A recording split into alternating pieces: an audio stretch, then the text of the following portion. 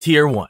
Classic Hell. The stuff you think you know. Dante's Inferno. The map that shaped Hell. Okay, so imagine this. You die, and suddenly, you're falling. Not into darkness, but into a giant pit shaped like a spiral. It's dark. It's cold. You hear screaming. And with every level you drop, things get worse. Welcome to Dante's Inferno. Basically a medieval fanfic that accidentally became the official tour guide to Hell. Dante didn't just make Hell scary, he gave it zones.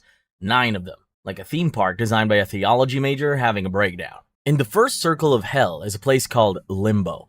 Good people who were never baptized live here. People like babies or kind people from long ago who didn't know about God. They aren't in pain, but they also don't get to be with God.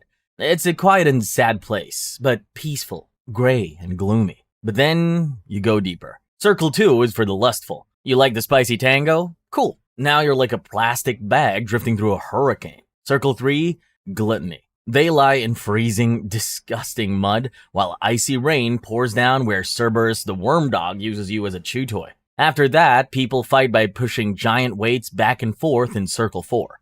Forever. No point, no winner. Just endless struggle. Circle 5 is wrath. You either drown in rage or stew in silence. Either way, you're marinating in your own bad vibes. And it only gets darker. In Circle 6, people who rejected religion are locked in burning tombs. Circle 7 is for violence. It's choose your own atrocity. Killers, boiling blood jacuzzi. Suicidal, become a haunted bleeding tree. Blasphemers, grilled via fire rain. Delightful. Circle 8 is for liars, cheaters, and fakers. Think scammers, corrupt leaders, and people who acted holy but weren't. They get boiled, whipped, smashed, and worse. At the very bottom are for the worst of the worst. Circle 9 for traitors. But it's not hot. It's frozen solid. The biggest sinners are trapped in ice forever. And in the very center of it, there's someone who is stuck and crying. And he's Satan himself, with 3 faces, chewing on the worst traitors in history.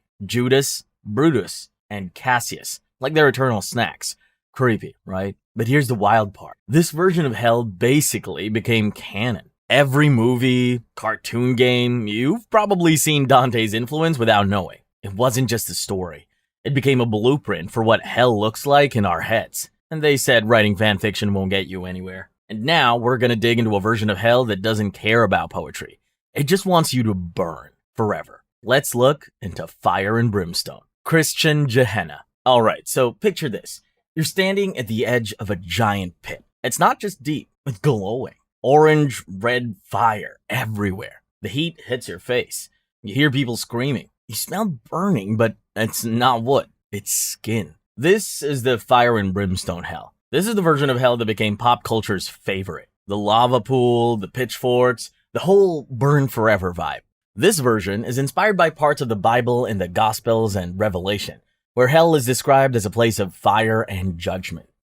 Some verses say it's a place made for the devil and his demons, but people who reject God can end up there too. And get this, you don't just burn once, you burn, regenerate, and burn again, over and over, with no escape, ever. Back in the day, preachers used this to scare people into being good. They wanted fear, because they thought fear would keep people from doing bad stuff. One famous preacher, Jonathan Edwards, even gave a whole sermon about how people are like spiders hanging over a fire, and God's just holding the web. But not everyone agreed with this super intense version. Some Christians believe hell isn't forever, or that it's more like a place where you just stop existing completely. Others say it's not a place at all. It's just being cut off from God. But the fire and suffering model, that's the one that's stuck. Because nothing scares like skin-melting fear. Movies, metal songs, memes, this hell is everywhere. And honestly, it works. But who's running the furnace? Who's smiling while you roast? Let's just say red suit, horns, PR team from hell. Yeah, he's next. The devil as tormentor. Is he running hell or just trapped in it? Alright, now let's talk about the devil. You know the image. Red skin, horns, pitchfork, and laughing while people burn. He's the boss of hell, right? Well, not exactly.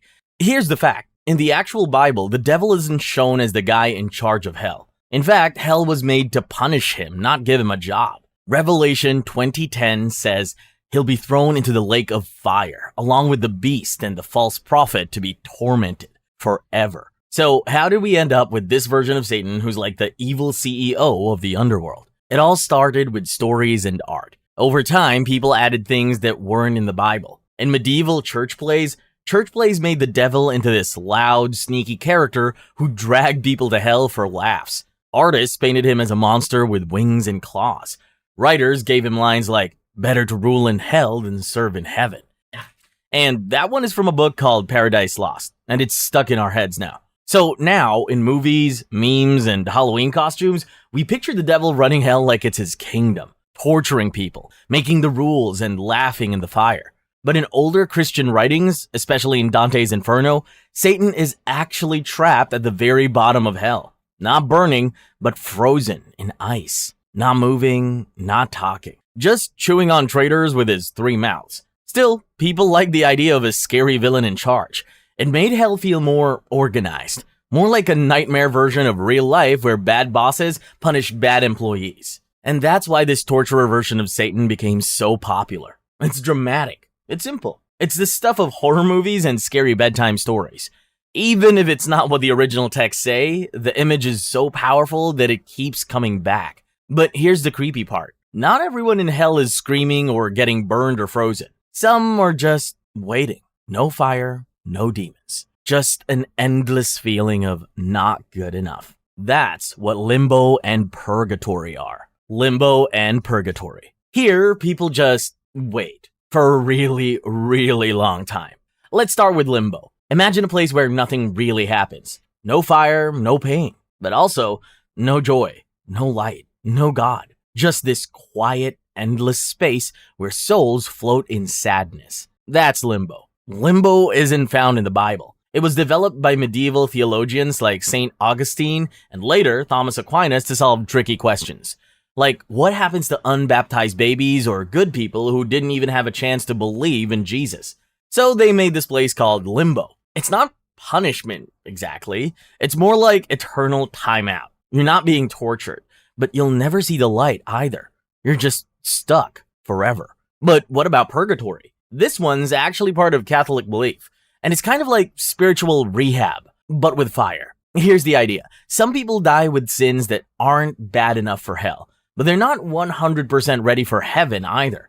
So God gives them a chance to be cleaned up. That place is purgatory. And yeah, it's not fun. People in purgatory go through pain, but it's not punishment. It's more like a painful detox, a spiritual washing machine. You suffer for a while, maybe even a long while, but eventually you get to move on. You'll graduate to heaven. In old stories, this process can be super intense. People get burned by spiritual fire. They're forced to climb mountains, and most of them cry out. In Dante's Purgatorio, the proud souls carry giant stones to humble themselves. The jealous people have their eyes sewn shut, and the slothful are forced to run endlessly. But here's the difference in purgatory. You have hope. You know you'll get out someday. That's what makes it better than hell. Still, both are pretty eerie. These aren't places of screaming or blood, but they are emotionally disturbing. You're not bad. You're just not good enough. And that hurts in a whole different way. But if you think these systems are strange, wait until you see a hell that doesn't wait for you to improve. It doesn't guide, forgive, or hold your hand. Because in the world of Islamic Jahannam, there are no second chances. Tier 2. Divine Justice Systems. Islamic Jahannam. In Islam, hell is called Jahannam, and it's not just a pit of fire. It's described as having multiple levels, with 7 levels deep, each one worse than the last. The Quran describes Jahannam with fire, scorching winds, chains, boiling water, and guardian angels of punishment. But what really makes it stand out is how detailed it is. It tells you exactly what happens, who it happens to, and how long it goes on. The idea is that everyone dies and stands before God for judgment. Every act is recorded, every lie, every betrayal, and every cruelty. It doesn't punish the wrong person, it knows what you did, and it gives you exactly what you earned. If your good deeds outweigh your bad and you believed in God, you may be saved by God's mercy. If not, like if you rejected the truth, hurt others, ignored warnings about Islam, then you face Jahannam. Each level is for a different kind of sinner. Sinners like hypocrites, idol worshippers, liars, the arrogant, and the cruel, all given punishments that match what they did. As described in Surah An-Nisa, chapter 4, verse 56, It says that the skin of the sinner will burn off and then is replaced, so it can burn again, over and over with no break. You can't pass out. You don't get numb. Your body just resets to feel every second of pain again. The fire in Jahannam is described as hotter than any flame on earth, and it's not just a fire. There's boiling water poured over heads, burning people from the outside and the inside. There are angels in there too, like Zabaniah, terrifying angels who guard hell and enforce divine justice without hesitation, mentioned directly in the Quran, chapter 96, verse 18. They're fierce, massive, and carry out punishment without hesitation. But Jahannam isn't just punishment, it's also justice. Not everyone stays there forever. You may be released from Jahannam after purification by God's mercy, especially those who believed in Allah, but committed serious sins. But if you don't believe in Islam, you will stay in Jahannam forever. Jahannam is terrifying because it makes sense. It's built on justice. Every soul gets judged. Every punishment is earned. You know why you're there, and sometimes you even get out. But what if there was a place that isn't built on justice? No judges, no fire, not even the presence of God. Just dust, silence, and the slow erasing of everything you were. Welcome to Sheol. Sheol. Before the afterlife was divided into reward and punishment, ancient Israelites believed in one underworld for everyone. Not just for the evil, not just for the good. All souls went to Sheol. You can find it in the Hebrew Bible, especially in ancient texts like Job, Ecclesiastes, and the Psalms. In the text of Job, Sheol is described as a land of stillness, where light fades, and even kings lie in dust covered in worms. Sheol wasn't hell. It wasn't heaven either. It's just neutral, empty. You won't suffer there, but you won't have speech, no memory, no worship, just stillness. It was called the land of no return, a place without memory, without praise, without the light of God. In Psalm 88, the writer begs, "Do the dead rise up and praise you? Is your love declared in the grave, your faithfulness in destruction?" The questions don't have answers because Sheol isn't cruel. It's quiet. For the ancient Hebrew mind, Sheol wasn't about sin. It was about the finality of death. Sheol swallowed the righteous and the wicked alike. And once you were there, your name faded and story ended. Later, Jewish texts expanded on this idea like Gehenna, a fiery place of judgment, and the hope of resurrection, afterlife, reward, and life correction. But Sheol stayed underneath it all, the original void where life ended completely. Even in the New Testament, the Greek word Hades often stands in for Sheol. Also, Jesus, in Luke 16, tells a story of souls in the afterlife separated by a chasm, one in comfort, one in torment, but both still below. But if Sheol was the grave, then the next realm is something worse. Because in the next hell, there is no silence. There is shouting, there are scrolls, there are 10 kings with blood on their hands, and they are ready to judge. Let's descend now into the brutal machinery of Diyu. In Chinese beliefs, Diyu is a kind of hell where punishment is carefully planned out, not wild or random. Everything is written down. Every soul is processed. There's paperwork, there are judges, there are levels. Diyu developed from a blend of ancient Chinese ancestor worship, Taoism, Buddhism, and regional folklore into a detailed vision of the afterlife. It's not a single place. It's more like a massive underground complex with multiple levels and terrifying rooms. Some versions describe 10 courts. Others say there are 18 levels. Some texts describe hundreds of chambers, each with its own punishment based on what you did wrong in life. Each soul that enters there will be dragged in front of the king of hell, Yan Luo Wang, a judge based on the Buddhist deity Yama, who rules over the first court of Diyu. But he won't scream or throw fire at you. He looks through a scroll. He listens to your sins. Then he sends you to the correct department. Some of the sinners are sent to the chamber of ice, where you freeze until your body breaks apart. Others go to the forest of knives, where you're forced to walk barefoot across sharp blades while demons push you forward. The punishments are brutal. If someone was dishonest, their tongue gets pulled out. If they harmed others, they're beaten by iron rods or crushed under heavy stones. If they betrayed their parents, they're boiled alive. But luckily, your time in Diyu isn't forever, because the purpose of Diyu isn't eternal damnation. It's moral correction. The punishment is meant to clean your soul before reincarnation. Most souls go through their assigned punishments and are eventually allowed to be reborn. But before they come back, they're given a drink called Meng Pa's soup. It makes them forget everything that happened. The courts of Diyu process your sins like a machine. handing down punishments like a checklist. But Buddhist Naraka doesn't have judges. No kings, no demons choosing your fate. You go there because of your actions, and you stay there until your karma says you learned your lesson. Buddhist Naraka. In Buddhist belief, Naraka is one of the 6 realms of rebirth. You don't get sent there by anyone. You fall into it naturally and directed by your karma. The more karma you carry, the lower you sink. There are 2 main kinds of Naraka, hot and cold. Neither feels like a punishment created by an outside force. Instead, it feels like being trapped in the worst version of your own mind. In the hot Narakas, the ground burns. The flames come from the sky. Demons with molten weapons slice into flesh that grows back again and again. There's a place where you're crushed over and over by burning mountains, and another where you scream so loudly it echoes through the entire realm, but no one ever hears you. Meanwhile, in the cold Narakas, the silence is even worse. The wind is sharp enough to cut skin. The cold freezes your breath inside your lungs.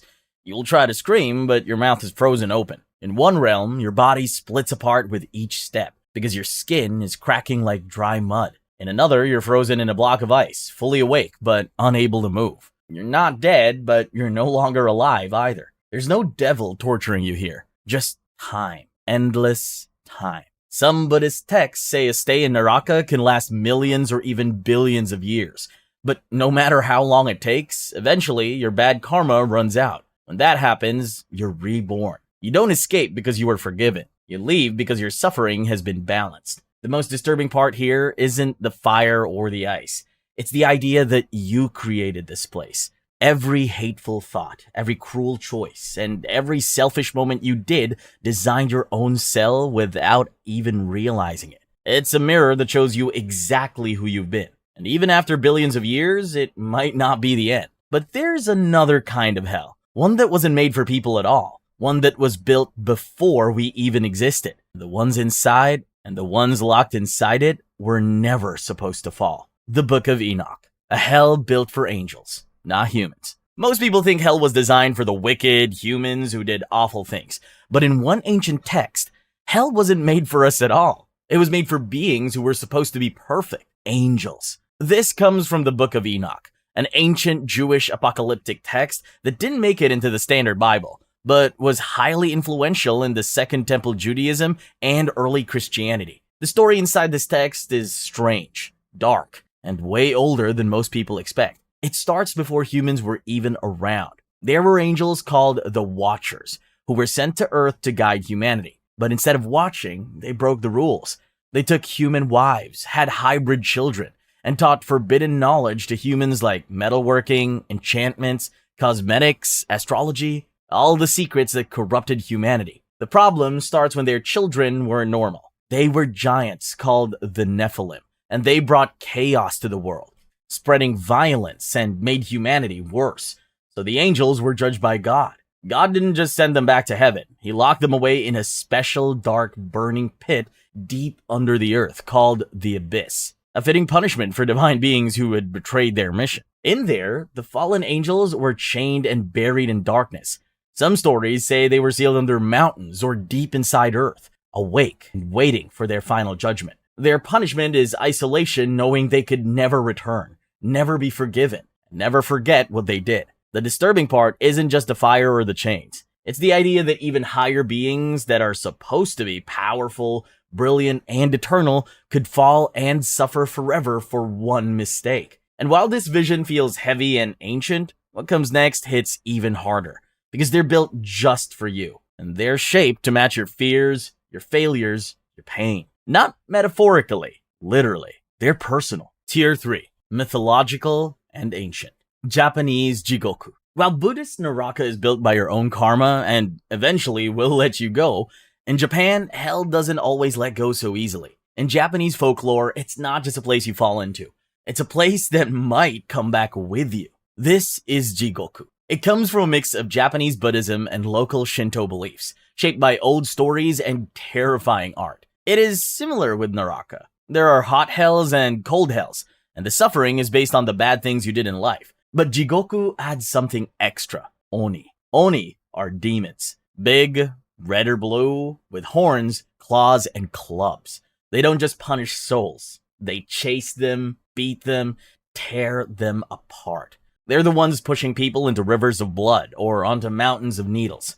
Sometimes they boil souls alive. Other times they rip them into pieces, only for the bodies to snap back together and start again. In many stories, there are 8 hells, each with 16 sub-hells. That's over 100 unique ways to suffer. There's a hell where sinners are crushed between rocks, one where they are flayed alive, another where the ground is made of red-hot iron, and every step burns through to the bone. But Jigoku doesn't always end after death. There are legends of living people catching glimpses of it. Some say that if you live a deeply evil life, you might see flames in the mirror, or shadowy figures waiting in your dreams. In some stories, people visit Jigoku in visions and wake up changed forever, while some others never return. The most famous images come from the Jigoku Zoshi, a medieval Japan hell scrolls that show Oni torturing sinners in gruesome detail. They were visual proof used to scare people into doing the right thing. Jigoku is terrifying because it's not just a place for bad people. It's a place for ordinary people who made bad choices. The merchant who cheated his customers. The son who disrespected his parents. The monk who broke his vows. It makes hell feel close, like a real place sitting just below the surface of this one. In some ways, Jigoku is also similar to the Islamic Jahannam too. After you've paid for your sins, you can be reborn. But in a way, Jigoku leaves a mark. It reminds you that your actions never really disappear. They follow you, they grow, and sometimes they drag you down. But these hells, the ones with layers, demons, and terrifying systems, they all have some kind of structure, so they make a kind of sense. But what if there was a version of hell that wasn't made to end? A place so deep the gods themselves feared being thrown into it. A prison so far beneath the world that light has never touched its walls. That place was Tartarus. Tartarus. In ancient Greek mythology, Tartarus was the deepest pit in existence. It wasn't just below the underworld, it was beneath it. According to Hesiod's Theogony, Tartarus lies as far beneath Hades as heaven is above earth, a place older than gods, a space that wasn't lit, ruled, or touched by anything human. In the beginning, it was just chaos, the void that gave birth to everything. And from that darkness came Tartarus itself, and from the moment it existed, it became a prison. The first to fall into it were the Titans, ancient gods who ruled before Zeus. When the Titans like Cronus, Hyperion, and Lapidus lost their big war against Zeus, they didn't get destroyed. Zeus threw them into Tartarus and locked them up forever. The gates of Tartarus were guarded by the Hecatoncheires,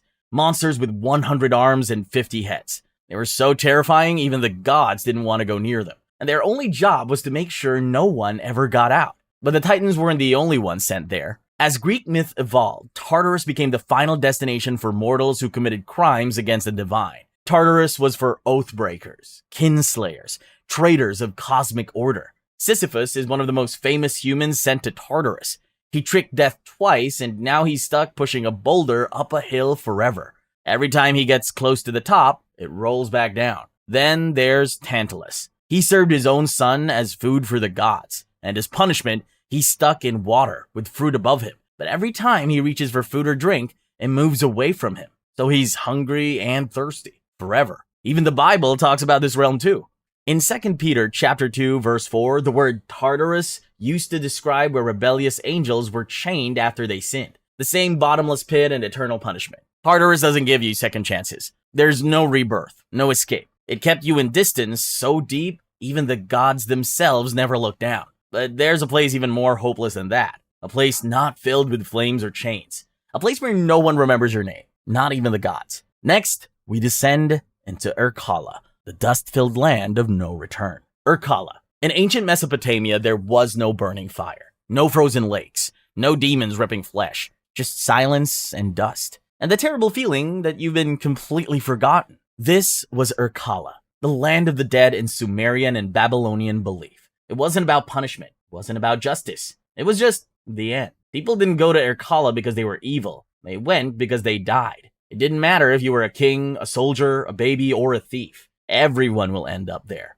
Once you passed away, your soul, called a Gidim, traveled down into the earth and entered this gray, empty underworld. Irkalla is used by a goddess named Ereshkigal. She sat on her throne in the shadows, while the souls of the dead wandered aimlessly, chewing dust, with no voice and no light. There were no rewards for being good, no punishments for being cruel, just a long, endless existence in the dark. There were 7 gates to enter Irkalla. and at each one, something was taken from you. Your clothes, your jewelry, your identity. By the time you reached the bottom, you were nothing. You were just another pale shadow in the crowd. In some myths, even the gods were terrified of this place. The goddess Inanna once tried to visit Irkalla. She tried to and went through the gates, but she still lost everything and was trapped in there. Her body hung on a hook. Her skin turned green, and she couldn't escape until someone else took her place. That's how serious this underworld was. Even divinity couldn't cheat death without a price. What made Irkalla so disturbing wasn't violence. It was the emptiness. The complete lack of meaning.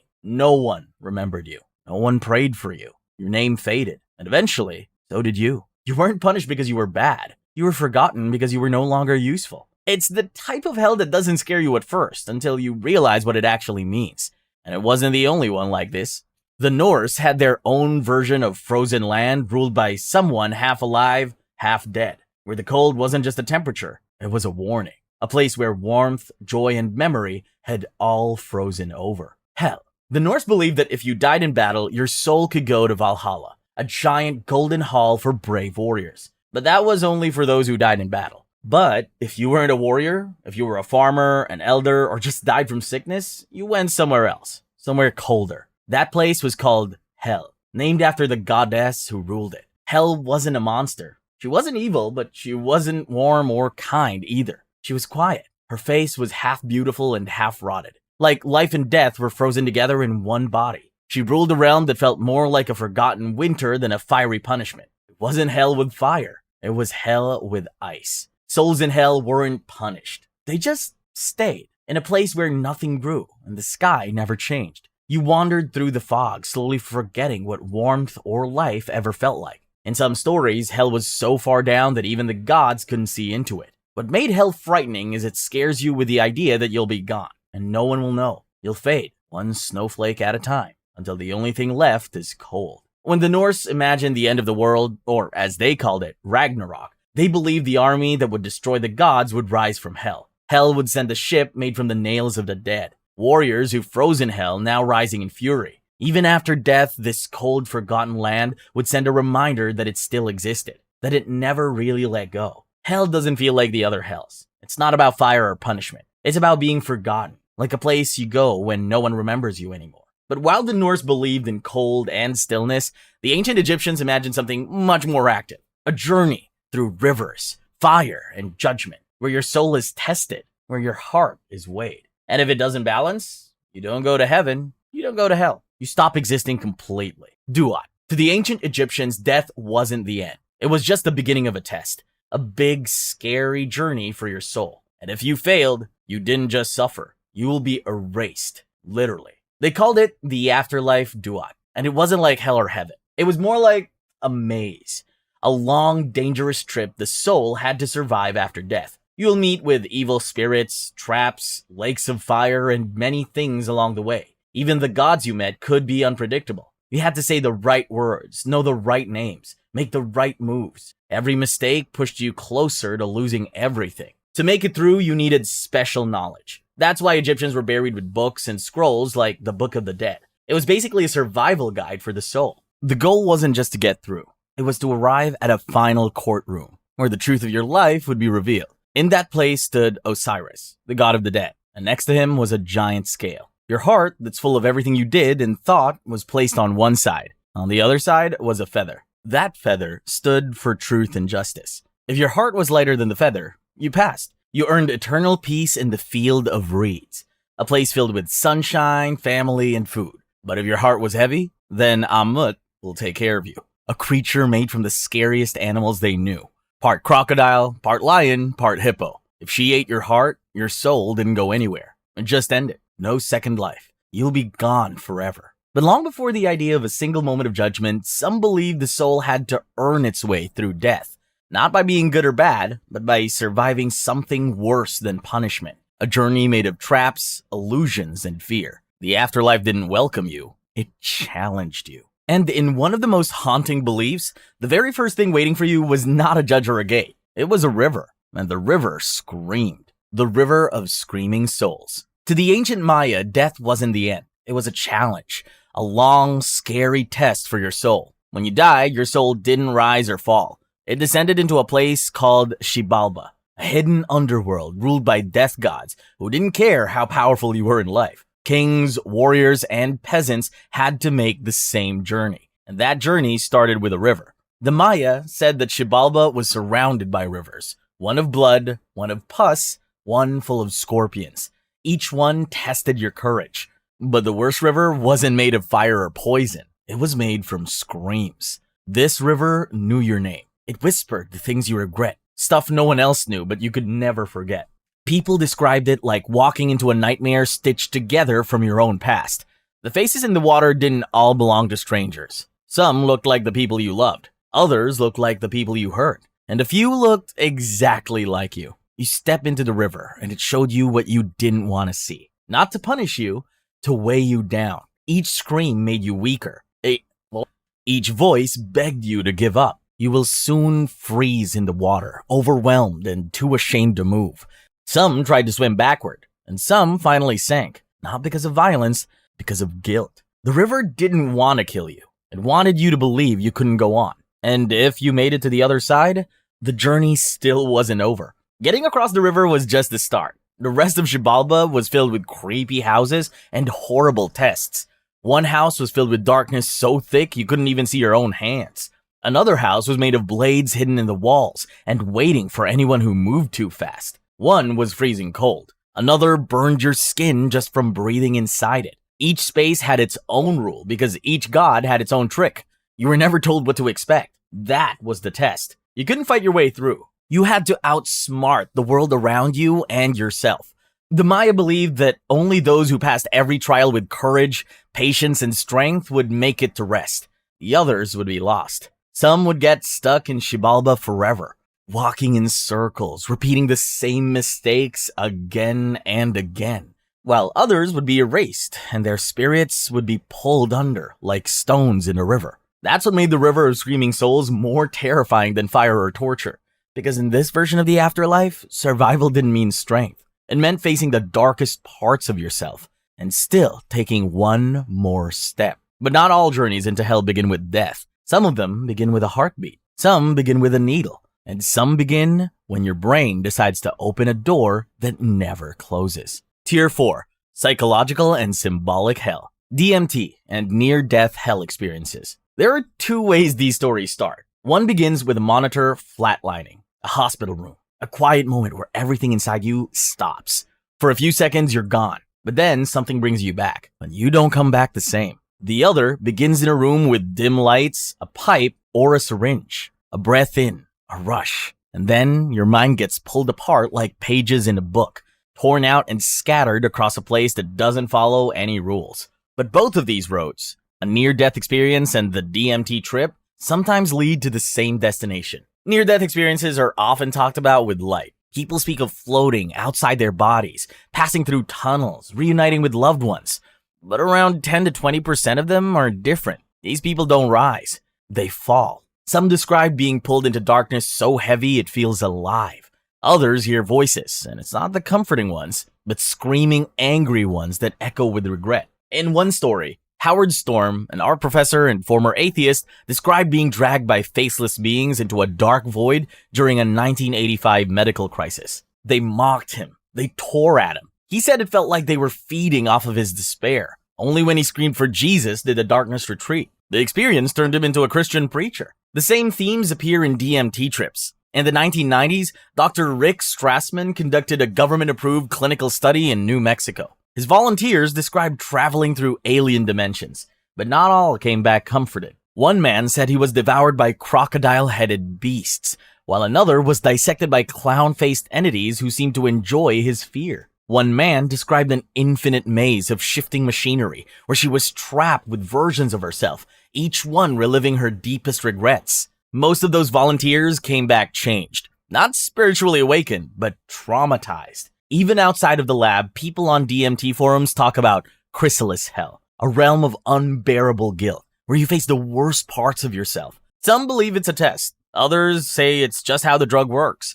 But more than a few think they visited something real. In 2018, a study by Christopher Timmerman at Imperial College London found that DMT can create many of the same brain responses seen in near-death experiences, including ego loss, time distortion, and visions of tunnels or light. But that door doesn't always open upward. Sometimes it leads straight down. And long before DMT, someone else said that they went there too. His name was Tundale. He died. He saw it. And when he came back, he brought a detailed map of hell. Let's follow it into the vision of Tundale. The vision of Tundale.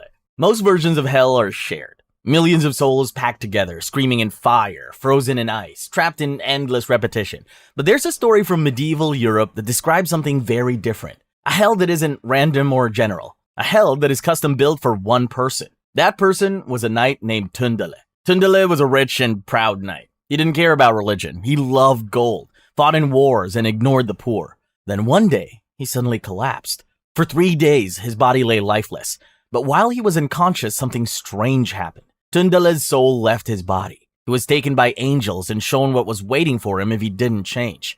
What he saw wasn't a general warning. It was a preview of his own punishment. He saw a narrow bridge over a bottomless pit. Below him were hungry beasts waiting for him to fall. Every time he slipped, he saw flashes of his worst moments, his greed, his cruelty, his pride.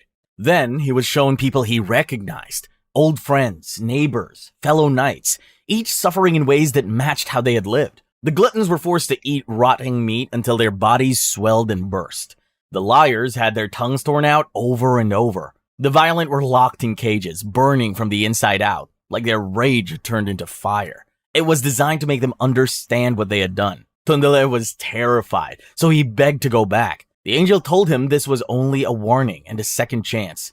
He could still change. When Tundale woke up, he was changed. He gave away his gold. He helped the poor. He spent the rest of his life trying to avoid the hell he'd seen, the one with his name on the door. This story isn't just about punishment. It's about being confronted by your own life, turned into fire, monsters, and unbearable regret. The scariest part wasn't the demons or the burning. It was knowing that everything he saw came directly from who he had been. His hell didn't come from the devil. It came from him. That idea shows up in other places too. Stories where people aren't punished by fire or ice. They're punished by being stuck in loops, repeating their worst moments forever, with no way to break free. Not because someone is forcing them to, but because they can't stop themselves. Pain loops. In most versions of hell, time keeps moving. You burn, scream, and suffer. Things may get worse, or maybe one day they stop. But there's another version of hell where time doesn't move at all. They trap you in one single moment, and that moment just repeats forever. No fire, no chains, just a memory, playing on loop, again and again. These are pain loops, a kind of punishment where you don't even realize you're in hell at first. Everything feels kind of familiar, but something's off. You're stuck. You repeat your worst memory, your worst decision, your worst self, again and again. Imagine this. A man who spent his life cheating people wakes up after death and finds himself sitting at a dinner table. His old clients are there. They smile politely. But every time he tries to speak, the table turns to ash. Then it resets. The plates return. The faces smile again.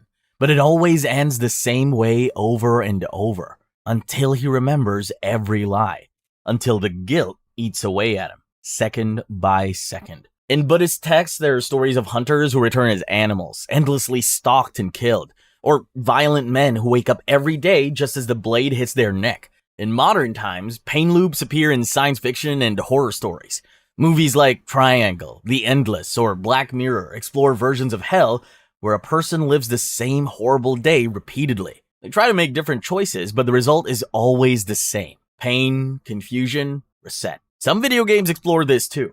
A character dies, wakes up in the same hallway, walks the same path, and sees the same ghost staring back. Every time they try to leave, they end up right where they started. That's why pain loops are so scary. You're not being tortured by someone else. You're being haunted by yourself. You just feel the same shame, the same guilt, the same failure, again and again and again. But at least in pain loops, there's a path, a memory to walk, a chance to change. No exit. The hell where you're locked in with yourself. In some versions of hell, there is no path at all. Just a door that shuts behind you and doesn't open again. This is the hell imagined in No Exit, a play written in 1944 by the French philosopher Jean-Paul Sartre. It's not a religious text, but it captured something so terrifying, so personal that people have used it ever since to explain what psychological hell might feel like. Here's the setup. 3 people wake up in a strange room after death. There are no windows, no mirrors, no clocks. The light never turns off. It looks almost like a hotel lounge with clean chairs and polished floor. At first, they're confused. They were expecting something worse. Flames, maybe, or screaming souls. Instead, they get small talk and awkward silence. But then, the tension starts to build. The 3 people, Garcin, Estelle, and Inez, all start talking. Each one carries guilt they won't admit. Garcin is a coward who betrayed his friends. Estelle killed her baby. Inez manipulated people until they broke. But none of them want to say it. They always lied and assigned the blame to others. The interesting part is there are no mirrors in the room. They are reflecting each other's sin. They can't stop watching, analyzing, and judging each other. Every word, every look, every silence becomes a weapon. No one can lie for long because someone else will tear the mask off. The longer they stay, the clearer it becomes. This room is hell, and the punishment isn't fire. It's being seen, truly seen. Not just for what they did, but for what they are. At one point, Garcin rushes to the door and opened it, but he doesn't leave. He just stands there, frozen, because even freedom is terrifying when you've been stripped bare. That's when Sartre delivers the most famous line in the play. Hell is other people. But the point wasn't that people are evil. It's that being trapped with people who know your worst self and won't let you forget. This is enough to crush your mind. You don't need a torturer when you've got 2 people who refuse to look away from your flaws, and you're doing the same to them. A hell with just 3 people in a room forever. Sartre's hell hits harder because it feels plausible. Like something that could start in a moment of awkward silence and never stop. That idea is terrifying enough on its own. But in the 1980s, a different kind of hell story started spreading.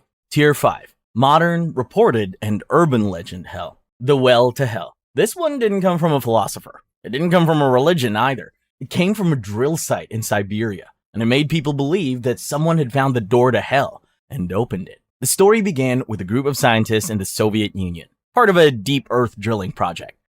They weren't just drilling deep. They were trying to break world records, deeper than anyone had ever gone. Over 12 kilometers into the Earth's crust. They passed through rock, heat, pressure, layers that hadn't seen light since the planet formed, and then something unexpected happened. The drill began spinning faster. The sensors glitched. Suddenly, the temperature spiked over 1100 degrees Celsius, way hotter than it should have been. And the thing is, that number wasn't just high. It was impossible. Far beyond what the surrounding rock should have produced. So they dropped in a microphone, just to check for sounds underground. The device wasn't supposed to pick up anything strange. It was just there to listen for vibrations or deep movement. What came back changed everything. Instead of rumbling or shifting rock, they said they heard voices, screaming, crying. Not 1 or 2, but thousands, maybe millions. No words, no language, just agony. With overlapping layers of panic, grief, begging, and terror. Some voices were high and sharp. Others were low and guttural. It didn't sound like a natural event. It didn't sound like wind or gas or echoes. They pulled the microphone back up. Some crew members quit on the spot. Others stayed silent. The lead scientist was said to have refused to ever speak of it again. The recording, however, somehow made its way out of the USSR and landed in the hands of Christian broadcasters in the United States. In 1989, a man named Rich Bueller aired the audio on live radio. The broadcast described the entire event, then played the sound. It was only about 20 seconds long, but in those 20 seconds, people froze in their kitchens, pulled over their cars, called the station crying. The screams sounded too real, too painful, and too human. Listeners flooded phone lines. Some claimed they had nightmares for weeks. Others said they could feel the heat just from listening. The broadcast was replayed across Christian radio networks, presented as proof that hell wasn't a symbol. It was a place. Eventually, fact-checkers got involved. There was no official record of that exact drilling project. The scientists named in the story didn't appear to exist. Audio experts claimed the screams were taken from a 1970s horror film and looped with reverb. So the story was labeled a hoax, but it didn't matter. Once you hear the screams, you stop caring about facts. People didn't stop believing. The idea that hell was underneath us, not in the afterlife, but in the ground, felt more believable than distant clouds or ancient texts. It made hell feel physical, measurable, and reachable. And all it took was a drill, a mic, and a mistake. Even now, the sound clip floats around the internet. Every few years, someone reposts it, and someone hears it for the first time. The story gets told again, slightly changed, but always ending with the same image. A group of men staring down into Earth, listening for something, and hearing something they were never supposed to hear. The Black Iron Prison. The well to hell made people feel like something terrifying was hiding deep underground. But what scared others even more was the thought that hell might not be far away or buried deep. It might already be here, and not just around us, but built into the world we live in. This is the belief of Philip K. Dick. He believed the trap wasn't underground. It wasn't locked behind fire or guarded by demons. It wasn't even hidden in the shadows. He believed the prison was everywhere.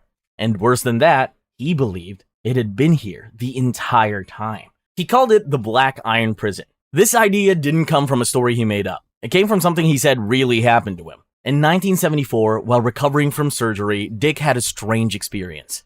He said it felt like another version of himself, from a different place in time, had stepped into his body. At first, he thought he was dreaming, but the feeling didn't go away. He started having visions, like fast, clear images of ancient symbols, lost cities, languages he didn't know but suddenly understood.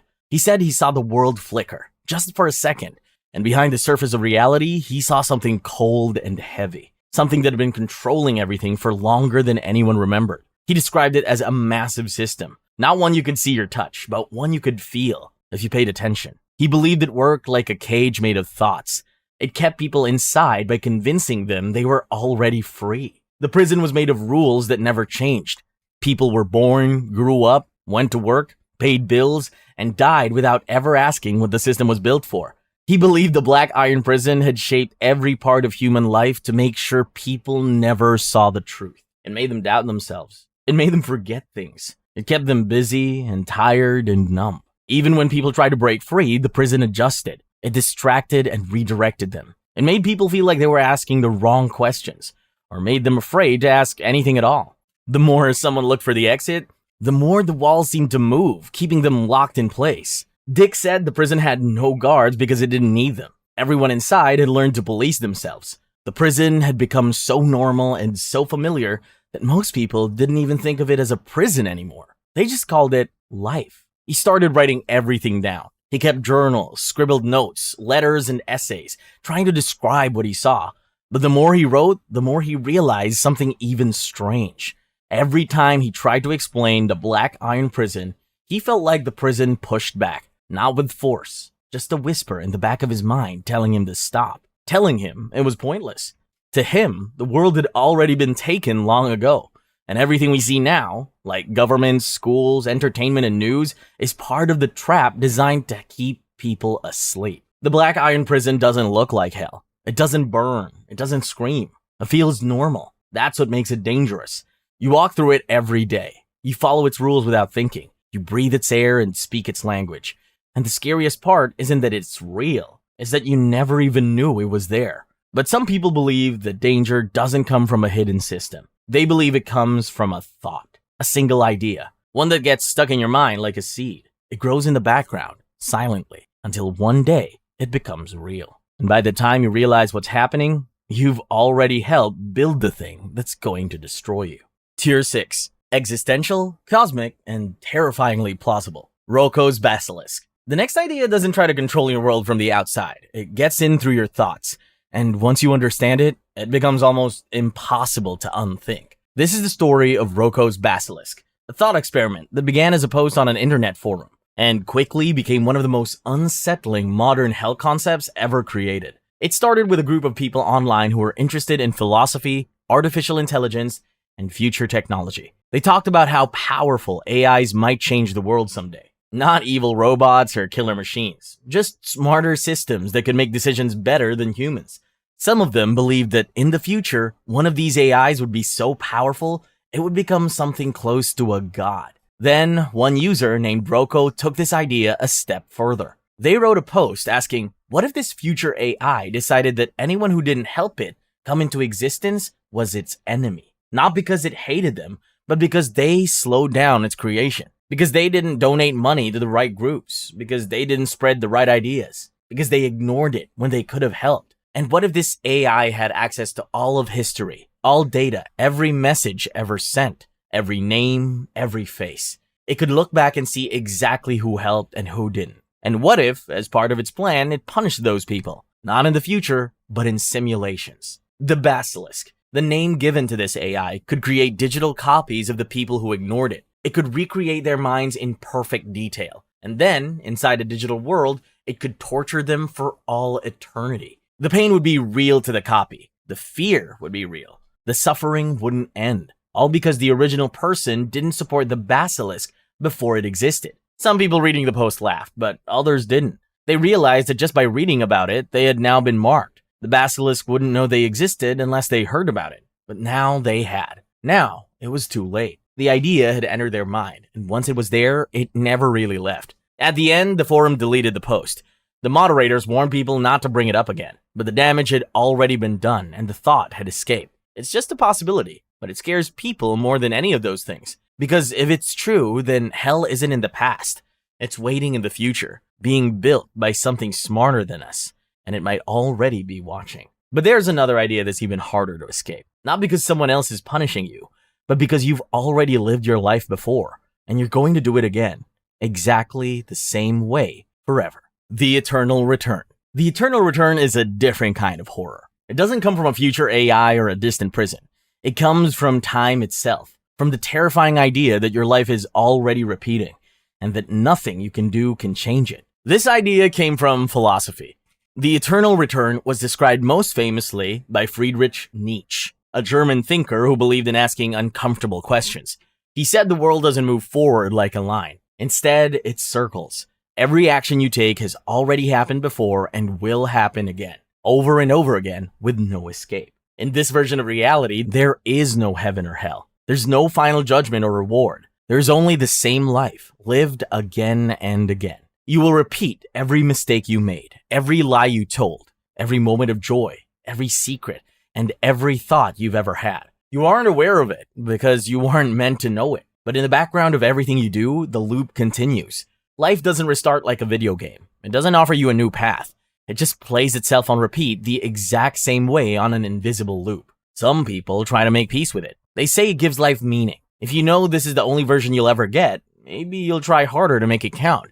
But for some others, they don't find peace in the idea. Instead, they find this dreadful. Because the Eternal Return doesn't ask you to suffer. It asks you to accept that you can't change anything. That even if you think you're choosing something new, the choice was already made, and it will be made again. Even the thought that you're realizing this for the first time has already happened before. The fear doesn't come from pain. It comes from helplessness.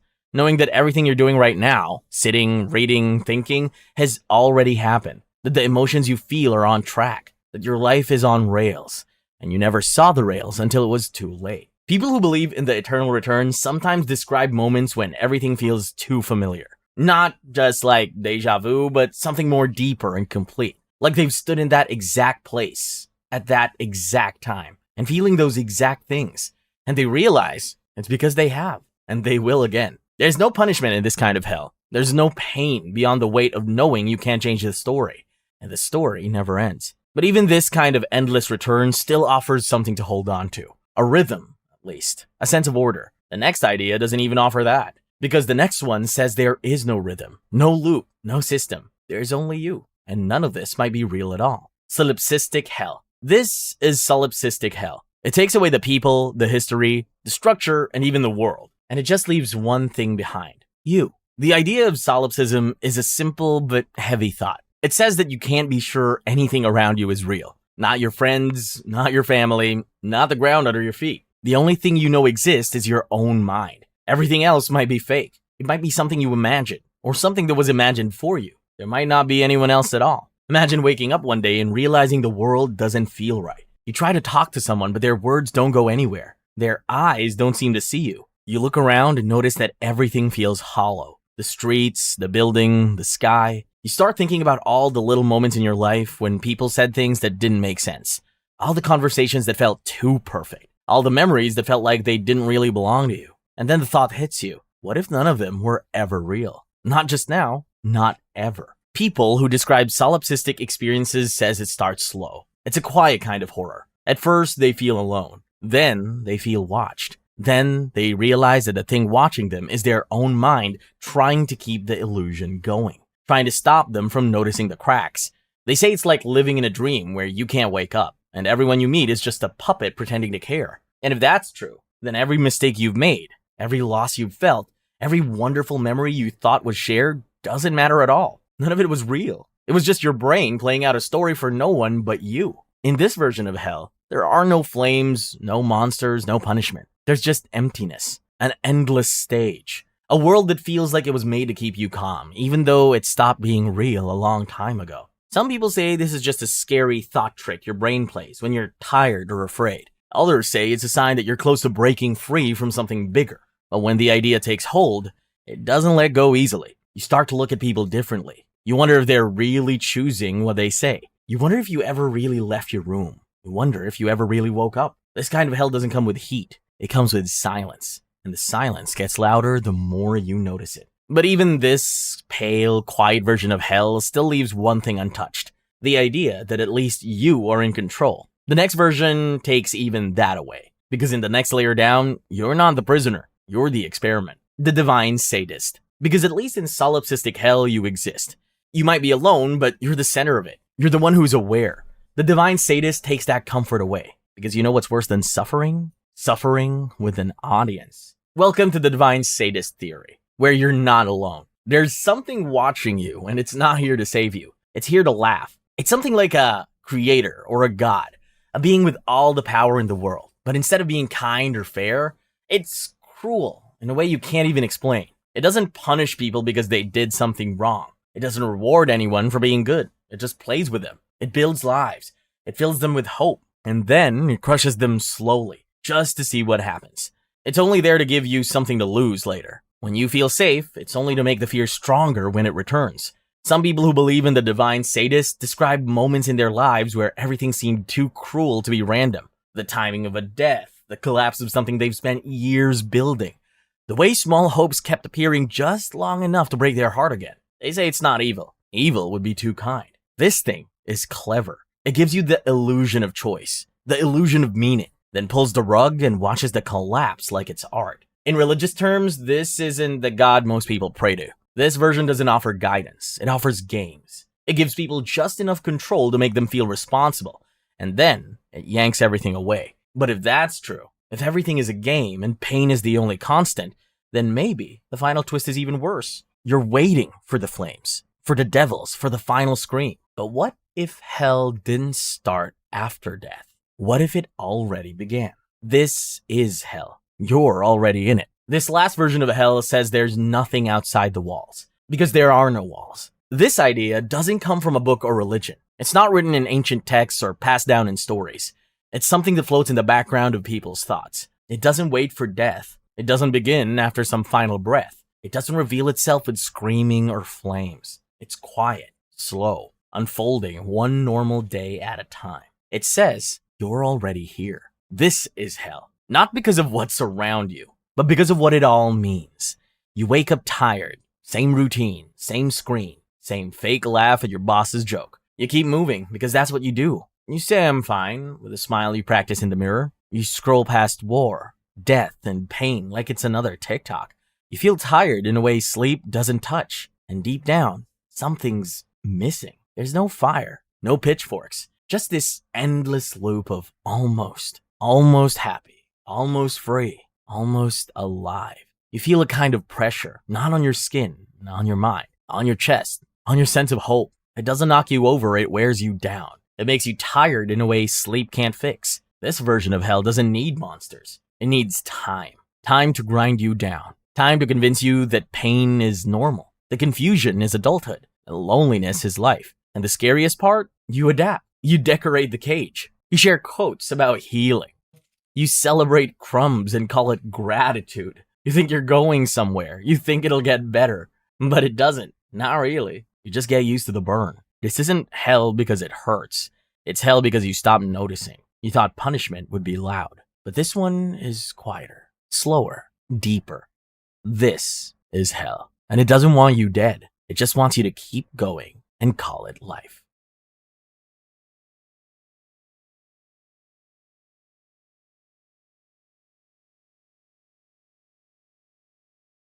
Tier 1. Osama bin Laden. Would it really be an FBI most wanted list without bin Laden? Absolutely not. Best known for orchestrating the 9/11 attacks, bin Laden was responsible for the deaths of thousands in one of the worst terrorist acts in history. And as if that wasn't enough, he also founded Al-Qaeda. But we'll get to that. Born in 1957 in Saudi Arabia, Osama bin Laden wasn't just any rich kid. He was the son of a wealthy construction tycoon.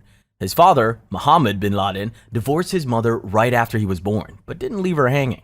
He hooked her up with his rich friend, Muhammad al-Atas, who later became bin Laden's stepfather.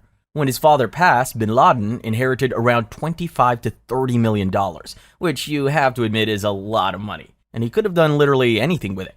Luxury cars, private islands, an early retirement. But no, he decided terrorism was a better investment. Now, depending on who you ask, bin Laden was either a college dropout or a degree holder. But what really mattered was what he did after leaving school. He got involved in the Soviet-Afghan War, claiming he was outraged by the injustice done to the Afghan people. No, seriously, that's what he said. By the 1980s, bin Laden was a major player in the Mujahideen's fight against the Soviet Union. He didn't just fund the war. He recruited fighters, supplied weapons, and handled logistics. While his efforts helped push the Soviets out, they also gave him connections to other extremists, allowing him to build Al-Qaeda, basically Terrorism Inc. Once the Soviet Union fell, bin Laden set his sights on a new enemy, the United States. He claimed the US military had no business in the Middle East and saw American foreign policy as a direct attack on Muslims. And in response, he did the only logical thing for a terrorist: bomb American embassies. On August 7, 1998, bin Laden's Al-Qaeda group bombed US embassies in Tanzania and Kenya, killing over 200 people and injuring thousands. This was the first large-scale attack under his command, and let's just say there were plenty more where that came from. As expected, bin Laden was hit with multiple charges, but surprisingly, Libya was the first country to issue an international arrest warrant for him in 1998. Not for 9/11, but for the 1994 murder of a German intelligence agent, Sylvan Becker, and his wife. Then, on June 8, 1998, a U.S. grand jury officially charged bin Laden with conspiring to attack U.S. defense utilities. They also recognized him as the leader of Al-Qaeda, a major financier of global terrorism and an enemy of American interests. By June 1999, bin Laden had made his way onto the FBI's most wanted list, long before 9/11 even happened. After years of hiding, bin Laden was finally tracked down in 2011 at a compound in Abbottabad, Pakistan. The US Navy SEALs raided the place and took him out in Operation Neptune Spear. Christopher Wilder. Christopher Wilder, aka the Beauty Queen Killer, aka the Snapshot Killer, was born in Australia on March 13, 1945. This guy had a dark obsession with beautiful women, and let's just say it didn't end well. For the women, that is. Wilder wasted no time starting his criminal career. By 17, he had already tricked a girl into going to the beach with him and assaulted her. He got arrested, but a psychiatrist claimed he wasn't likely to offend again, so a judge gave him probation instead of prison. Safe to say, that psychiatrist couldn't have been more wrong. Since he got away with it once, Wilder leveled up. His plan? Hang out at malls, beaches, and public places, pretending to be a hotshot fashion photographer scouting for models.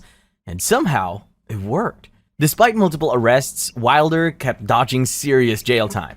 In 1974, he was caught in Florida for drugging and assaulting a girl he met at a mall. Finally, justice, right? Nope, he got probation. Again. In 1982, Wilder returned to Australia, supposedly to visit his sick parents. But you know what they say, old habits die hard. Between Christmas and New Year's, he kidnapped and assaulted 2 girls. Finally, police caught him. But his parents bailed him out. And here's where it gets insane. Instead of facing trial, Wilder somehow got permission to return to the US while out on bail. Spoiler alert, he never went back. On February 26, 1984, after competing in the Miami Grand Prix, he met Rosario Gonzalez, a spokesmodel handing out aspirin samples. She was last seen leaving the racetrack with him, and after that, she pretty much disappeared. A few days later, on March 5, Miss Florida finalist Elizabeth Kenyon vanished after getting into a Cadillac with someone matching Wilder's description. Kenyon and Wilder had history. They'd even dated. But this wasn't a romantic reunion. She was never seen again. After this, Wilder completely lost it. He went on a cross-country murder spree, targeting young women. Within 2 months, the FBI added him to their top 10 most wanted list. At least 8 women fell victim to Wilder's twisted obsession, though navigators suspect the actual number is way higher. Wilder's reign of terror ended on April 13, 1984, when 2 New Hampshire Highway Patrol officers spotted him at a gas station in Colebrook, just 10 miles from the Canadian border. He was trying to make a run for it, but things didn't go as he had planned. Officer Leo Jellison tried to arrest him, but Wilder wasn't having it. In a desperate move, he pulled out a .357 Magnum, but in the struggle, he accidentally shot himself twice in the chest. One of the bullets exited and hit Jellison, but Wilder took the worst of it. He died instantly. After his death, Wilder was cremated in Florida, leaving behind an estate worth over $7 million. In 1986, a court ruled that his money should go to his victims' families. A small win after years of legal failures. James Earl Ray. The assassination of Martin Luther King Jr. remains one of the most famous in U.S. history, so you're probably wondering, why is it in an FBI Most Wanted video? Well, hear me out.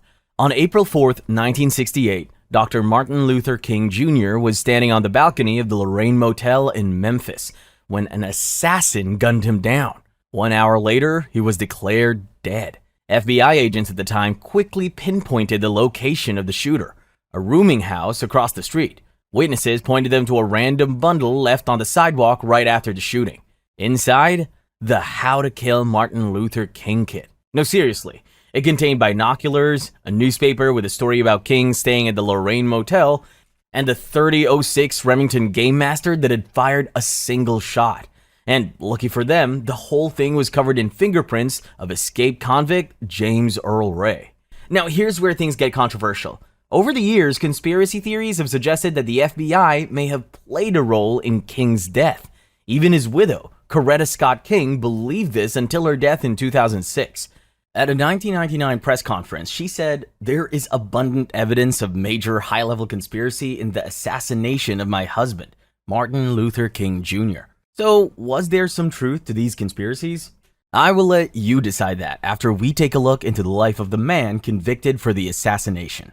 James Earl Ray had a long criminal record, racking up convictions for robberies, including a post office and a grocery store. 1 year before murdering King, he had escaped from Missouri State Penitentiary, where he was serving a 20-year sentence. After killing King, Ray became a fugitive, eventually getting caught in June 1968 at Heathrow Airport in London. At the time, he was carrying 2 fake Canadian passports, because apparently he thought changing his name and faking an accent would be enough to dodge international law enforcement. In March 1969, Ray confessed and was sentenced to 99 years in prison. Case closed, right? Not even close. After a while, Ray changed his entire story. He claimed he was innocent and had been set up by a mysterious man known only as Raoul. According to Ray, Raoul instructed him to buy the gun, the binoculars, and rent the room across from the motel. He went on to say that he was not in the room at the time King was shot, but also couldn't explain his whereabouts during the assassination. His story kept changing, and at some point, even he couldn't keep it straight. So, yeah, maybe Raoul didn't exist. That said, some people still believe Ray wasn't working alone. Given that he had been caught multiple times for minor crimes, the idea that he single-handedly assassinated MLK and then pulled off an international escape seemed a little too competent for his track record. As crazy as it may sound, the King family believed Ray's story since the FBI had a long history of harassing King. They wiretapped his phone, monitored his movements, and once even sent him a tape of his alleged affairs, along with a letter encouraging him to end his own life. So did the FBI have something to do with it? Did Raoul really exist? Or was Ray just making stuff up to get out of prison? We'll probably never know the full truth. Ray died in April 1998 at the age of 70, just 19 days after the 30th anniversary of MLK's assassination. He had served 29 years of his sentence before succumbing to complications from kidney disease and hepatitis C. Fun fact, Ray made the FBI's top 10 most wanted list twice. Once as fugitive number 277, and again as fugitive number 351. Yulan Adonai Archaga Karayas. Drug cartels and gangs have been a major headache in the US for decades, and thanks to guys like Yulan Adonai Archaga Karayas, things aren't getting better anytime soon. Known as El Porky, which, by the way, is a really weird nickname for a dangerous cartel leader, Carias is a high-ranking boss in MS-13, one of the deadliest gangs in the world. His resume includes smuggling tons of cocaine into the US, money laundering, murder, kidnapping, and pretty much every violent crime imaginable. MS-13 is so notorious in Central America's Northern Triangle that thousands of people in Guatemala, El Salvador, and Honduras have fled their homes just to get away from them. And while El Porky doesn't live in the US, his influence is very much felt here. The Justice Department estimates that there are 10,000 MS-13 members in the US, many of whom carry out his orders, which, unsurprisingly, includes some pretty gruesome hits on rival gang members. Here's where it gets insane. Back in 2015, El Porky got arrested and thrown in prison for money laundering and gang activity. But in February 2020, he got out. For context, he wasn't released. Willingly, anyway. Picture this. He's being transported to a court hearing in a van with barely any guards. Because, it's not like he's a violent criminal or anything. To make matters worse, military police weren't even informed ahead of time, which is standard procedure when moving a high-profile prisoner. The moment Carias showed up at the courthouse, MS-13 gang members appeared, and that's when things got really out of hand. Two groups of guys dressed as military police rolled in. One of them even brought a fake prisoner as a distraction. The second group did the heavy lifting, literally. Long story short, they got Carias out, and that was it. On November 3, 2021, the FBI added Carias to their 10 most wanted list, offering a $100,000 reward for information leading to his capture. By February 2023, they realized that wasn't cutting it, so they upped the reward to $5 million. That's a lot of money, but so far, no one has claimed it. And El Porky? Still at large. Donald Eugene Fields II. If you live around Tampa, Florida, or Missouri, you might want to keep an eye out for a man in his 60s with a bold tribal tattoo on his shoulders. Okay, maybe that's a little vague, but if you see him, just run. The man you're looking out for is Donald Eugene Fields II. And according to the FBI, he's highly dangerous. So dangerous, in fact, that they've slapped a $250,000 bounty on his head. Given his age, Donald might not seem all that scary at first glance, but if there happen to be any minors in the vicinity, you should be on high alert. The guy has an extensive rap sheet, and his crimes all fall under the umbrella of really bad things you should never do to children. Fields landed on the FBI's most wanted list in May 2023, after being indicted on one count of child trafficking. But that's just one charge. His actual record?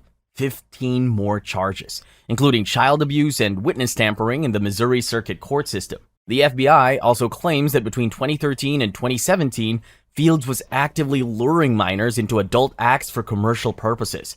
And if that wasn't disturbing enough, he had a business partner, a guy named Theodore Ted John Sartori Sr. According to Assistant U.S. Attorney Diana Collins, Sartori was essentially financing Fields' crimes. He handed over cash, cars, motorcycles, vacations, even Christmas presents, all in exchange for access to the victim. Sartori was later indicted on one count of child trafficking, but he pleaded not guilty and is still awaiting trial. Fields, on the other hand, went incognito. In March 2022, he was supposed to show up for a court hearing, but he didn't. So authorities checked his house and he was long gone. By December 2022, the court issued a federal arrest warrant, but that didn't do much either. In May 2023, the FBI officially added him to their most wanted list, dropping a $250,000 bounty on him. And so yeah, Donald Eugene Fields II is still out there.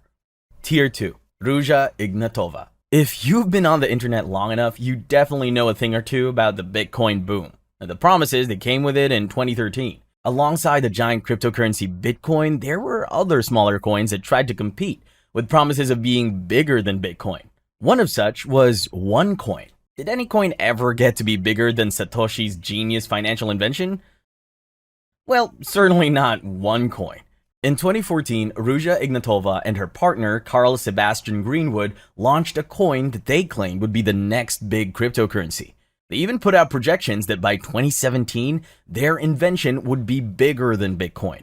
Turns out, Greenwood's sales skills and Ignatova's ability to look rich and important were enough to scam investors out of $4 billion at the height of this Ponzi scheme. So how did they pull it off? It was actually pretty simple. The couple met with investors and promised fivefold, or in some cases, tenfold returns on investments for purchasing various packages of the OneCoin investment plans. In total, it was estimated that about 3 million people, mostly from Europe, Asia, and the United States, had invested in this coin before the bubble burst.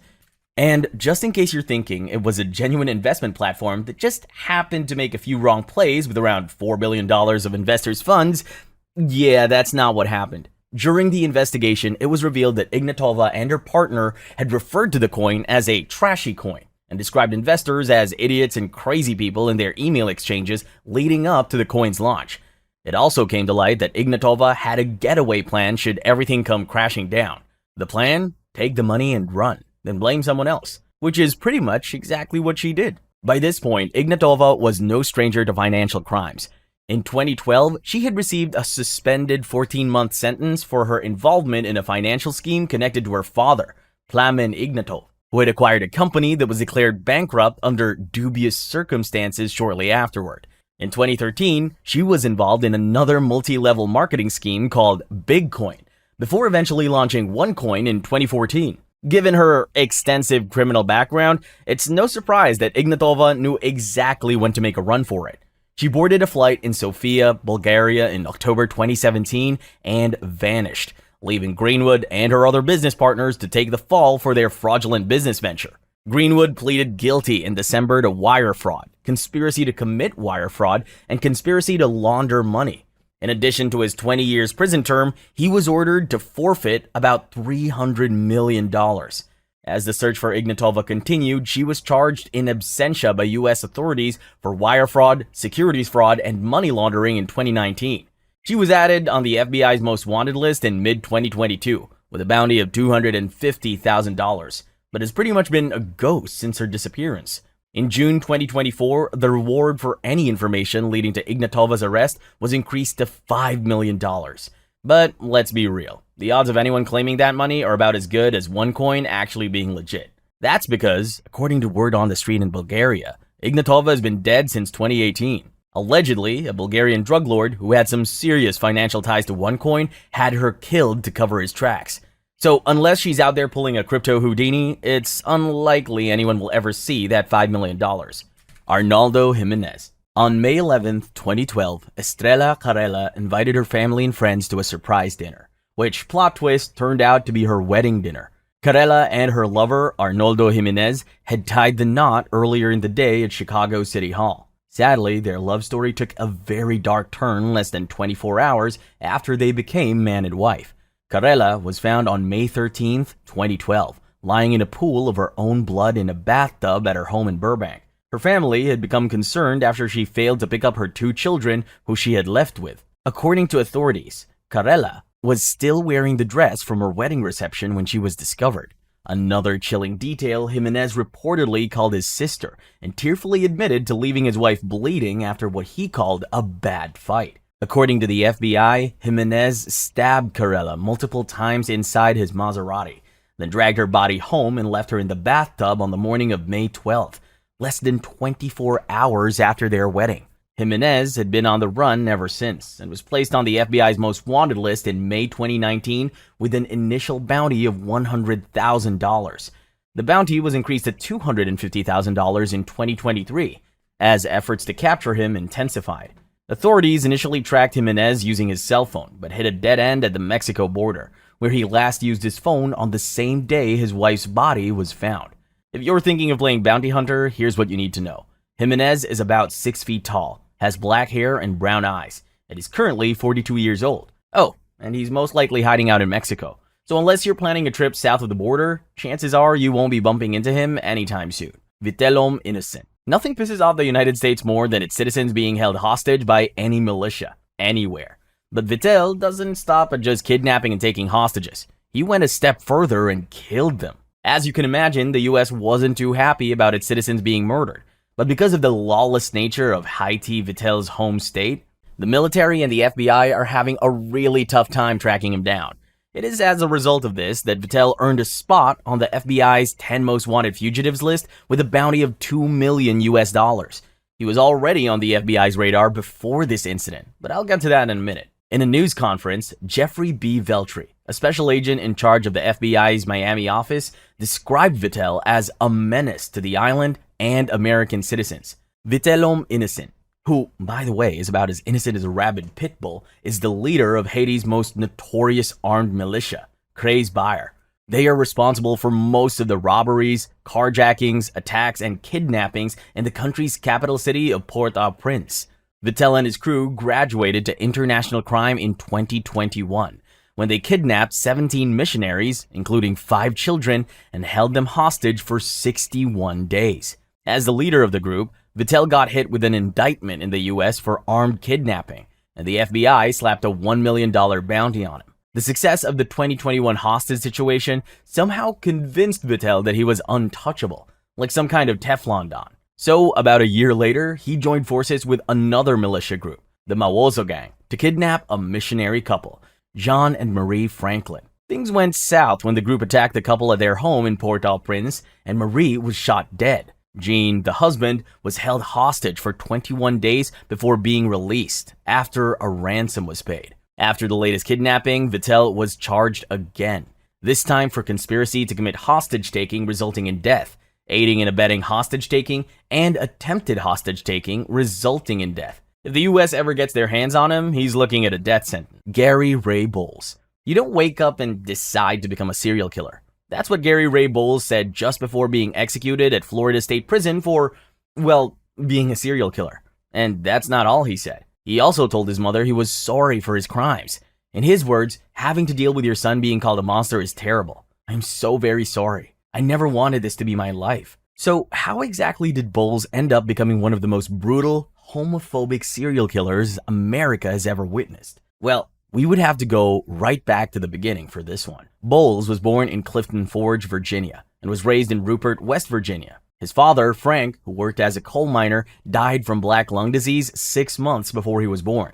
Bowles' mother, Frances, went on to get remarried a good number of times, but at least one of her husbands turned out to be a monster. Bowles, his mother, and older brother were mistreated by his second stepfather, who can accurately be described as a violent alcoholic. At the age of 13, Bowles reached his breaking point and defended himself. He badly injured his stepfather in the process, and this didn't sit well with his mother. To make matters worse, she decided to remain in the marriage despite everything that she and her children had been through. Bowles wasn't having it, so he left home and started doing adult work for gay men in order to make money. Money wasn't exactly rolling in at first, so he spent a few years couch surfing, or more accurately, sidewalk surfing. In addition to doing sex work, Bowles also engaged in petty crimes like unarmed robbery and theft. Despite working as an escort for men, Bowles was still into women. Not that it stopped his entire life from spiraling into a complete train wreck. He got into a few relationships and wound up in jail for attacking and mistreating one of his girlfriends. After he got out, Bowles got into another relationship, and things were going as smoothly as they can when you're dating a guy who's been in and out of prison. But when his girlfriend, who was pregnant at the time, found out what he did for work, shit hit the fan. She decided she no longer wanted to have a baby with him, so she ended the pregnancy. When Bowles found out, he snapped. He was disgusted with his life choices and, in true unhinged logic, decided it was all his client's fault. Naturally, his next move was to start killing them. Bowles' first known murder happened in March 1994, when he killed a man in Daytona Beach, Florida. After that, he went on to commit a series of similar crimes across the Southeast and Mid-Atlantic, leaving behind a trail of victims who were often found in motels and dark alleys. Bowles picked up most of his victims in gay bars and offered them sex in exchange for money and a place to stay. He then strangled them to death and steal their credit cards. Police were onto Bowles from his very first murder. His fingerprints were all over the scene, and they even had footage of him trying to use the victim's card at an ATM. Still, he managed to stay on the run for a while. After yet another murder, the FBI finally had enough and slapped Bowles on their most wanted list.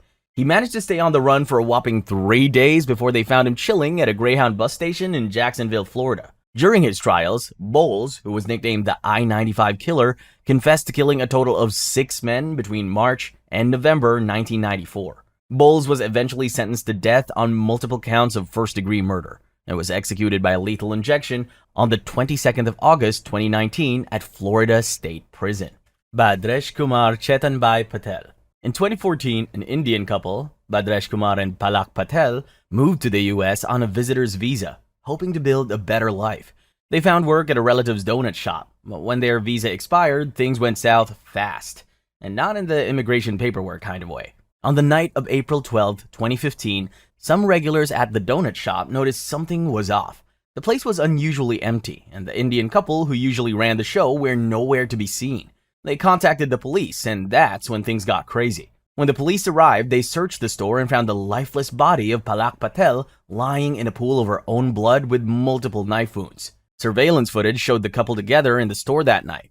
At one point, they were seen together in the kitchen, and shortly after, they walked into a blind spot behind a rack. Moments later, Badresh came out alone, turned off a burner, and hurriedly left the store. When police looked into the case, they discovered that the couple had had a disagreement about whether or not to remain in the US after the expiration of their visa. Palak was tired of life in the US, but Badresh was having none of that. He wanted to stay in the country and make more money. Palak's family said she had often talked about wanting to go back to India during her calls with him. It was after one of those calls that Badresh attacked her in what ended up being a bloody argument. Immediately after the gruesome murder of his wife, who was 21 at the time, Badresh, who was 24, went home to pick some documents and headed for a hotel at Newark, where surveillance footage captured him paying cash for a room. He checked out the next morning and made his way to Newark Penn Station in New Jersey, where he was last officially spotted on the 13th of April 2015. Authorities believe Palak must have escaped the country with the help of human traffickers, as the expiratory status of his visa would have made it almost impossible for him to quickly leave the country legally. As of the time of this report, Badresh has not been charged for any offense, but has been on the run since 2015 and is wanted for the alleged murder of his wife. He landed on the FBI's most wanted list in April 2017, with a $250,000 bounty on his head. The FBI considers him extremely dangerous. Which, yeah, no kidding. The guy stabbed his wife to death over a visa argument. Jason Derek Brown. How do you go from having a master's degree and running a church to landing on the FBI's most wanted list? Jason Derek Brown figured it out. On the morning of November 29, 2004, Robert Keith Palomares, a 24-year-old armored car guard, was carrying the weekend deposits outside the AMC Theater at 4915 East Ray Road in Phoenix. At about 10 a.m., a hooded gunman ambushed and shot Palomares with a .45 caliber semi-automatic Glock. The gunman fired 6 shots in total, and although Palomares was armed, the poor guy didn't even get a chance to defend himself. With Palomares down, the shooter grabbed a bag with $56,000 in cash, bolted into an alley, and made his grand escape on a bicycle. Palomares was transported to a nearby hospital where he was pronounced dead. Witnesses initially described the shooter as being anywhere from 25 to 30 years old and Hispanic, but they were wrong. Authorities recovered the shooter's getaway bicycle and lifted fingerprints from it that linked Jason Brown to the attack. Earlier that month, Jason had purchased a .45 caliber Glock pistol and signed up for some shooting lessons at Totally Awesome Guns and Range in Salt Lake City. His instructor described him as an obnoxious student and said he was inexperienced with arms. But hey, turns out the guy knew enough to commit murder. Jason's neighbors said he lived a flashy life and loved showing off his wealth. But when authorities dug deeper, they found out he was drowning in debt. The man was owing tens of thousands of dollars and was defaulting on payments. Investigators believe that was the real reason behind the robbery and the murder of Palomares. As the authorities were hot on his heels, Jason fled Arizona with his BMW to Las Vegas, where he swapped it for a Cadillac Escalade. An arrest warrant was issued on December 4th by Maricopa County Superior Court, charging Jason with first-degree murder and armed robbery. Although the charges meant he was officially a fugitive, Jason remained unfazed and made his way to Portland, Oregon. Once in Portland, Jason straight up vanished. His car was found ditched at the Portland International Airport, but he was nowhere to be seen. In 2007, the FBI put Jason on its top 10 list of most wanted fugitives, but the case witnessed next to no progress since then. In 2008, one of Jason's acquaintances spotted him at Hoogle Zoo in Salt Lake City, Utah, but he quickly vanished again as soon as he realized he had been made. After 15 years on the FBI's most wanted list, Jason was removed due to 0 leads. Not exactly the way you'd want to retire from crime. He was the second fugitive from Arizona to get taken off that year. The first, Robert Fisher. Tier 3, Leslie Isbin-Rogie. Usually, to land on the FBI's top 10 most wanted list, you'd have to pull off a massacre, mastermind a major crime, or assassinate someone important. Unless you're Leslie Isbin-Rogie. In over 20 years, Rogie robbed more than 30 banks and made away with millions of dollars. His first run-in with the law was in the 1970s, when he was arrested for car theft and grand larceny. But that was just the beginning. In 1984, Rogi was convicted again for bank robbery in Florida and sentenced to 25 years.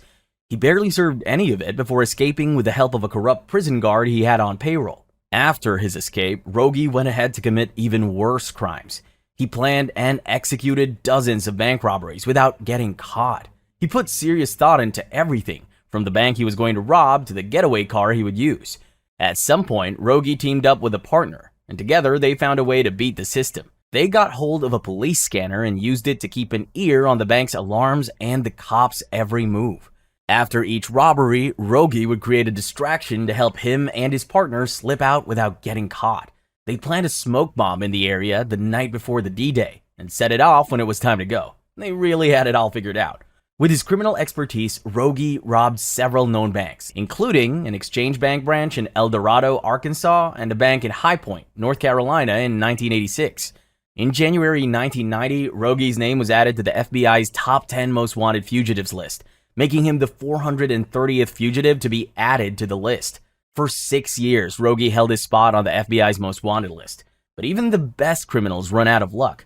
In 1996, with Guatemalan authorities closing in, Rogi decided to cut his losses and turn himself in at the U.S. Embassy. The Guatemalan authorities were closing in on Rogi after someone tipped them off about him being in the country. The tipster recognized his face from the FBI website, making Rogi the first fugitive to get caught thanks to the internet. While running from the Guatemalan authorities, Ray stayed in Antigua, Guatemala, where he went by the alias Bill Young. But that wasn't very helpful now, was it?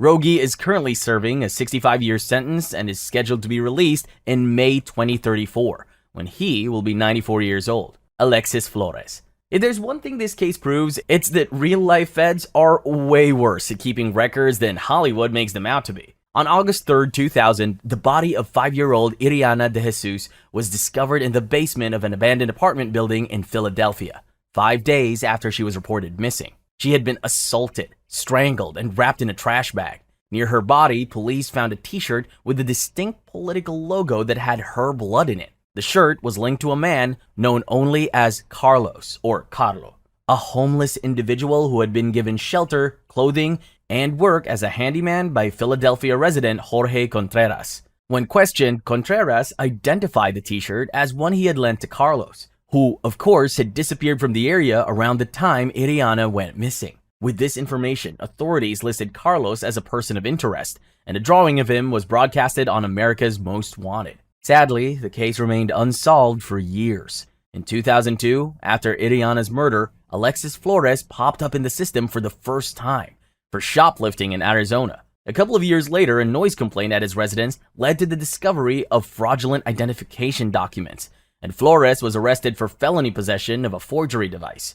After serving a 60-day sentence, he was deported to Honduras in June 2005. Even after 2 arrests, including forgery, Flores' DNA didn't make it into the national database until 2006, by which time he was long gone. In March 2007, a breakthrough came when Flores' DNA was matched to evidence from the 2000 crime scene in Philadelphia, confirming that Carlos and Flores were in fact the same very evil person.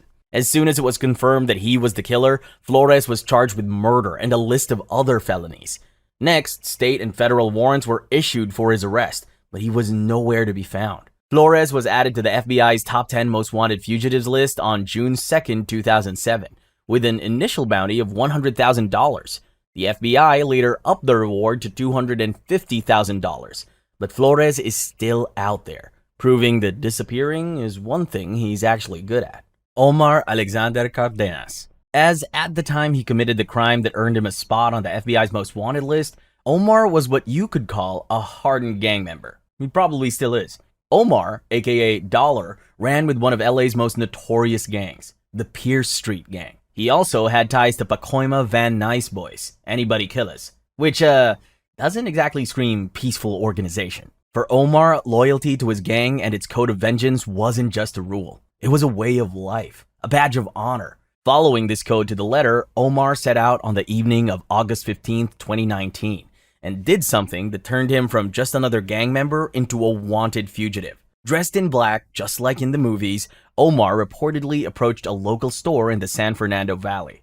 His target, Jabali Dumas, a former rival gang member who had long since left that life behind to become a respectable family man.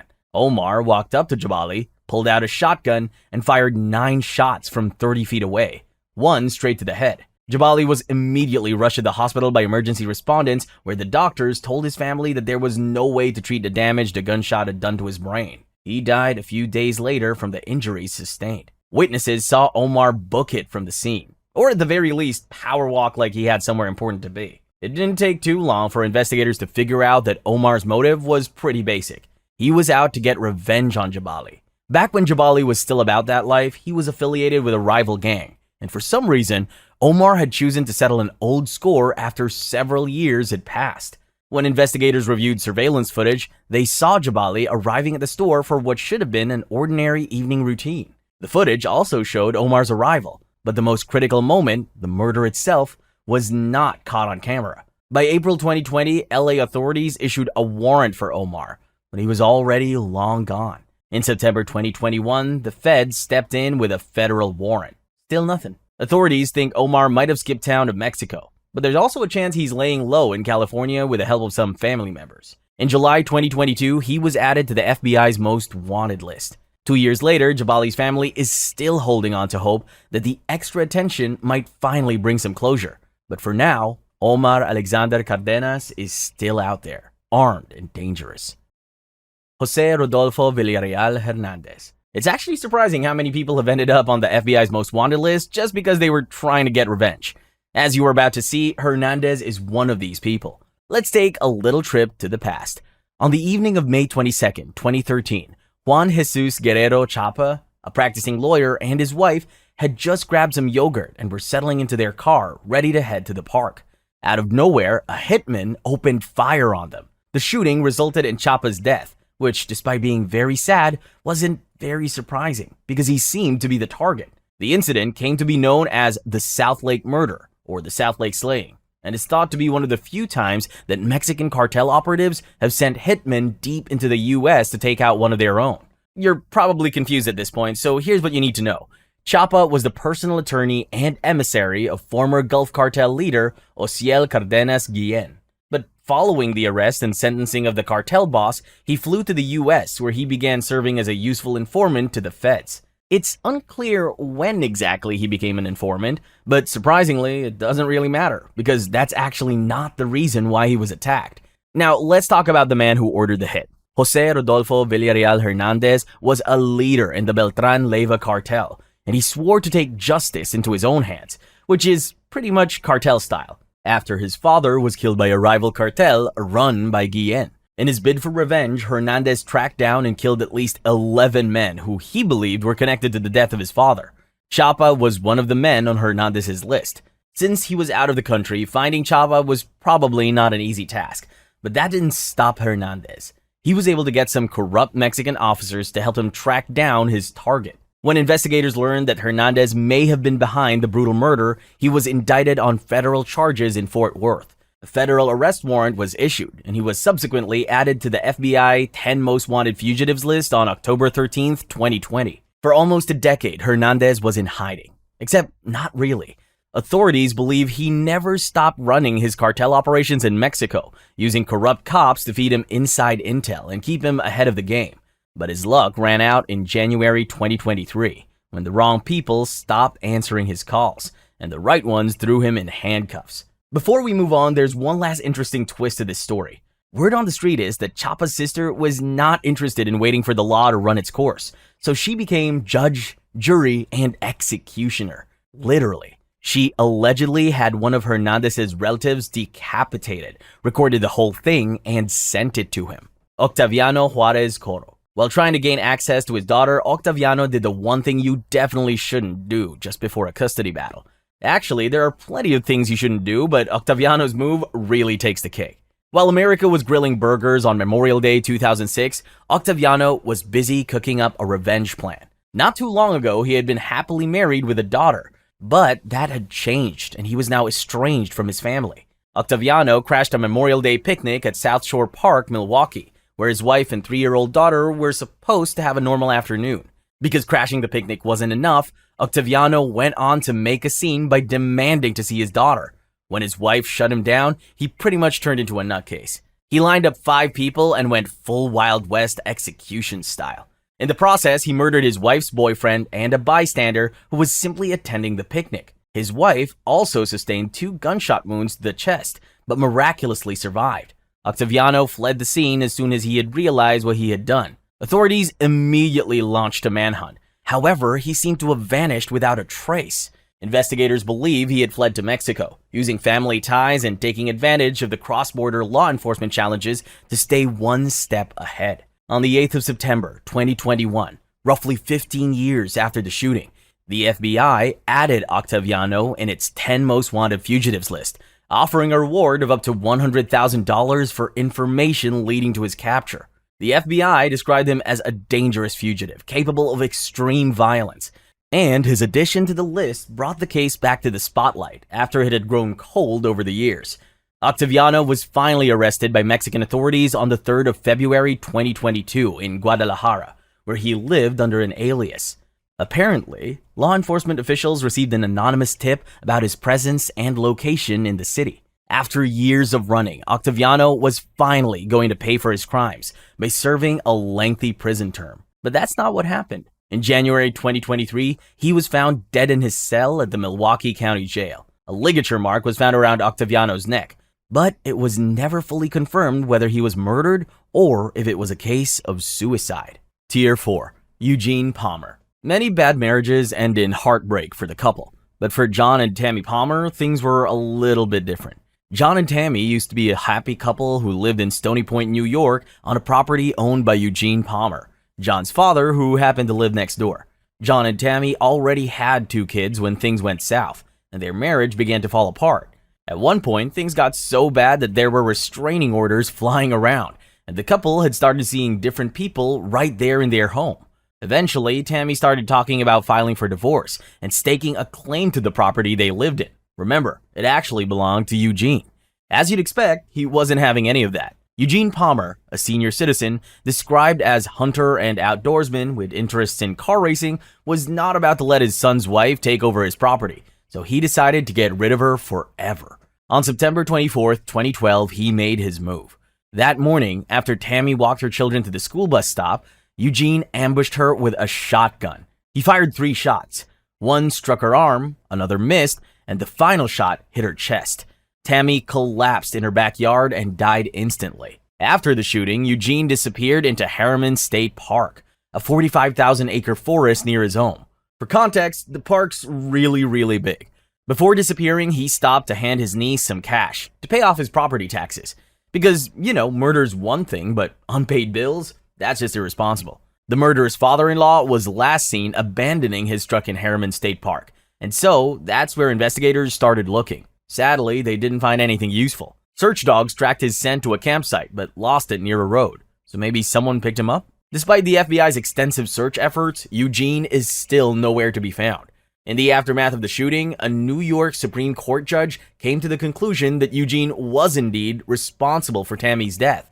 As a result, the judge awarded her kids $2.15 million, which was basically the total value of Eugene's estate. Eugene Palmer was added to the FBI's 10 most wanted list in May 2019, with a $100,000 reward for information leading to his capture. About 2 years after Eugene was added to the list, the FBI got a tip about his whereabouts.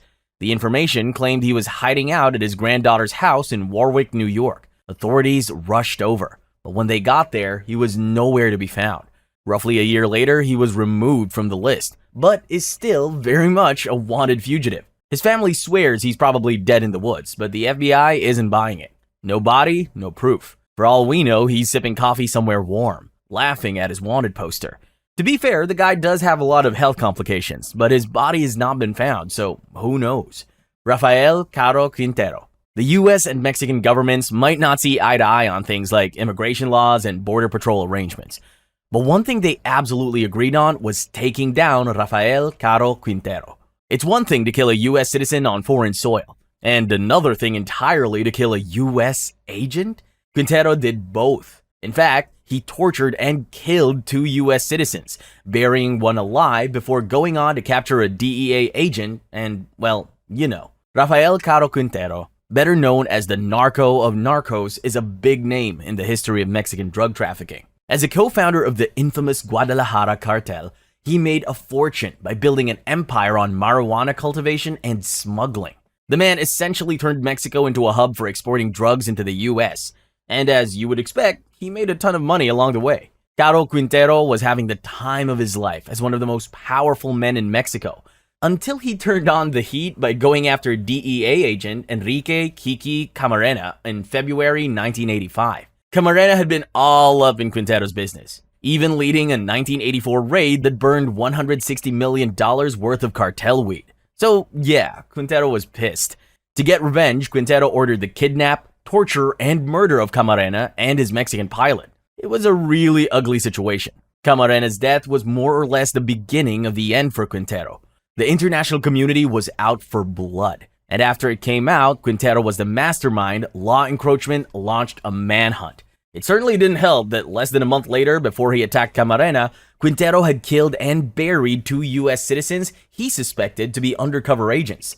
After pulling a few strings, Quintero managed to escape to Costa Rica, but that didn't do him much good because in April, shortly after the murder, he was arrested and sentenced to 40 years in prison. Somehow, in 2013, Quintero walked free after 28 years, thanks to a procedural error, which is just legal talk for, whoops, we let a drug lord go. When US officials learned of this development, they weren't very happy, so it wasn't long before a warrant for Quintero to be rearrested showed up.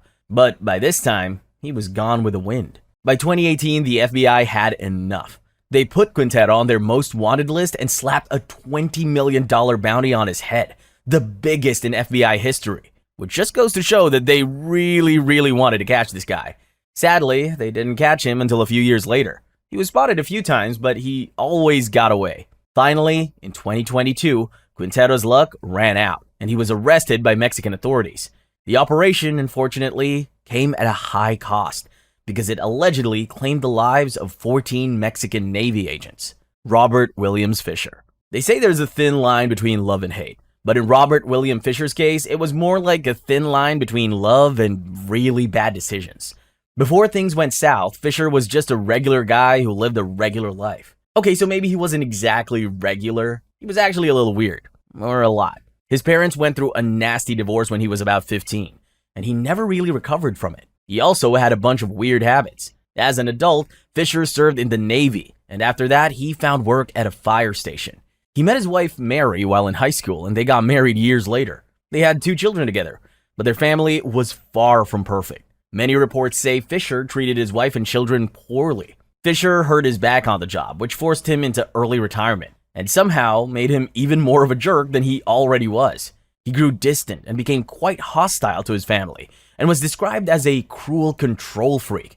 He would often fight with Mary over sex and money. At one point, he even cheated on her. Despite cheating, controlling his wife, and making home life miserable, Fisher apparently didn't want a divorce. Go figure. He didn't want to lose his family, and he wanted to protect his kids from going through what he did. Mary, on the other hand, had had enough, and had began talking to her friends about getting a divorce. On April 10th, 2001, a quiet neighborhood in Scottsdale woke up to a big explosion. By the time the firefighters showed up, most of the building had already burnt to ashes.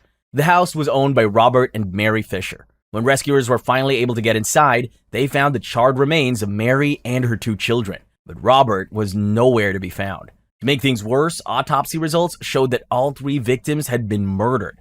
Mary had taken a bullet to the head, and the children had been attacked with a knife. Investigators believe Fisher hit his breaking point after yet another fight with Mary the night before.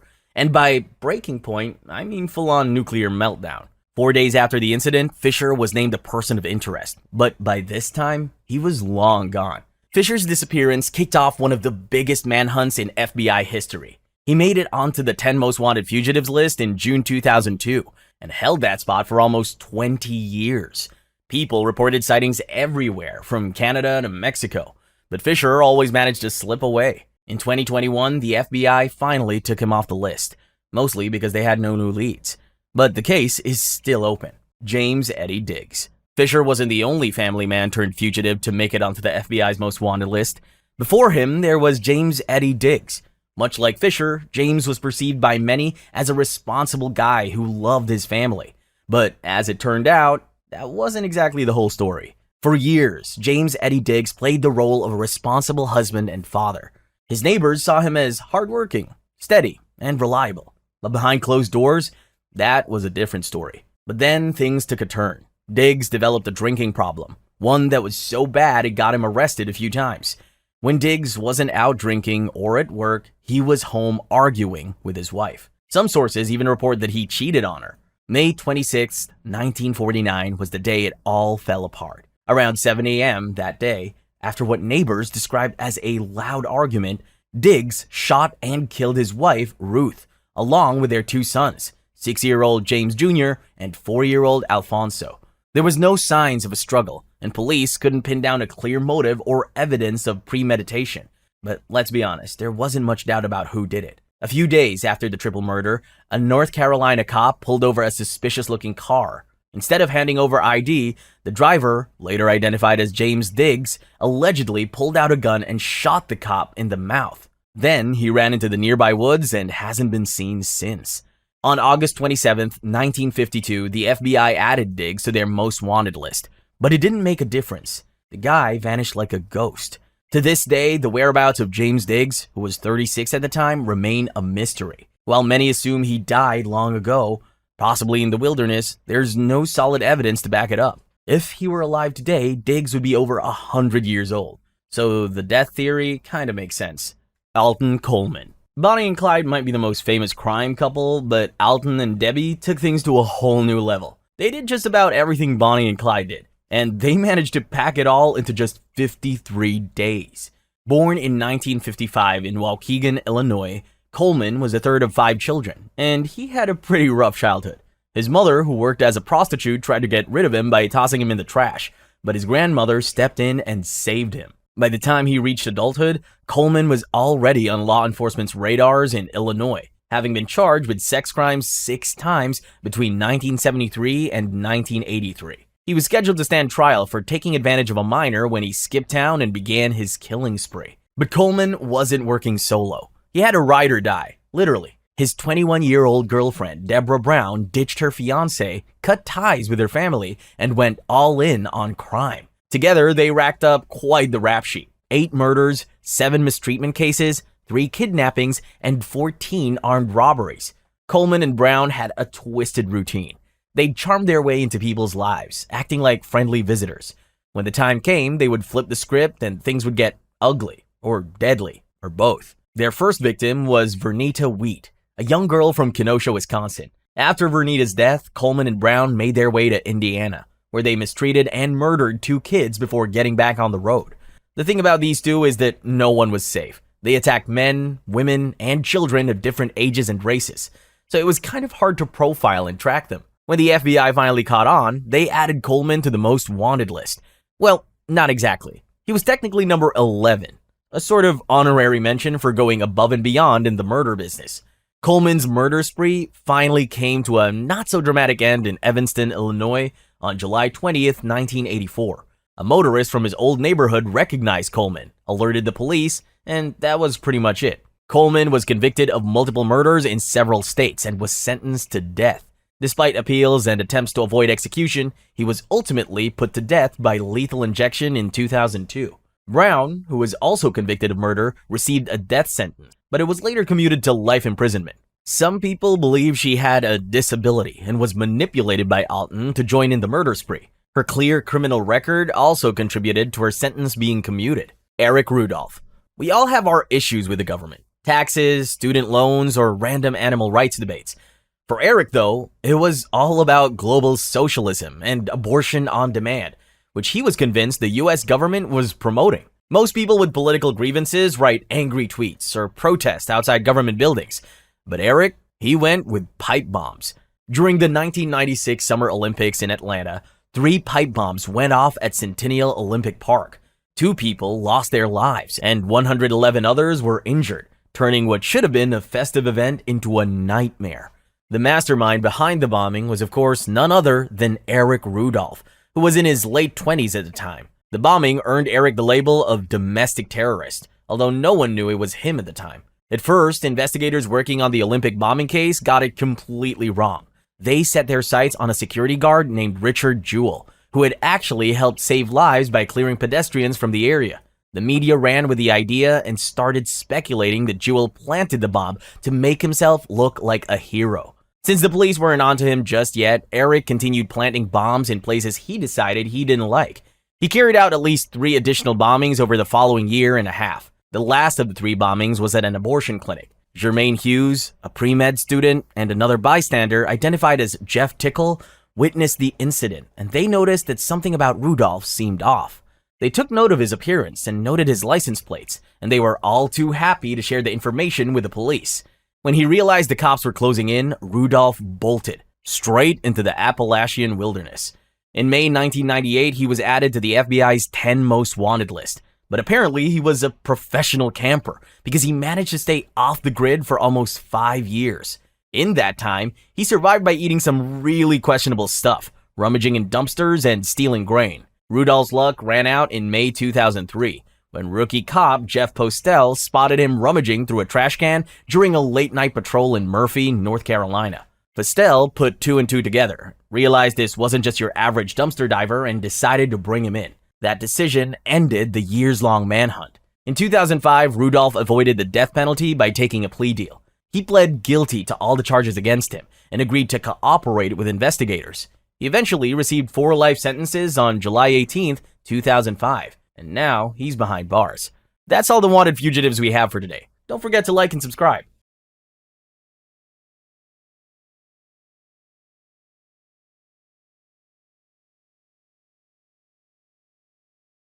Tier 1. The Cave Beneath Paganica. In 2002, divers in Croatia found something horrifying. No, not some shape-shifting fish, though give it a few more years for that. About 177 feet below the surface, they found the body of a scuba diver identified as MK, lying still in the cold, dark water. Finding a dead body in an underwater cave is in itself unsettling. But to make things worse, his mask was gone, and buried in his chest, a 12-inch blade. At first, police suspected that he had been murdered, and given the condition he was found in, that theory kinda makes sense. MK had gone diving with friends, so naturally, people started speculating that one of them had done it. At one point, 2 suspects were even taken into custody. But as investigators kept digging, diving, they realized their original theory was wrong. MK hadn't been murdered. On the night he died, he had gotten lost in the confusing underwater passages. As he swam deeper, his oxygen supply dwindled. He was running out of air. No air equals, death. A very unpleasant one, too. MK knew this, so he deliberately searched for anything that could help him stay alive. That's when he found a tiny air bubble trapped between 2 rocks. He clung to it, trying to buy himself some time by breathing in what little air it held. Unfortunately, the bubble was small and filled with bad air that couldn't sustain him. At that moment, MK probably realized he wasn't going to make it. He was trapped deep underwater with no way out, and he knew drowning wasn't exactly top of the list for best ways to go. So he made a decision to go out on his own terms. And with that, he took out the knife and stabbed himself in the chest, ending his suffering before the water could. Vuljagmeni Lake Cave. In September 1978, 3 American divers, Jan Granroth, Mark Granroth, and Donald Minchard, set out on a risky adventure in Vuljagmeni Lake, just south of Athens, Greece. Unstable tunnels, killer currents, a maze of darkness below. This wasn't a dive spot, it was a death trap. They were newbies, but they also had no clue what they were swimming into. 2,000 years ago, an earthquake turned this place into a death trap. Warm seawater constantly flows in, messing with visibility. Below, 14 tunnels, one stretching 800 meters, all packed with deep chambers and stalagmites. Looks cool, but will definitely kill you. The cave's deadly reputation isn't exactly new. Back in the 1940s, German divers attempted to explore it, but the strong currents and lack of proper equipment made things, fatal. As years passed, more divers perished here, including Swiss diver Jean-Jacques Bollins, who tried to map the cave in 1988. He believed that better knowledge of the terrain would help prevent accidents. Spoiler alert, it didn't. That fateful day, Donald, Jan, and Mark, despite being experienced divers, entered the caves, unprepared. They had no guidelines, no spare tanks, and no proper lighting. Basically, they broke every rule in the Don't Die While Cave Diving handbook. Deep in the tunnels, they lost their way. And on top of that, they fell into deep narcosis, a condition that clouds judgment at great depths. Sadly, they never made it back. Rescue teams tried to locate them, even releasing dye into the water to track their position, but the lake's strong currents made the search too dangerous. After repeated failures, the mission was called off. Nearly 30 years later, their remains were discovered by a diving club searching for another missing person. Jan and Mark were finally identified through DNA testing, just 3 decades too late, lost in Sterkfontein Caves. In 1984, a man named Peter Verhulsel and his friends went cave diving in South Africa's Sterkfontein Caves. The goal? Measured the depth of a lake, because apparently some people look at a dark, water-filled cave and think, yeah, let's see how far down this goes. To stay safe, they set up a guideline through the water, standard cave diving protocol. The line would ensure that they could find their way back when the expedition was over. Solid plan, right? Yeah, except for one issue. Peter wasn't exactly a stick-to-the-plan kind of guy. His curiosity led him off the path, not once, not twice, but 3 times. At that point, his friends should have just put him on a leash. The first 2 times, his friends noticed he was missing and went back for him. The 3rd time, they lost track of him for good. Peter couldn't find them, and they couldn't find him. Not exactly an ideal situation when you're deep inside a maze of underwater tunnels. Peter was alone, pitch black, no idea where he was. He swam frantically, searching for something, anything familiar. No luck. His oxygen was running low, and things weren't looking good.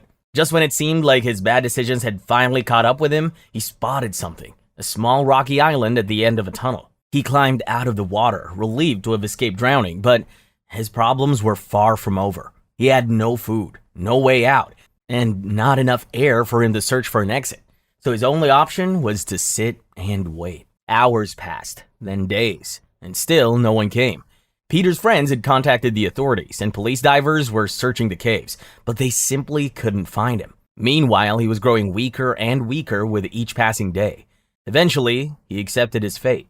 He wasn't going to make it. It took over 6 weeks for rescuers to finally locate Peter. By then, his body was almost unrecognizable. Experts believe he starved to death. Before he died, he left a message in the sand for the people he loved most. I love you, Cheryl and Ma. The rescue of Deon Dreher. In January 2005, record-breaking diver Dave Shaw set out on a mission to retrieve the body of Deon Dreher, a man who had drowned 10 years earlier while diving in Bushman's Hole, a deep, dark underwater cave in South Africa. Deon's body had been left at a depth of 885 feet, because frankly, no one was eager to risk their life bringing it back up. A decade later, Dave decided he was up for the challenge. Reaching Deon wasn't the hardest part. Dave reached him, attached a line, and got ready to bring him up. But then, things took a turn. When he tried to put Deon into a body bag, the situation quickly got out of hand. Experts swore this wouldn't happen, but as soon as Dave touched Deon, the body started floating away like it had other plans. Dave tried to contain the situation, but it quickly became a chaotic struggle. The struggle took a toll on Dave. His breathing sped up, faster than his rebreather could keep up with. Instead of filtering CO2, it started feeding it right back into his lungs, and as a result, his body began to shut down. After about 5 minutes of trying and failing, Dave realized he had been underwater too long. It was time to cut his losses and head back up. Unfortunately, things didn't go according to plan. On his way up, his light got tangled in the line attached to Deon's body. He may have been done with Deon's body, but Deon's body wasn't done with him yet. Dave panicked, as anyone would, and his breathing went completely out of control. He started choking on his own exhalations and, well, the rest is history. And just like that, both Dave and Deon sank back into the depths of Bushman's Hole, side by side. Some sources say that less than a week later, both bodies floated close enough to the surface to be recovered. Well, would you look at that? The universe does have a twisted sense of humor after all. Blue Springs. Blue Springs State Park in Florida is known for its beauty, but back in 2013, it was a location of a diving trip gone wrong. On October 9th, 2 friends, Samuel Slack and Daniel Van Sickle, visited the park and decided to go for a dive in the Volusia Blue Spring. Samuel, age 36, was a certified open water diver with a strict 60-foot limit. Daniel, age 37, had more experience in cavern diving. One of them followed the rules, the other not so much. Both men knew the park's rules and agreed to stay within Samuel's certification limits. After signing the necessary paperwork, they geared up with tanks, suits, and dive computers and began their journey. At first, they played it safe, sticking to the 60-foot mark, enjoying the view. But then, that little voice kicked in. Let's just go a bit deeper. Before they knew it, they were at 116 feet, way past Samuel's comfort zone. Then, trouble. At around 80 feet, Samuel gave the universal throat/slash signal. Bad news in every language. He let Daniel know something was wrong. Daniel immediately tried to help by offering his backup regulator, but the regulator was tucked under Daniel's chest strap, so it was difficult to reach. Samuel had trouble grabbing it, so Daniel had to take it back. In the chaos, Daniel quickly made the decision to swim to the surface and call for help.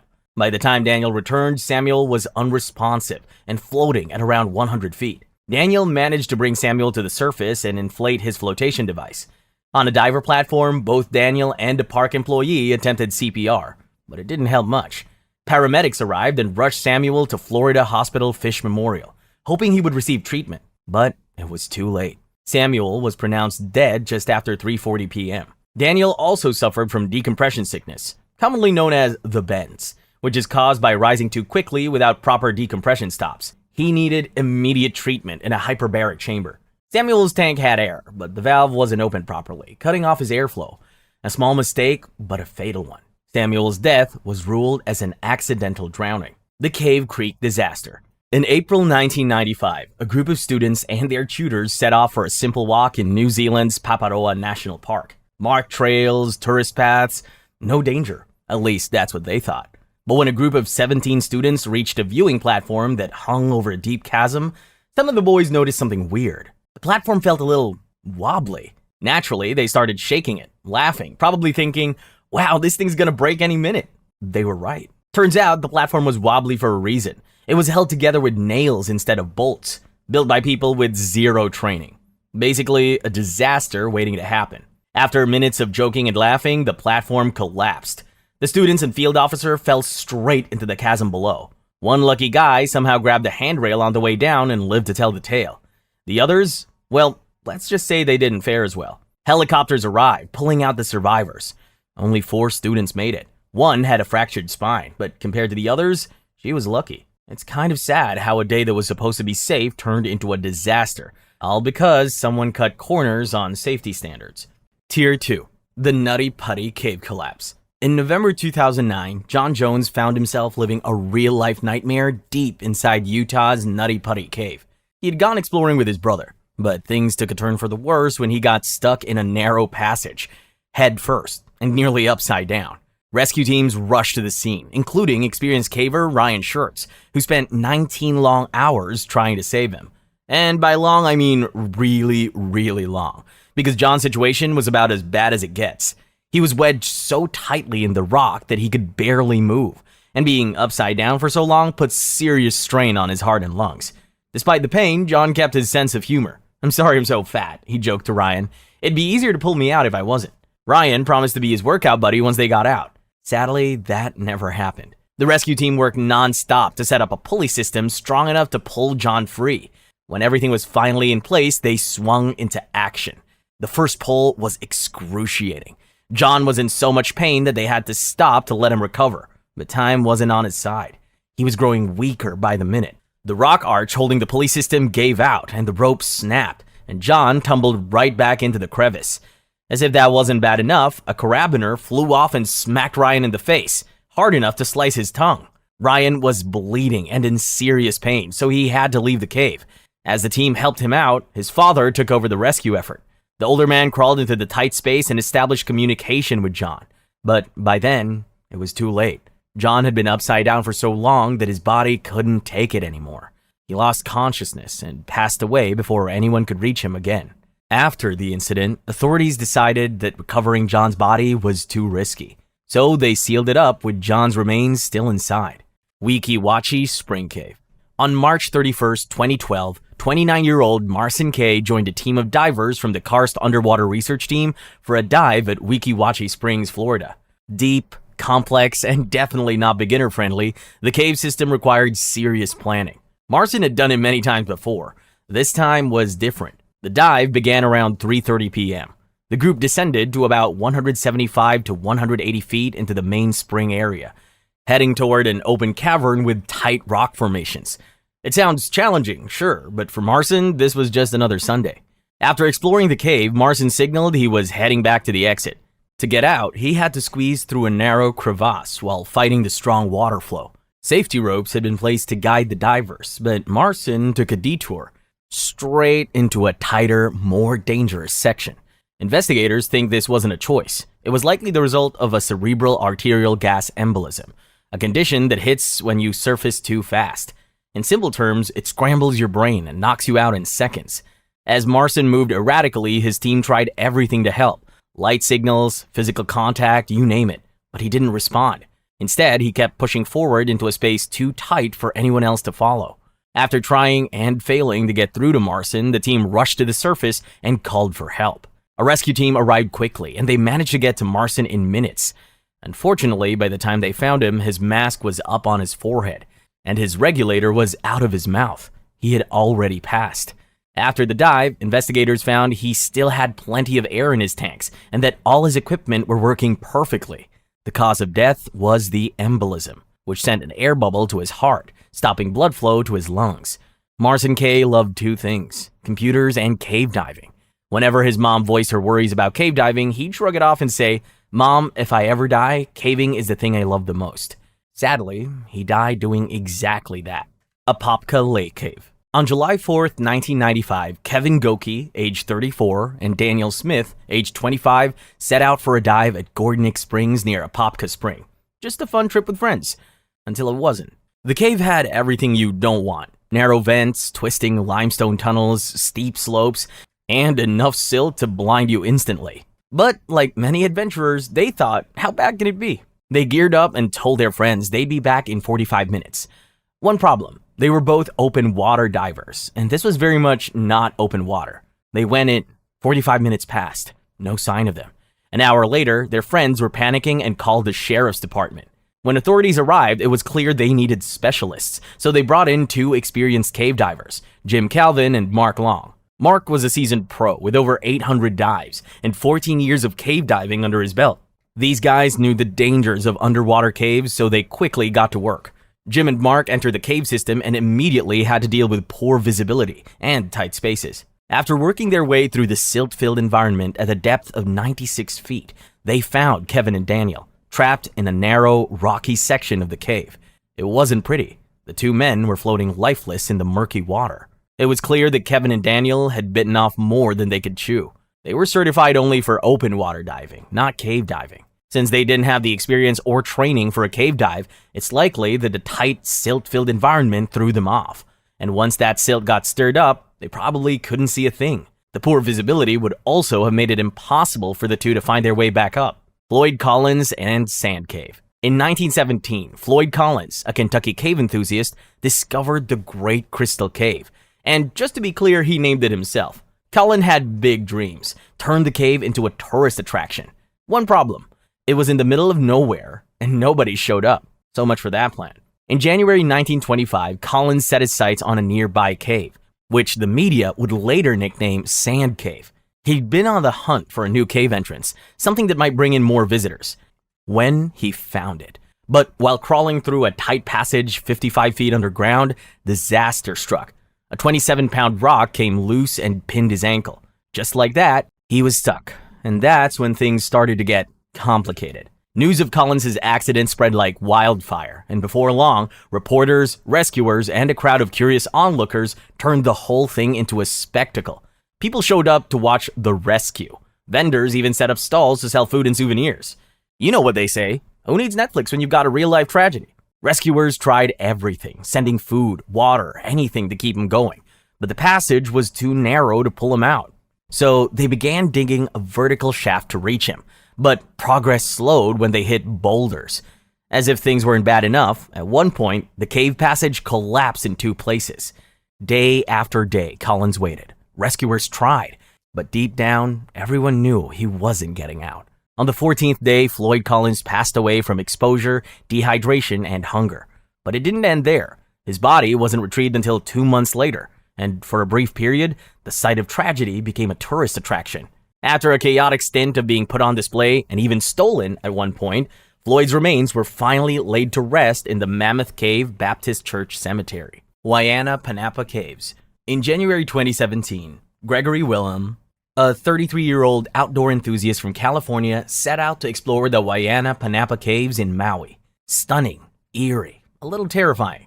The perfect spot for an adventure. What could go wrong? Well, everything. He didn't go alone, though. He brought 3 friends, 2 girls and 1 guy, and together they spent the day swimming and exploring the natural wonders of Waianapanapa State Park. You know, the Ush. At some point, they stumbled upon the entrance to the freshwater caves, and that's when things started to feel less like an adventure and more like the setup for a horror movie. The 2 guys, Gregory and his friend, decided to swim deeper into the caves, while the 2 girls stayed near the entrance. All the guys had for light was a cell phone flashlight, sealed in a plastic bag to keep it dry, which, in their expert opinion, was totally enough. What they didn't know was that, despite the caves looking calm and inviting, the water level could rise without warning, and the pitch-black darkness could throw even the most experienced explorers off track. As Gregory and his friends swam deeper into the cave, they somehow got separated. Gregory's friend surfaced alone. Something felt off. So, like a true ride or die, he swam back in to find him. After searching for a while, he spotted a faint light, which turned out to be the phone they'd been using as a flashlight, floating in the water. But Gregory was still nowhere to be found. By now, it was clear that Gregory was in serious danger, so the group quickly called for help. The local fire department and rescue teams rushed to the scene, and hours later, they found Gregory's body about 75 feet from the entrance. Even though he was an experienced swimmer in excellent health, Gregory had drowned. To this day, the cause of his death remains a mystery. Did the darkness disorient him? Was there some hidden underwater hazard? Did a sudden medical emergency catch him off guard? I guess we'll never know. Jackson Blue Cave. On May 26, 2023, Benjamin Strelnick and his colleagues set out to explore the Jackson Blue Cave system in Marianna, Florida. Both were experienced divers, but that day, they decided to check out a lesser-known section, one they should have probably left alone.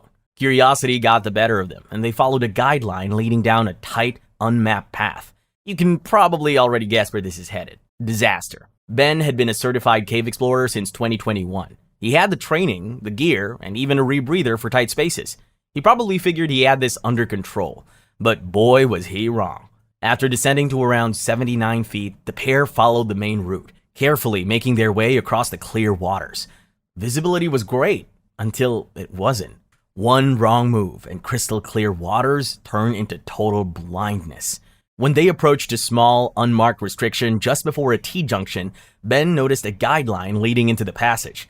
And like every character in a horror movie who should have known better, he decided to investigate. Ben went in first, carefully following the guideline, but what he didn't notice was that the walls were closing in around him. The narrow space left no room for him to turn back, but it wasn't until the walls started pressing against his body that he realized he was stuck. Panic kicked in as Ben fought to free himself. With no visibility and barely enough room to move, getting out was pretty much impossible. His dive buddy, realizing something was off, tried to help, but didn't exactly have the skills for a rescue. So, with no way to reach Ben and nothing but darkness around him, his partner decided to head up and call for help. News of the situation reached Ed Sorensen, who was kind of a big deal in the cave diving world, and he came out to help. But by the time he got there, it was too late. Investigators later found out that one of Ben's tanks still had air, meaning he probably had enough oxygen, but panic or exhaustion probably did him in. Tier 3. Enchanted River Cave. In June 2014, Dr. Alfonso Amores, 68, wasn't just any diver. He was an experienced cave explorer, a medical doctor, and someone who had pushed the limits of underwater exploration, even switching to closed-circuit rebreathers. His latest challenge? The Enchanted River Cave in the Philippines. This dive wasn't just for exploration, it was part of a film project, with an underwater crew capturing every move. But from the start, things didn't go smoothly. The entrance was blocked with tangled branches and logs. The current was strong and thick sediment clouded the water. Every move burned more oxygen than planned. Despite the setbacks, they pressed on, down to 285 feet. Then, reality hit. Oxygen was running low. Fatigue was kicking in. So, Dr. Amores decided it was time to turn back. As the expert he was, Dr. Amores made the right call. Turned back before it got worse. But worse was already coming. He changed the usual exit order, letting his students go ahead. As they battled the current, he began showing signs of distress and struggled to keep up. When one of his students reached the surface and realized Dr. Amores wasn't behind him, he immediately alerted the authorities. A rescue team was sent in, but by then it was too late. After an 8-hour search, Dr. Amores' body was found 40 meters deep inside the cave. His cause of death was later determined to be a heart attack. The extreme conditions, his age, and pre-existing heart condition pushed his body past the limit. Devil's Eye Cave. On August 8, 2013, Carlos Fonseca and 2 teammates set out for a dive at Devil's Eye Cave in Florida. Carlos has visited the site many times, and so he was confident in his skills. Maybe too confident. Carlos was a well-known diver from Caledon, Ontario. He had the skills, the reputation, and the excitement for the dive. But what he didn't have? A safe plan. Before the dive, he prepped his gear, including an aluminum tank labeled for use at depths of up to 20 feet. But here's the problem. The team was aiming for around 90 feet. So when they saw the label, alarm bells started going off. When his teammates asked about the tank, Carlos assured them he'd filled it himself and that everything was fine. Since he was the expert, they decided to trust him and go ahead with the plan. The dive started smoothly. Carlos led his team into the Devil's Spring system, gliding through the underwater tunnels like a pro. They even stopped for a few photos before moving ahead. About 20 minutes in, things went south. Carlos thought his tank had air. It didn't. It was pure oxygen. And at 85 feet, that's the last thing you want in your lungs. Without warning, Carlos began to have a seizure. His body convulsed and he blacked out. His teammates rushed to help, but the effects of oxygen toxicity hit fast and hard. At that depth, it was game over. The oxygen overwhelmed his system, causing his lungs to collapse and shutting down his vital functions. The other members of the group managed to get Carlos to the surface, where other divers and instructors joined the rescue effort. CPR was performed and they rushed him to the hospital, but sadly, Carlos was pronounced dead shortly after. Phantom Springs Cave. Back in the day, Brett Hemphill wasn't just a cave diver. He was a legend, record breaker, gear inventor. The guy made cave diving look easy. But in October 2021, Phantom Springs Cave, Texas proved otherwise. At 56, Hemphill had already done more than most divers could ever dream of. He set US records for the deepest underwater cave dives. First at Weeki Wachee Springs in Florida, and then again in 2013 at Phantom Springs itself. When he wasn't busy breaking records, Hemphill was inventing stuff like the armadillo side harness. Like I said, the guy was a badass inventor. On October 4th, 2021, Hemphill and his dive buddy, Andy Pitkin, set out to explore Phantom Springs, one of the trickiest caves in the US, but hey, the guy was a pro. The pair made it to an impressive depth of 570 feet, where Hemphill was caught on camera tying a guide rope to a rock. Then, the unthinkable happened. The two became separated. Pitkin surfaced. Hemphill didn't. Pitkin looked everywhere but couldn't find his friend. What followed was a recovery mission that can only be described as a logistical nightmare. Hemphill's body was deep inside the cave and more than 450 feet deep.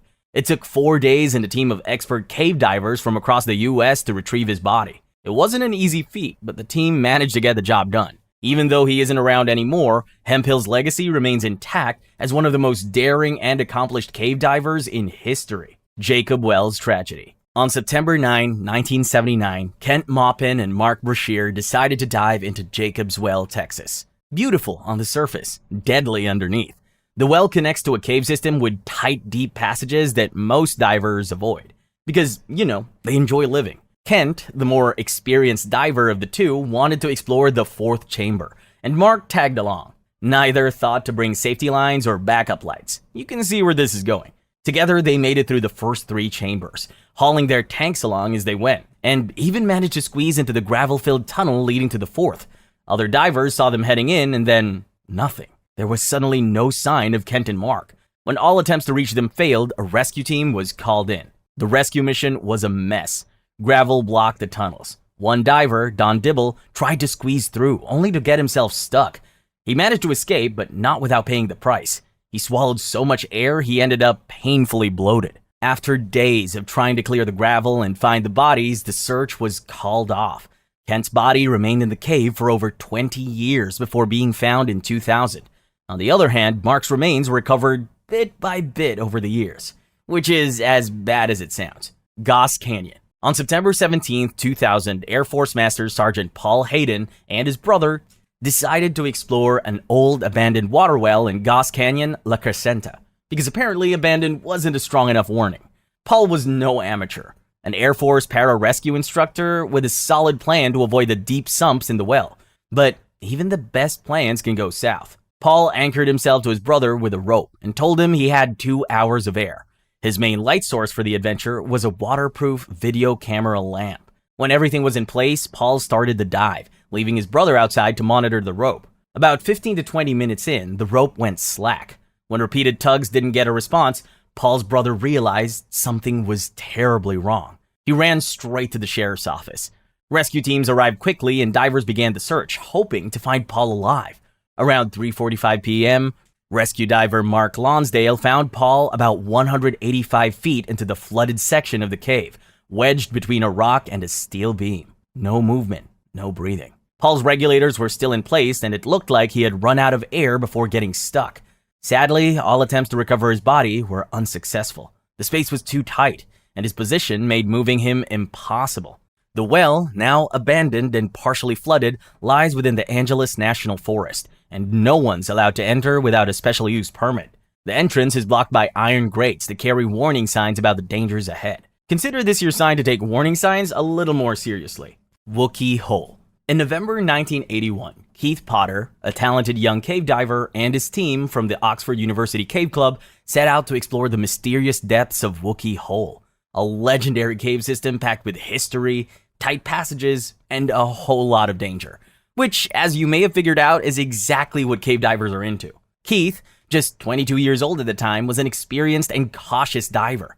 He was intrigued by the cave's complex system of chambers and underwater routes, and his goal was to push deeper than anyone had before. The team set up their base in the third chamber of the cave, which just happened to be a massive natural solution dome known as the Parlor. After thorough preparation, they descended further into the cave, passing through tight tunnels and passages. As the group reached Chamber 9, also known as the Cathedra, Keith's ambition got the best of him. He decided to take on the next challenge, a submerged tunnel connecting the 9th and 19th chamber. This nearly 200 feet long stretch was pretty dangerous, but it had been conquered before, so Keith was confident, maybe too confident. He chose the lower, deeper passage of the sump, while a fellow diver, Martin Farr, followed behind him. And for a while, it seemed like everything was going according to plan.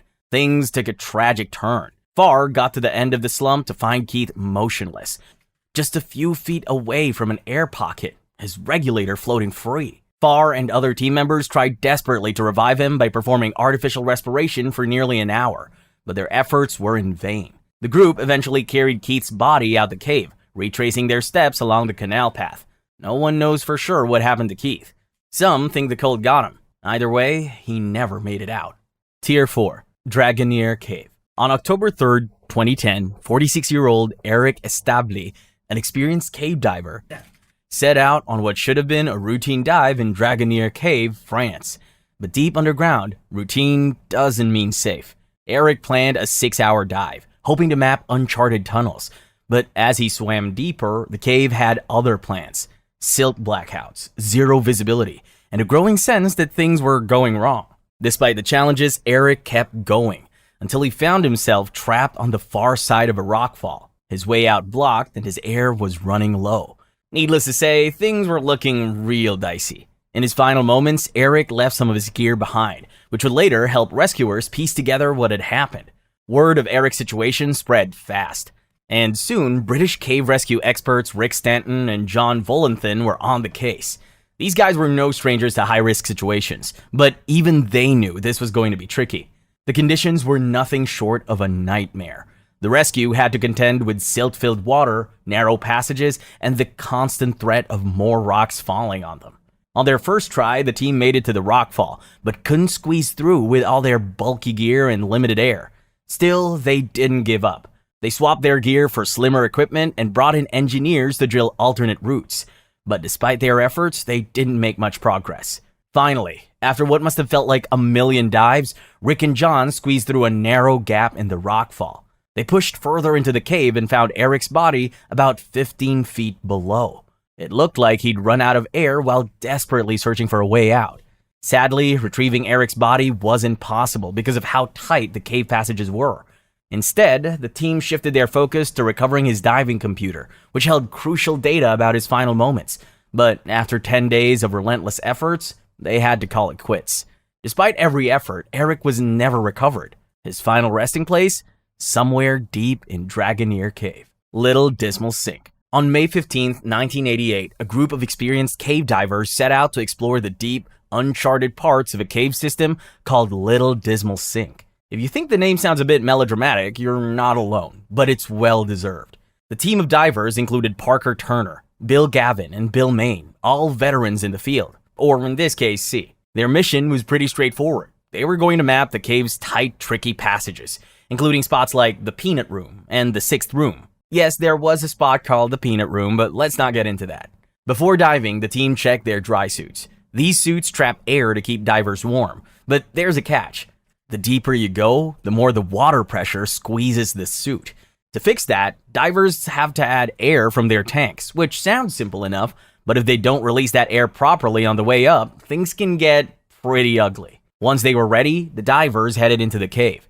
Gavin went solo down a dark, twisting tunnel, while Maine and another diver, Bill McFadden, took on the more challenging upstream section. The ceilings were low, the floor was muddy, and the visibility was garbage. But everything was going according to plan, until it wasn't. Low on air, Maine signaled to turn back. They retraced their steps, moving carefully, until Maine noticed something was off. McFadden was missing. Immediately, Maine called for help, and Gavin rushed back into the murky water to find McFadden. Eventually, he did, but McFadden was in bad shape. He had gone off course and was running out of air. Together, they fought their way back to the exit, but they were still deep in trouble. Get it? Deep? You know what? Never mind. Gavin was dangerously low on air, and McFadden was completely out. They managed to reach their dive propulsion vehicle, which is basically a fancy underwater equipment meant to help them ascend faster, but even that couldn't save them. McFadden's dry suit suddenly overinflated, and Gavin was barely hanging on to the little air he had left. With the pressure building and their oxygen running low, they rushed to grab the decompression tanks. But it was too late. McFadden's suit overinflated, forcing him up too fast. The sudden pressure change hit hard, and he lost consciousness. Despite Gavin and Maine's best efforts, McFadden was gone. An autopsy later revealed that McFadden had suffered from something called an intra-alveolar barotrauma, caused by gas bubbles forming in his body as he ascended too quickly. The Plura Caves disaster. In February 2014, a group of 5 experienced divers, including Kai Kankinen, decided to dive into Norway's Plura Caves, an underwater labyrinth buried beneath ice. Winter in Norway meant the entrance to the cave wasn't exactly open for business. The team had to cut a hole through thick ice just to get inside. Patrick Gonchvist and Jari Hutarinen were the first to enter into the dark, icy water, while Kai and the rest of the team followed close behind. They planned to explore the winding underwater passages and pop out on the mountainside. The plan was simple: dive in, explore, surface on the other side. But as Kai neared the exit, he found something that would haunt for the rest of his life: the lifeless body of his friend, Jari Hutarinen. Hutarinen had gotten stuck in a tight spot, and in his panic, he swallowed water and drowned. His body was now blocking the way forward for the rest of the group. Seeing Hutarinen's body, another diver, Jari Usimaki, started to panic. His breathing sped up. CO2 flooded his system, and before Kai could help, he was gone too. And just like that, Kai was alone in the freezing cave. With 2 of his friends dead, Kai decided it was time to call it quits. He swam towards the entrance, only to find the hole in the ice was gone. Since he couldn't find the original hole, Kai decided to make his own exit by mashing through the ice with whatever strength he had left. After 11 long hours underwater, Kai finally broke through to the surface, cold, exhausted, and lucky to be alive. The others who made it out reached the mountainside. The rest weren't so lucky. It took 2 months before the bodies were finally recovered. The Mossdale Cavern disaster. In 1967, John Ogden and 9 others set out to explore Mossdale Caverns, England.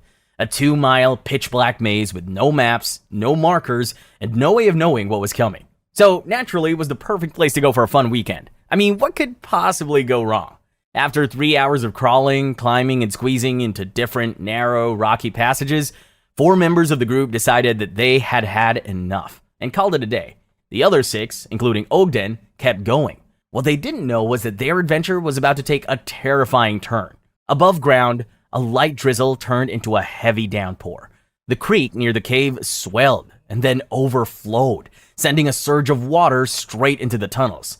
Of course, the group underground had no clue this was happening. By the time they realized what was happening, the water was already there, rushing through the tunnels, swallowing their escape route. First their feet, then their knees, then their necks. Their only chance of survival was to find higher ground, assuming there was any left. Up ahead, Ogden saw a crack in the rock. His only chance. He squeezed in, barely fitting his head into a tiny air pocket. But there was no room for anyone else. The rest of the group couldn't make it up, and they were eventually swept away by the rising waters. One of the 4 cavers who had bailed earlier realized something was very wrong and rushed back to the cave. She managed to get the cave rescue teams down there, but the weather made the cave too dangerous for anyone to enter.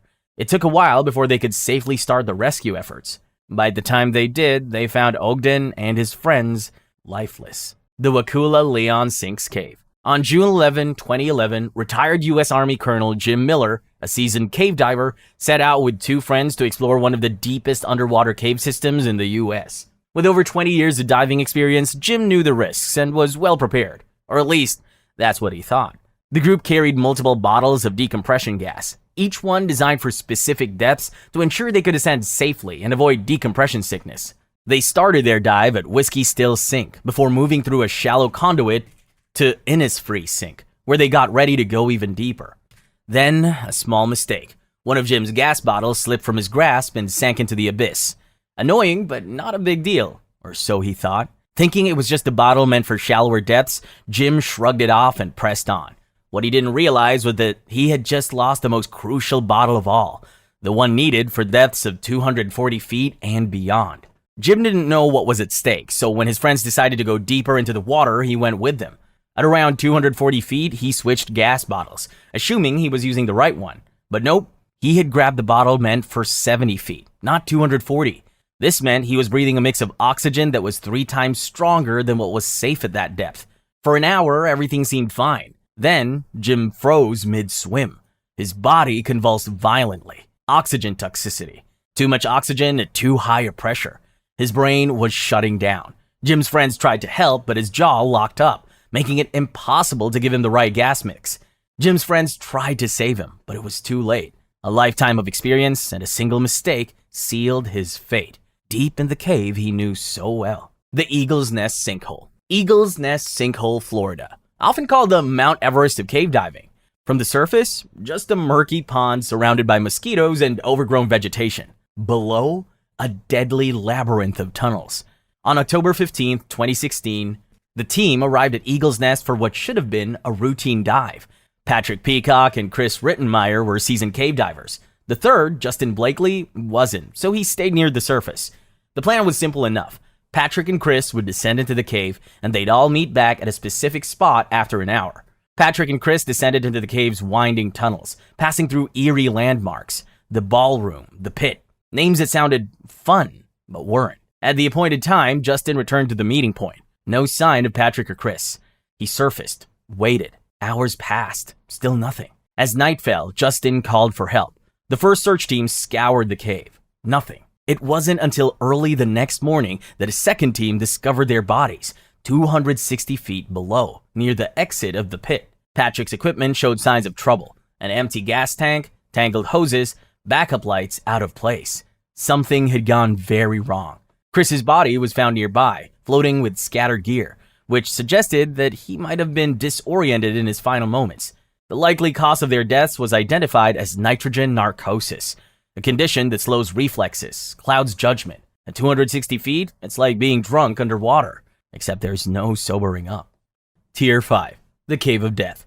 If a cave is nicknamed the Cave of Death, maybe, just maybe, it's best to stay out. But in August 2005, 5 friends in Provo, Utah, decided to ignore that little red flag. That decision cost 4 of them their lives.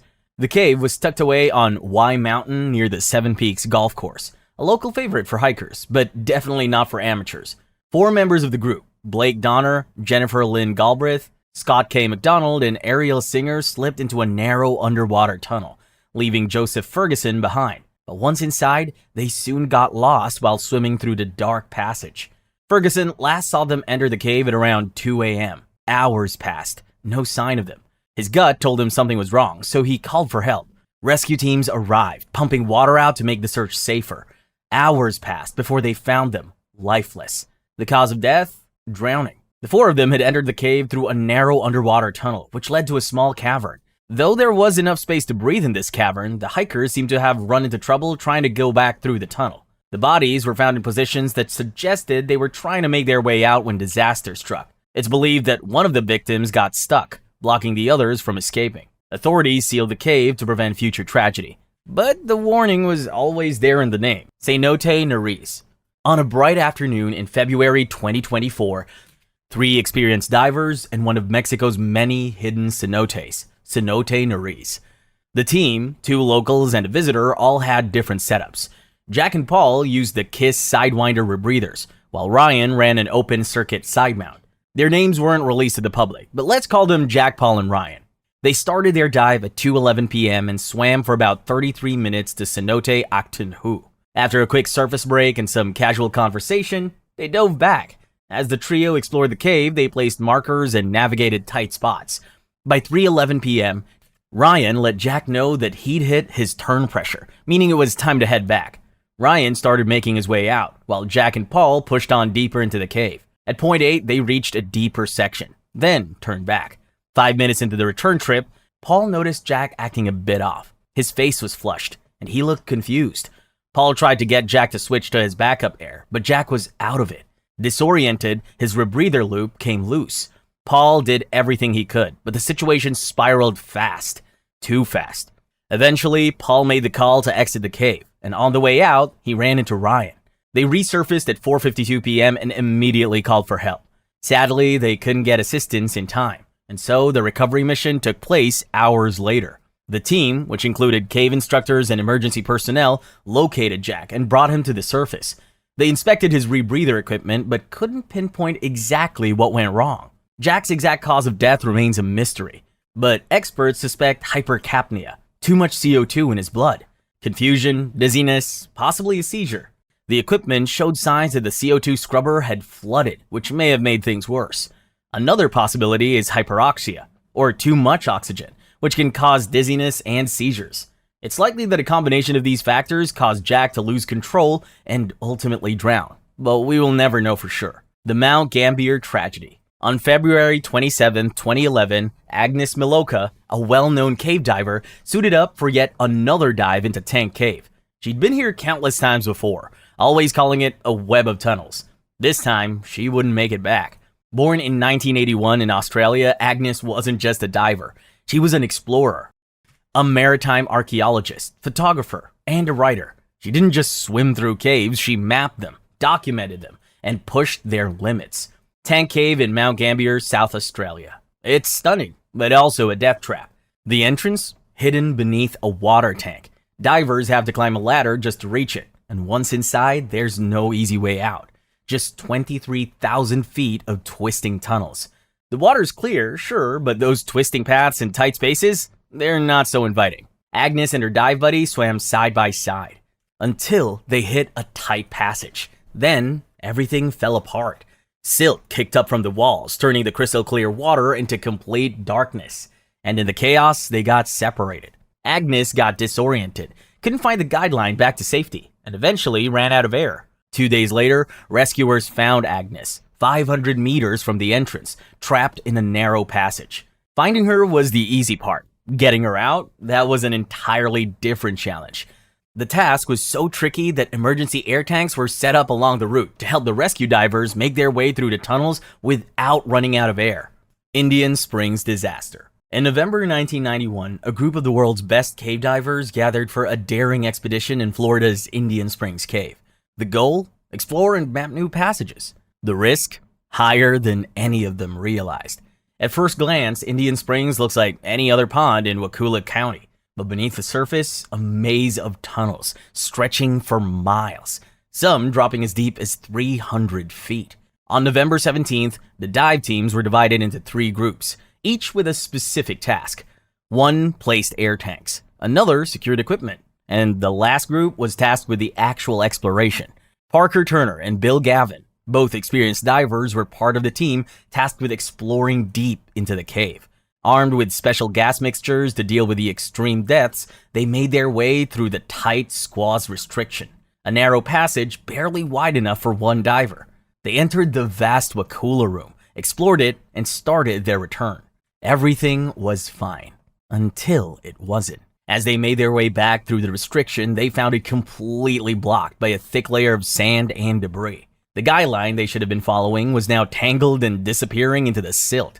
Unknown to them, a cave ceiling collapse triggered by air bubbles had caused a mudslide, completely blocking their way out. With visibility now reduced to zero and air supplies running low, panic set in. Bill and Parker frantically searched for an escape route. They were pulling on lines, searching for an escape. Nothing. Time was slipping away. Parker wrote, "What do we do?" on his slate, but Bill had no answers. He left to search for a way out, only to return moments later and find Parker gone. Bill eventually found a line leading to a small opening just big enough for him to squeeze through. His air was almost gone. Then, by some stroke of luck, he found some abandoned equipment, a regulator, just enough to survive. When the support team pulled Billy from the cave, he was alive. Parker wasn't, and the equipment that saved Bill, it likely belonged to Parker. Zacaton Sinkhole, April 6th, 1994. Legendary cave diver Shek Exley decided to take on Zacaton, a sinkhole in Mexico that's over 1,100 feet deep, pitch black, and a no-go zone for most people. But Shek Exley wasn't most people. With nearly 30 years of experience and over 4,000 dives under his belt, Shek was a legend. Always careful, always prepared, but never one to turn down a challenge. This time, Shek wasn't diving alone. He teamed up with fellow diver Jim Bowden to push the limits of underwater exploration. The dive began smoothly, with both divers following separate lines to avoid getting tangled. At around 290 feet, they switched to a specialized gas mixture called Trimix, which is designed for extreme depths. Everything was going according to plan as the pair continued their journey. At 800 feet, the pressure was crushing. Jim knew it was time to turn back. As he ascended, he saw Shek's light flickering below, but something felt off. Back at the surface, the support team kept an anxious eye on the diver's bubbles. Jim eventually returned after a 9-hour decompression, but there was no sign of Shek. When the team retrieved Shek's equipment, they weren't expecting what came with it, his body. In his final moments, he'd tied himself to the descent line, making sure no one else would have to risk their life to recover him. Shek's dive computer showed he had reached 906 feet. The cause of death? Most likely high-pressure nervous syndrome, a condition that turns your body against you at extreme depths. It causes tremors, confusion, and eventually leaves you completely helpless. The Nam Talu Cave. In October 2007, 21-year-old Helena Corral stood at the entrance of Thailand's Nam Talu Cave. Locals had warned her not to enter. It was monsoon season, and the rain was relentless. She didn't listen, and neither did her boyfriend, John Cullen, or the 7 other tourists who decided to join them. At first, it seemed like just another adventure, but as they ventured deeper into the cave, they suddenly heard a loud noise behind them. And before they could even react, water came pouring in, flooding the narrow passageways. "John and I started climbing," Helena later said. "The first thing we saw was the tour guide and the German boy being dragged away. Then the Swiss couple and their 2 lovely girls. In a panic, the rest of the group scrambled for higher ground as their friends vanished into the rushing water." Helena nearly lost her grip, but John grabbed her arm and pulled her up to a small ledge. The cave was pitch black, and all they could hear was the sound of the water. As they waited, John came up with an idea. He believed that if they stayed on the ledge, they were as good as dead. So he decided to swim through the current and try to find help. Helena begged him not to go. He didn't listen. John climbed into the water, determined to find help, only to be swept away by the raging current, leaving Helena behind. For 16 hours, Helena clung to the ledge in the dark, soaked and scared. When rescue teams finally arrived, they pulled her to safety. But as she stepped outside, her relief turned to heartbreak. Outside, the bodies lay in simple wooden boxes.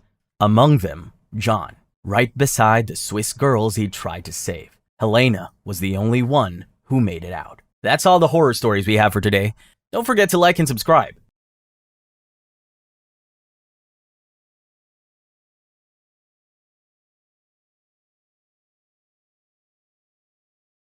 Imagine waking up strapped to a table. Not for surgery, but for an experiment where doctors time how long it takes for you to die. No anesthesia, no mercy. Just meticulous notes about your suffering in the name of science. Welcome to Unit 731, Imperial Japan's most horrifying secret of World War II.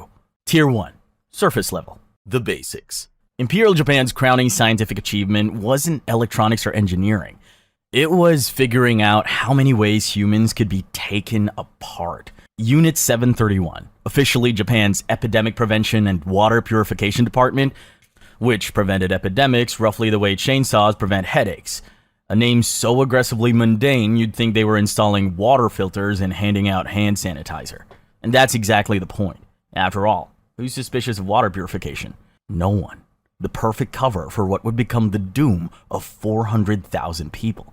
And ironically, the savior of millions more through medical advancements built on unimaginable suffering. Their little house of horrors wasn't hidden in some remote jungle. It was built in Pingfang, a district of Harbin in Japanese-occupied Manchuria. Far enough from prying eyes, but connected enough to ship in an endless supply of human guinea pigs. For 10 straight years, while Hitler was stealing the spotlight with his more theatrical brand of evil, Unit 731 operated in the shadows. 10 years, 3,652 days of methodical, documented cruelty. This wasn't a weekend of wartime passion. This was a carefully maintained program with quarterly performance reviews and Employee of the Month awards for whoever made the most prisoners scream. Official details. The mastermind? Meet Shiro Ishii, microbiologist, medical doctor, and architect of systematic suffering. A man who convinced an empire that science without conscience was just good time management. Educated at Kyoto Imperial University, Ishii wasn't some backwater butcher. He represented Japan's intellectual elite. Turns out the gap between brilliant and monster is smaller than we'd like to admit. All it takes is someone removing the guardrails of morality and replacing them with military funding. On paper, Unit 731 was just another R&D facility developing defensive measures against disease. In military shorthand, they called it Manchuria 731, because a house with screams wouldn't fit neatly on government letterhead. Easier to say, easier to write, easier to think about. The same way we abbreviate corporations or government agencies. Nobody has to say, I work at the Human Experimentation Laboratory where we remove people's organs while they're still conscious. Just 731. Much cleaner for business cards. What a convenient cover story. Who doesn't want protection from epidemics? Especially in the 1930s, when the Spanish flu was still a fresh trauma. The research was real. The development was real. They just forgot to mention the part where humans were the lab rats. The Kwantung Army, Japan's elite fighting force in Manchuria, gave Unit 731 everything it needed. Protection, funding, and most importantly, freedom from oversight. Military police staffed the facility, ensuring that the only people who entered without permission never left at all. The budget, 10 million yen. About $200 million in today's currency. That's what an empire decided human suffering was worth investing in. Budget meetings were held. Funding was approved. Expenses were tracked. Some accountant processed the paperwork for equipment that would be used to freeze, infect, and dissect living people. Evil with a spreadsheet is still evil, just more efficiently organized. The Murder Archipelago. Unit 731 wasn't flying solo in the atrocity business. It was a flagship of Japan's biological warfare fleet. Unit 516 focused on chemical weapons. Unit 100 specialized in animal-based diseases. This murder archipelago stretched across occupied China, each island more nightmarish than the last. Together, they formed a charming ecosystem of evil, sharing research subjects and findings like universities share academic papers. Hey, we're done with this batch of prisoners. They've been infected with the plague. Want to see what happens when you add mustard gas to the mix? Physical and structural scope. Unit 731 wasn't just a lab. It was a small city dedicated to systemic suffering, spanning 6 square kilometers, 150 buildings purpose-built for exploring every possible way the human body could be destroyed. The architects designed special prison cells to maximize observation while minimizing the prisoner's humanity. Small enough to prevent full movement, transparent enough to allow constant monitoring, arranged to prevent communications between captives. Someone drafted these blueprints. Someone calculated the minimum space a human being needs to survive without the comfort of being able to stretch. They didn't just use standard medical tools, they invented new ones, specifically to inflict precise forms of suffering. Pressure chambers with viewing ports for watching lungs collapse, temperature-controlled restraint systems for frostbite studies, centrifuges built to human scale. Imagine being the engineer who designed these devices, walking your boss through the blueprints. As you can see, we've added reinforced glass here so researchers can observe the subject's facial expressions during organ removal. The faculty, 3,000 researchers. Not 10, not 50. 3,000 educated professionals who woke up each morning, put on their lab coats, and went to work turning human beings into science projects. The banality of evil doesn't get more banal than a campus-sized facility with its own cafeteria, where doctors could discuss the day's vivisections over lunch. These weren't backwoods quacks, but Japan's medical elite. University professors and physicians who decided the Hippocratic Oath worked better as toilet paper. The brightest minds from Tokyo Imperial University, Kyoto Imperial University, and other elite institutions competed for spots at Unit 731. Not forced assignment, voluntary application, often with recommendation letters from professors. Dear Unit 731, I'm writing to recommend Hiroshi Tanaka, who has shown exceptional promise in his studies and would make an excellent addition to your organ harvesting team. New staff underwent orientation programs where they observed procedures before participating. Training manuals explained protocols for restraining struggling subjects and proper documentation methods. The most disturbing aspect? The high retention rate. Few requested transfers out. Many volunteered to extend their rotations. Every atrocity was methodically documented with the precision of a corporate quality control program. Standardized forms, photographic evidence, statistical analysis. These weren't the chaotic actions of sadists, they were the methodical procedures of scientists who simply decided ethics was inefficient. Human logistics. Unit 731 had a steady supply of special consignment, their term for human cargo. Regularly scheduled train cars with humans categorized as freight, complete with shipping manifests and inventory numbers. The rail administrators who arranged these transports knew exactly what cargo they were moving. They just filed it under miscellaneous biological materials and made sure the paperwork was properly stamped. Selection criteria were established based on experimental needs. Male subjects, 20 to 25, minimum weight 60 kilos, no prior illness, required for pressure testing. Might appear on the same supply request as demands for test tubes in culture media. Humanity reduced to inventory. The Kempeitai, or Japanese military police and local puppet governments, supplied a steady stream of victims, mostly Chinese but also Korean, Russian, and even some allied POWs. Sometimes entire villages would be requisitioned for public health work, hidden in plain sight. The genius of Unit 731's cover story was its partial truth. They did study water purification and epidemic prevention. They just happened to study it by deliberately causing epidemics and seeing how many villages they could depopulate. Most brilliantly, Unit 731 operated in plain sight by publishing sanitized versions of their findings in respectable medical journals. The facility even gave tours to visiting dignitaries, carefully avoiding the basement rooms where prisoners had their organs removed while fully conscious. When you look at old photos, Unit 731 resembles a normal research campus. Laboratories, dormitories, administrative buildings. That's the most disturbing part. Evil doesn't always wear a warning label. Sometimes it looks like a water purification plant, staffed by doctors who go home each night to their families, having spent the day measuring how long it takes human lungs to collapse when filled with horse blood. Industrial-scale incinerators operated day and night to dispose of the evidence. The ash were often mixed with coal dust and dumped into the Songhua River. Someone calculated the ideal fuel-to-body ratio for maximum efficiency.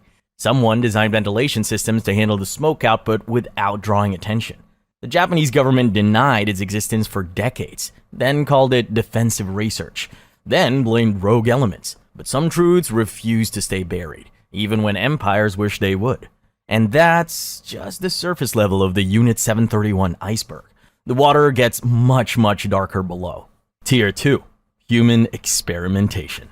Early atrocities. The logs. But before we can dive deeper, we need to understand how Unit 731 scientists live with themselves. The answer is surprisingly simple. They stopped seeing their victims as human. Japanese scientists classified their victims as maruta, meaning logs, because that's what happens when you need to sleep at night after what you've done all day. You pretend people are just pieces of wood. Chinese civilians, Russians, Koreans, Pacific Islanders, and even Allied POWs were harvested from nearby prisons and countryside. Men, women, elderly, not even children were spared. Special preference went to the intellectually gifted, because apparently watching smarter brains dissolve in chemical baths yielded superior data. Staff developed an entire vocabulary of dehumanization. Prisoner transfers were deliveries. Dissections became consumption. Death certificates listed cause of death as disposed of. The Japanese scientists didn't just kill their subjects, they erased their humanity before the first incision. But what did they actually do with these human logs? Let's start with something refreshingly familiar to anyone who's experienced winter. Frostbite experiments. You know that burning sensation when your hand gets too cold? Unit 731 researchers wanted to know exactly how much worse it could get. In Manchuria's brutal winters, where temperatures regularly plunged to negative 40 degrees Fahrenheit, Unit 731 researchers saw opportunity where others saw only suffering. Japanese soldiers fighting in Siberia were dying from frostbite and hypothermia. The solution? Take prisoners outside, soak their limbs in water, and leave them to freeze. Then study how different methods of warming affected tissue damage. Victims, sometimes entire families, were marched naked into the Manchurian winter, their arms and legs repeatedly doused with water until frozen solid. Scientists timed how long various ethnicities lasted before collapse, meticulously documenting the crystallization patterns in human flesh. Russian prisoners lasted longest, a fact noted with clinical fascination in research papers still cited in modern medical literature. The true horror wasn't the freezing, it was the thawing. Dr. Yoshimura Hisato discovered that rapid warming caused more extensive tissue damage. His preferred method? Dunking frozen arms in warm water, peeling back skin, and studying how fast the flesh rotted off the bone. All without anesthesia, of course. Some victims endured daily freeze-thaw cycles for weeks. Their limbs, blackened and gangrenous, were amputated without painkillers, and the process would begin again on remaining extremities. Others had their frozen arms stuck with objects to observe how they shattered like glass. The precise force required was recorded in logbooks with the dispassion of furniture assembly instructions. Perhaps most chilling are the photographs that survived. Researchers posing next to frozen human limbs, examining them with the casual interest of botanists studying an unusual plant specimen. The resulting data on hypothermia treatment was exchanged for immunity at war's end. American flight suits still incorporate these findings. Your tax dollars paid for the research notes written in blood. But freezing people was just the appetizer in Unit 731's buffet of horrors. For the main course, we need to look at something much more invasive.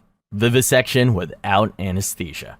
If you thought surgeries were scary with anesthesia, imagine being awake for the whole thing. Now imagine it's not even being done to help you.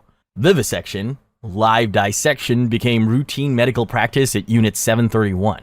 Men, women, and children were cut open while fully conscious. Their organs removed one by one as doctors meticulously recorded how long it took them to die. No anesthesia was used, not because it wasn't available, but because it might interfere with results. Apparently, massive trauma responses, shock, and uncontrollable thrashing didn't count as interference. Dr. Kurumizawa Masakuni specialized in removing organs while checking his watch, timing exactly how long humans could survive without each one. The answer for an unsedated liver removal? Precisely 4 minutes and 13 seconds of unimaginable agony, as meticulously documented in his personal diary between lunch notes and complaints about the weather.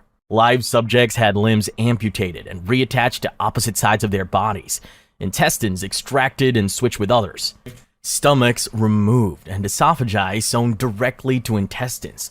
Researchers sipped coffee while watching hearts pump blood to nowhere.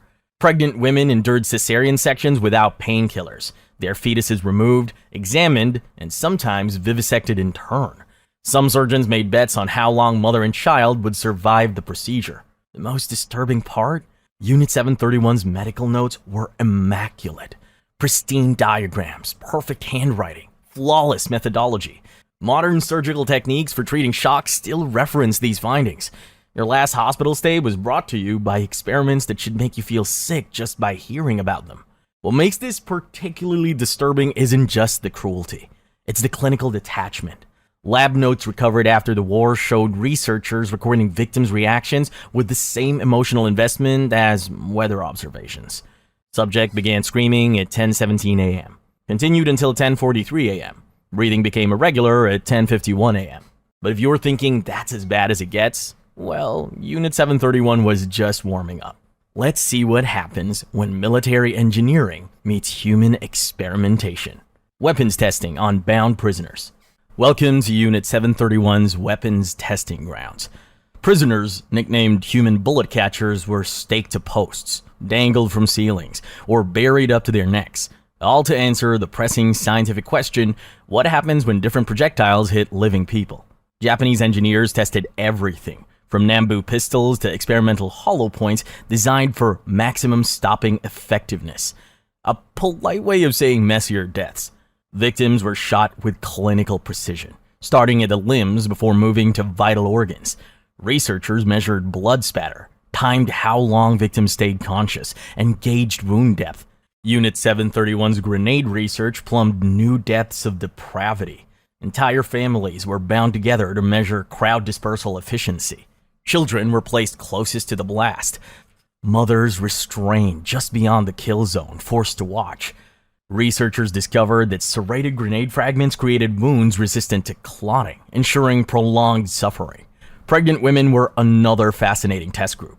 Researchers positioned them at calculated distances from blast zones to see if fetal tissue could act as a human shield. It didn't. The findings directly influenced the redesign of the Type 99 grenade, which incorporated an increased fragment count specifically because Unit 731 data showed that psychological damage to surviving witnesses was directly proportional to the visible wound quantity on victims. Some prisoners survived weeks of tissue penetration tests, their bodies stitched up just enough to keep them alive for another round of fire. Others had their limbs deliberately shattered by fragmentation rounds to assess how well broken bones could heal, as if those victims would ever see medical treatment. Every bullet designed after 1945 carries this legacy, calibrated against the documented death spasms of people who couldn't run. But bullets and bombs were practically humane compared to what awaited prisoners selected for the pressure chambers. Pressure chamber experiments. Ever wondered what happens when the human body meets atmospheric conditions it was never meant to experience? Unit 731 did. Researchers discovered that human eyeballs expand 30% beyond normal size before rupturing at approximately 2.0 atmospheres of pressure, roughly equivalent to the crushing force experienced 33 feet underwater. Children proved particularly valuable subjects due to their structural elasticity, a clinical term for their small bodies deformed more dramatically before failing. The youngest documented victim, a 3-year-old girl, survived pressure equivalent to 7,000 feet of altitude change in 30 seconds before her lungs collapsed. Pregnant women were once again the prized specimens, allowing researchers to monitor 2 subjects simultaneously. Unit 731 documented that fetuses died an average of 4.2 minutes before their mothers during decompression, revolutionizing everything we previously knew about maternal-fetal oxygen transfer. The technical language and lab notes can disguise a nightmare. Subject exhibited subcutaneous emphysema proceeding to pneumothorax. Translation, their skin bubbled as trapped gases expanded before their lungs collapsed and air pockets formed between organs, which then ruptured. Most horrifying were the slow pressure experiments. Victims experienced gradual pressure increases over days, their bodies adapting just enough to prolong suffering. The recordings of these experiments didn't just document results, they captured begging, children crying for parents who were often watching from adjacent chambers, mothers trying to sing lullabies through blood-filled lungs to comfort children they couldn't see. Your next airplane flight features cabin pressure protocols developed from these exact experiments. Safe travels. But if you thought human bodies were only tested under pressure, wait until you see what happened when Unit 731 decided to take them apart piece by piece. Surgical removal of body parts. Prisoners endured surgical amputations while fully conscious. No anesthesia, no sedation, not even a shot of sake for the road. Just cold steel meeting warm flesh while researchers timed how long it took different body parts to die once separated from their owners. Children proved problematic subjects due to their excessive vocalization during procedures. Lab speak for they screamed too loudly while being dismembered. One 9-year-old boy had each finger removed sequentially over 5 days, with researchers measuring nerve regeneration rates between procedures. Women faced uniquely gendered horrors. Breasts were removed to study lactation functions, ovaries extracted to observe hormonal changes, and yes, all without pain relief. The research team discovered that female subjects could survive the removal of 62% of their reproductive organs while maintaining basic consciousness, data that informed Japanese obstetric emergency procedures for decades after the war. Perhaps most disturbing were the symmetrical comparison studies. Victims had matching body parts removed on different days. A left hand on a Monday, a right hand on Wednesday, just to determine how prior trauma affected upcoming procedures. Families were often processed together, with parents forced to watch their children's surgeries before undergoing their own. One researcher noted that a mother's stress response significantly altered her blood chemistry during her daughter's live dissection. Centrifuge testing to death. Before astronauts trained in centrifuges, prisoners died in them. All to answer the pressing question, how many Gs does it take to liquefy a person? A centrifuge creates artificial gravity through rapid spinning. Unit 731's version, a high-speed torture device, engineered to find out exactly when bones would snap, organs would shift, and blood vessels would explode. This wasn't some test tube centrifuge. It was an industrial-grade human blender, a circular chamber lined with restraint chairs, cranking forces up to 20 G, 20 times the Earth's gravity. At 1 G, a 60-kilo human feels like, well, 60 kilos. But crank that up to 20 G, and that same body suddenly weighs 1,200 kilos. Blood becomes so heavy it refuses to circulate, pulling painfully in the limbs, while the brain starves of oxygen. Parents watched helplessly as their children were secured into padded chairs with specially designed 5-point restraints. Scientists discovered that adolescent girls' spines compressed approximately 4.7 centimeters under 16 G forces, while boys of similar age showed only 3.1 centimeter compression, data which informed ejection seat designs that remain in military aircraft today. One of the most disturbing findings came from elderly test subjects, whose brittle bones would audibly snap in sequence during acceleration. Research categorized these sounds as percussion cues for imminent system failure, creating a veritable symphony of breaking bones that allowed precise prediction of when death would occur. Twins were especially valuable, allowing researchers to compare genetics versus environment. One documented case involved identical twin girls, one properly hydrated, the other dehydrated. Result, the dehydrated one's kidneys failed at 9 G. Her twin made it to 12 G. Modern aviation textbooks still cite these findings. At max speed, the centrifuge turned people into smoothies. Organs, bones, and fluids blending together from sheer force. Dental fillings were sometimes found embedded in the walls. Tier 3. Biological and chemical weapon experiments. Plague-infected fleas. Nothing says scientific progress quite like weaponizing the Black Death. Just ask Unit 731's entomology department. The flea initiative transformed ordinary parasites into apocalyptic delivery systems. Researchers discovered that human fleas could harbor 24,000 plague bacteria per insect without dying, enough to infect an entire village from just a handful of the hopping horrors. Chinese prisoners served as living incubators, deliberately infected to breed stronger, drug-resistant, successive generations of increasingly virulent plague strains. Their bodies essentially became biological manufacturing plants. The breeding program produced 143 million infected fleas monthly at peak operation. Harvesting these disease factories required workers to literally use vacuum cleaners to suck them off corpses. Prisoners sometimes still alive as their skin darkened with dead, decaying tissue. Field tests in Changde and Ningbo killed an estimated 400,000 Chinese civilians. The fleas were dropped in ceramic bombs designed to shatter at low altitude, creating a biological mist that drifted with prevailing winds. Unit 731 researchers discovered that targeting communities during morning market hours maximized infection rates, as the bombs could be timed to release their deadly cargo when population density peaked. The most disturbing finding? Plague-carrying fleas remained viable for up to 15 days after their release, creating a self-perpetuating epidemic that required minimal resources to maintain.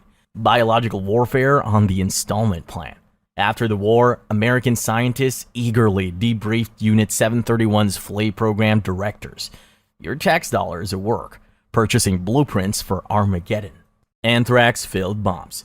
While most weapons are designed to kill you, Unit 731's anthrax bombs were engineered to ensure that the ground you died on would remain lethal for generations.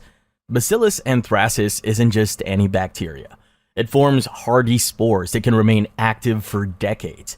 Unit 731 researchers discovered that ceramic bomb casings preserved spores better than their metal containers, which would heat upon impact and damage the biological payload. Families captured together proved perfect experimental cohorts.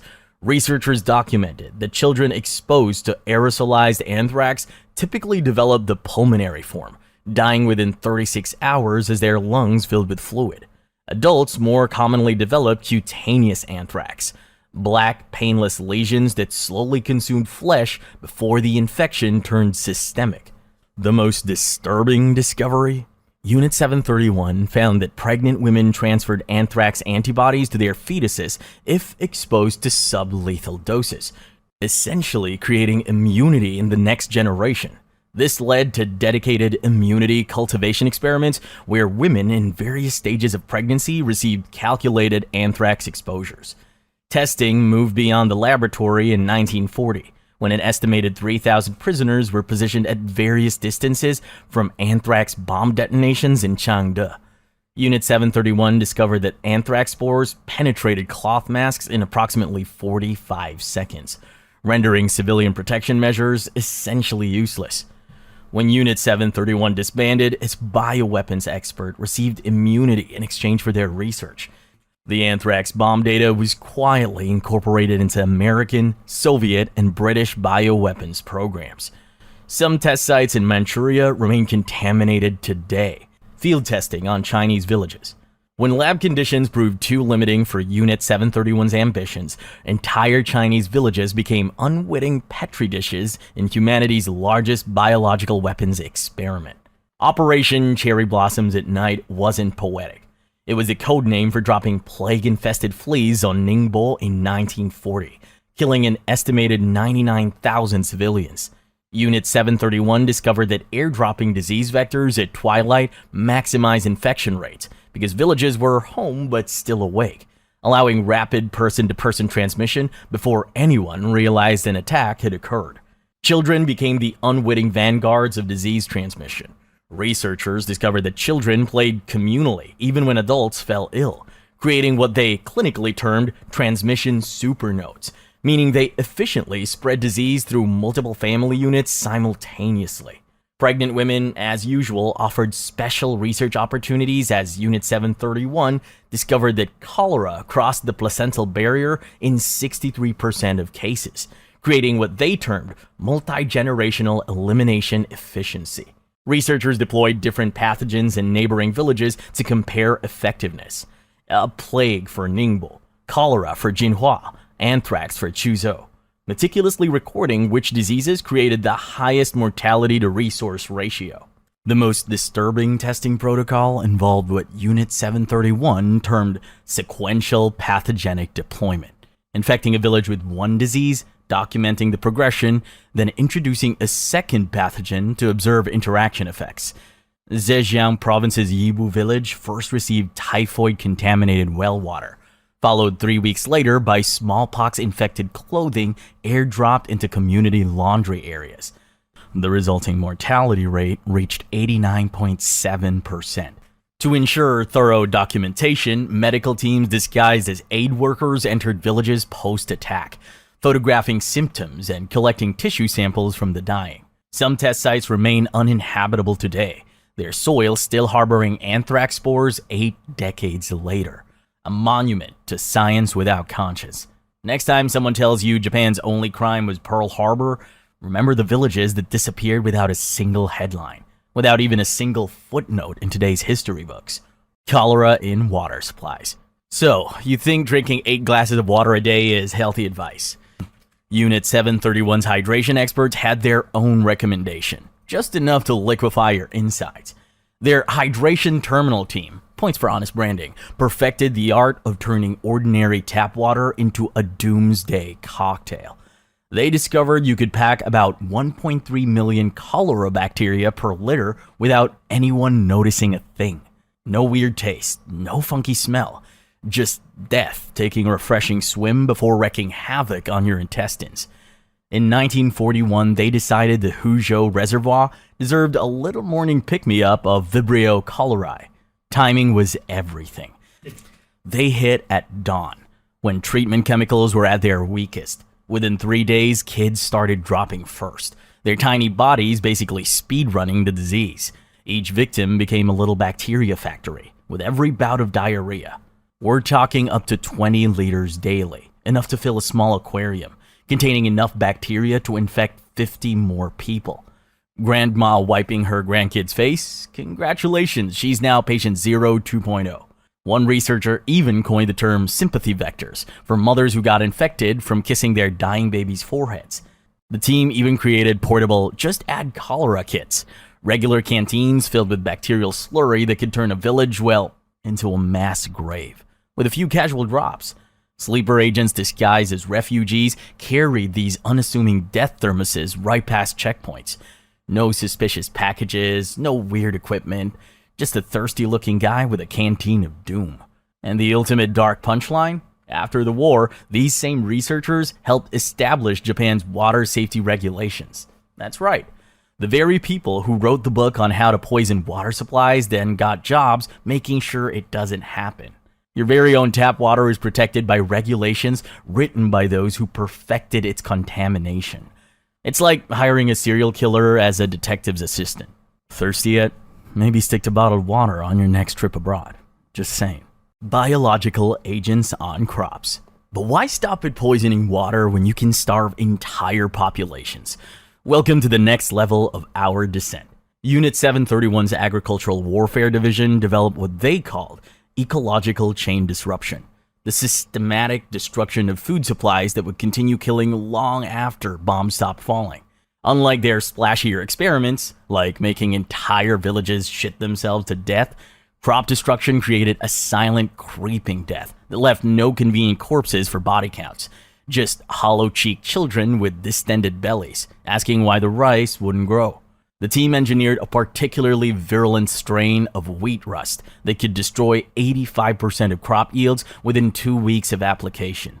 Field tests in rural Heilongjiang province created artificial famines in carefully mapped villages, allowing researchers to document exactly how long different demographic groups survived on diminishing food supplies. Children under 5 typically lasted just 17 days before succumbing to malnutrition, while pregnant women showed surprising resilience, often outliving elderly males by 12 to 15 days.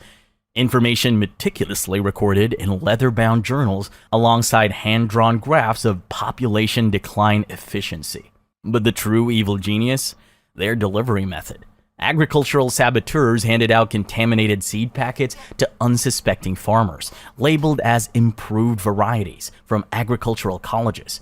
One woman, excited about the promised bumper crop, planted the entire gift package, only to watch her family's sole food source wither into black sludge. Researchers photographed her desperate attempts to salvage unaffected plants, noting that subject continues agricultural efforts despite 97% crop failure, demonstrating typical denial response. And the best part? These agents would continue to rot plants for years after the war ended, leaving behind villages full of corpses while the Japanese scientists who created them comfortably resumed academic careers back home. Because nothing says scientific ethics like designing a famine that outlives your war crimes trial. Glanders' bacterial weapons. If destroying food supplies seems too passive, don't worry. Unit 731 had more direct approaches waiting just below the surface. Glanders, the medieval disease that decimated warhorse population for centuries, found a new purpose in Unit 731's bacterial arsenal. This forgotten plague, caused by Burkholderia malae bacteria, became Japan's bioweapon darling for its horrifying ability to adapt, and its theatrical death process. Though it typically affects horses, it proved catastrophically lethal when deliberately introduced to human populations. Victims develop pustule-covered Farsi pipes, basically ropey, swollen lymph vessels that snake beneath their skin like fungus roots, before erupting through flesh, weeping pus from open sores.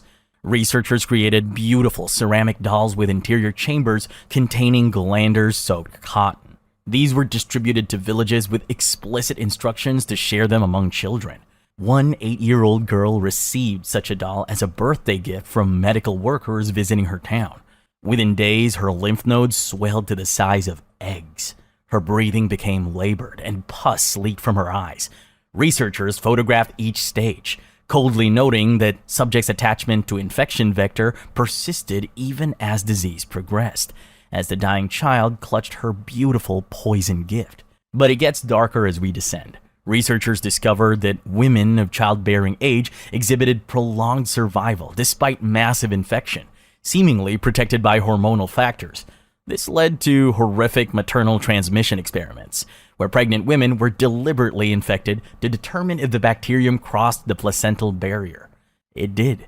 Most insidiously, Unit 731 weaponized glanders into what they called delayed action infection bombs, specialized ceramic shells containing bacteria suspended in a temperature-resistant glycerol solution. Unlike conventional explosives, these weapons were designed not for immediate casualties, but for generational suffering. The bacteria could remain in the soil for months, creating contaminated zones where the disease would resurface years after deployment, leaving survivors wondering why their children kept developing the same mysterious illness that killed their grandparents during the war.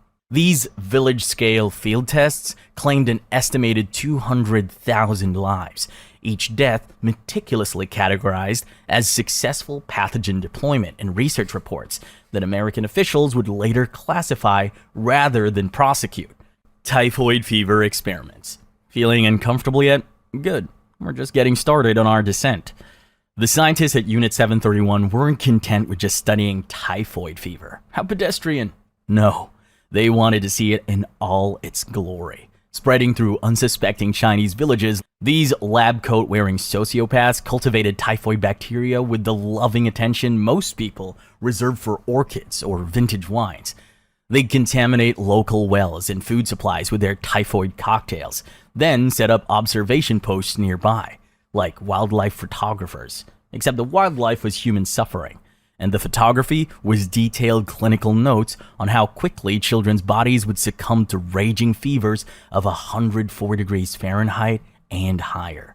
Little Ming, age 6, her tiny body provided excellent data on how typhoid's signature rose spots develop on the chest and abdomen. The scientist noted with clinical fascination how her delirious crying for her mother gradually weakened as her intestines perforated.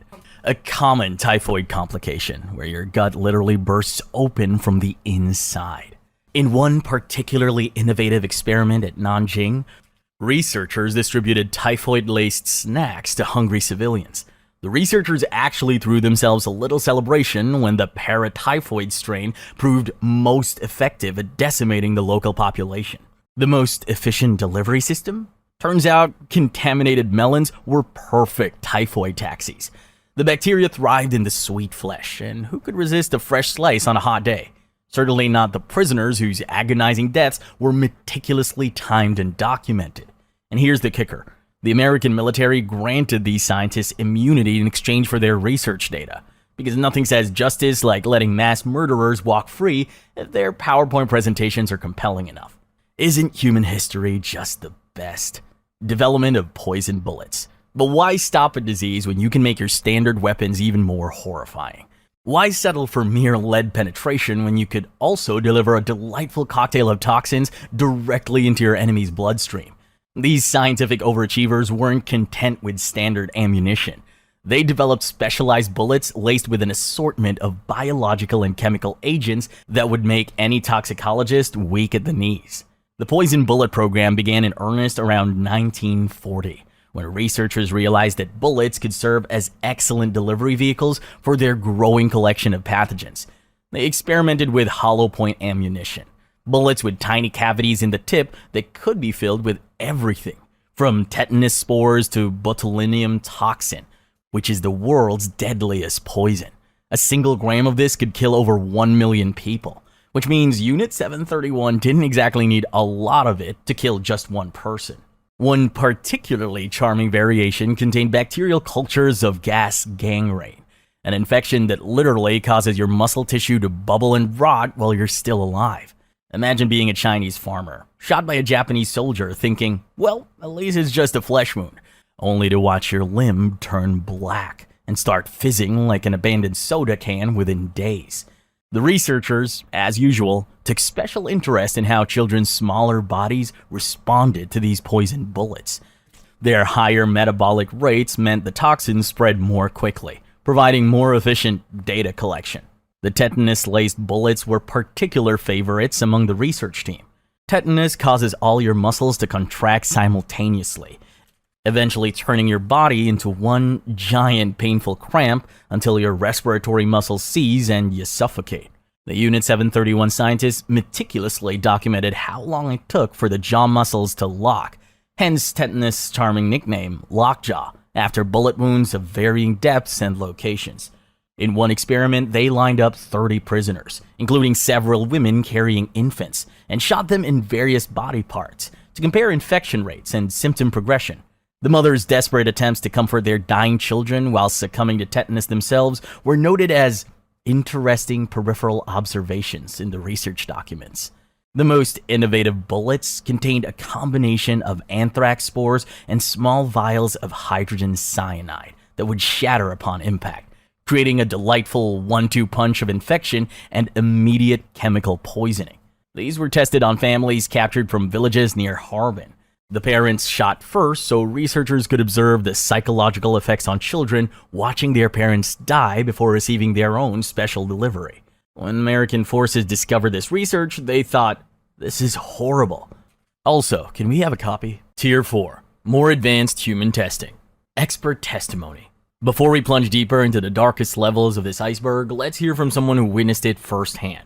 Because sometimes the most chilling perspective comes from those who were complicit. Nakagawa Yonezo, an absolutely charming professor emeritus from Osaka University who got his education at Kyoto, had the unique entertainment opportunity of watching Unit 731's greatest hits. Basically, snuff films disguised as science documentaries. In his testimony about the research, he expressed what can only be described as childlike glee. Like, seriously, what possible medical insights were gained by meticulously filming decapitations from multiple camera angles? Absolutely none. That was just grown men with medical degrees enjoying their playtime. Because here's the dirty little secret about professionals with fancy credentials. They enjoy recreational cruelty just as much as any common psychopath. They just get government funding for it. Nothing quite like hearing a respected professor casually confirm that his colleagues were essentially playing twisted games with human lives between faculty meetings. And the scariest part, we're just getting started with the truly disturbing stuff. Forced pregnancy and fetal experimentation. As we descend to the next level of this nightmare, things get even darker. Prepare yourselves. Unit 731 has its own warped version of a maternity ward, where family planning meant forcibly impregnating women to create tiny research specimens. Our dedicated researchers weren't content with experimenting on adults. They wanted fresh, developing humans to play with. So they systematically raped female prisoners or forced male and female captives to have under observation. The doctors created detailed developmental charts as pregnancies progressed, regularly drawing blood and amniotic fluid. That's the liquid surrounding the fetus. Basically, baby's first swimming pool, from these unwilling mothers. They were particularly interested in how various diseases cross the placental barrier, that magic membrane separating mom's blood from the baby's. When these pregnancies reached interesting stages, some women were strapped to tables for cesarean sections without anesthesia. Scientists observed how long both mother and baby could survive this simultaneous trauma. Staff placed bets on survival times, with winners receiving extra sake rations. One survivor recalled a heavily pregnant woman being dissected alive. Her belly was cut open and a baby was taken out. The mother was screaming, "It hurts, it hurts," until she died. The researchers then turned to experimenting on the infant, a 2-for-1 special in their twisted research program. Some babies were actually delivered normally, only to be infected with various pathogens to study fresh immune responses. Others became practice subjects for surgical techniques. Tiny bodies opened and rearranged by researchers learning their craft. Remember, these weren't just test subjects. They were women who had dreams, families, and futures before becoming breeding stock for Japan's scientific elite. Their babies weren't just specimens, they were human beings who experienced their first and last breaths in the same laboratory. Science marches on, stepping over small corpses along the way, injecting air into subjects' bloodstreams. Looking for a clean, efficient way to kill someone that leaves minimal evidence? Unit 731 had you covered. Let's dive deeper into their catalog of horrors. Did you know that air bubbles in your bloodstream can kill you more efficiently than many poisons? The creative minds at Unit 731 certainly did, and they turned this medical emergency into an art form. Welcome to Embolism 101, where Japanese researchers systematically injected carefully measured amounts of air directly into prisoners' veins to determine the exact quantity needed for death. An air embolism, essentially a bubble traveling through your bloodstream, can block blood vessels like a cork in a bottle, causing tissues to die from oxygen deprivation. It's like an invisible bullet traveling through your circulatory system. Dr. Hirosato Yoshimura, who later became a respected professor at Kyoto University, meticulously documented the precise volume required to kill people of different weights, ages, and health conditions. His research showed that injecting about 20 cc of air would cause cardiac arrest in most adults, roughly the amount in a small syringe. For context, that's less air than in a shot glass, yet enough to stop your heart. They designed custom syringes with precise volumetric markings to inject varying amounts of air into different access points. Femoral vein injections, those are the big blood vessels in your groin, took longer to cause death than those administered directly into the jugular. Scientists timed the progression with stopwatches, noting how subjects' lips turned blue, their bodies convulsed, and their eyes bulged as air bubbles reached critical organs. One particularly memorable experiment involved a young mother and her toddler, injected simultaneously so researchers could compare the differing rates at which their organs failed. The child died within 3 minutes. The mother lived for 7, conscious enough to watch her baby die before succumbing herself. Sleep tight next time you're hooked up to an IV. Blood loss experiments to determine survival thresholds. How much blood can a human lose before dying? Most medical textbooks offer estimates, but Unit 731 wanted exact measurements, down to the last drop. First, they sorted prisoners by weight, age, and health. Because if you're going to drain someone dry, you might as well be scientific about it. Their methodology was simple but effective. Strap victims down, insert cannulas, those fancy medical tubes, into major blood vessels, and drain them at controlled rates while monitoring vital signs. Most people blacked out after losing 40% of their blood, about 2 liters. Death usually followed at 50 to 55%, unless you were lucky enough to pass out first. Unit 731 also noted slight differences in survival rates.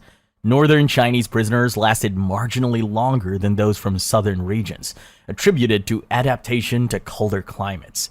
But why stop at just draining blood when you could also experiment with replacements?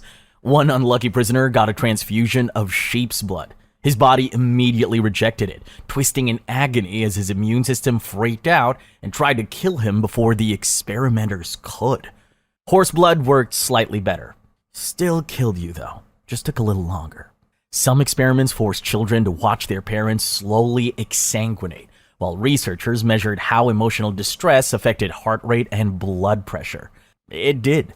Watching a loved one die accelerated the process. The blood they drained didn't always go to waste. Some of it was used for transfusions in wounded Japanese soldiers.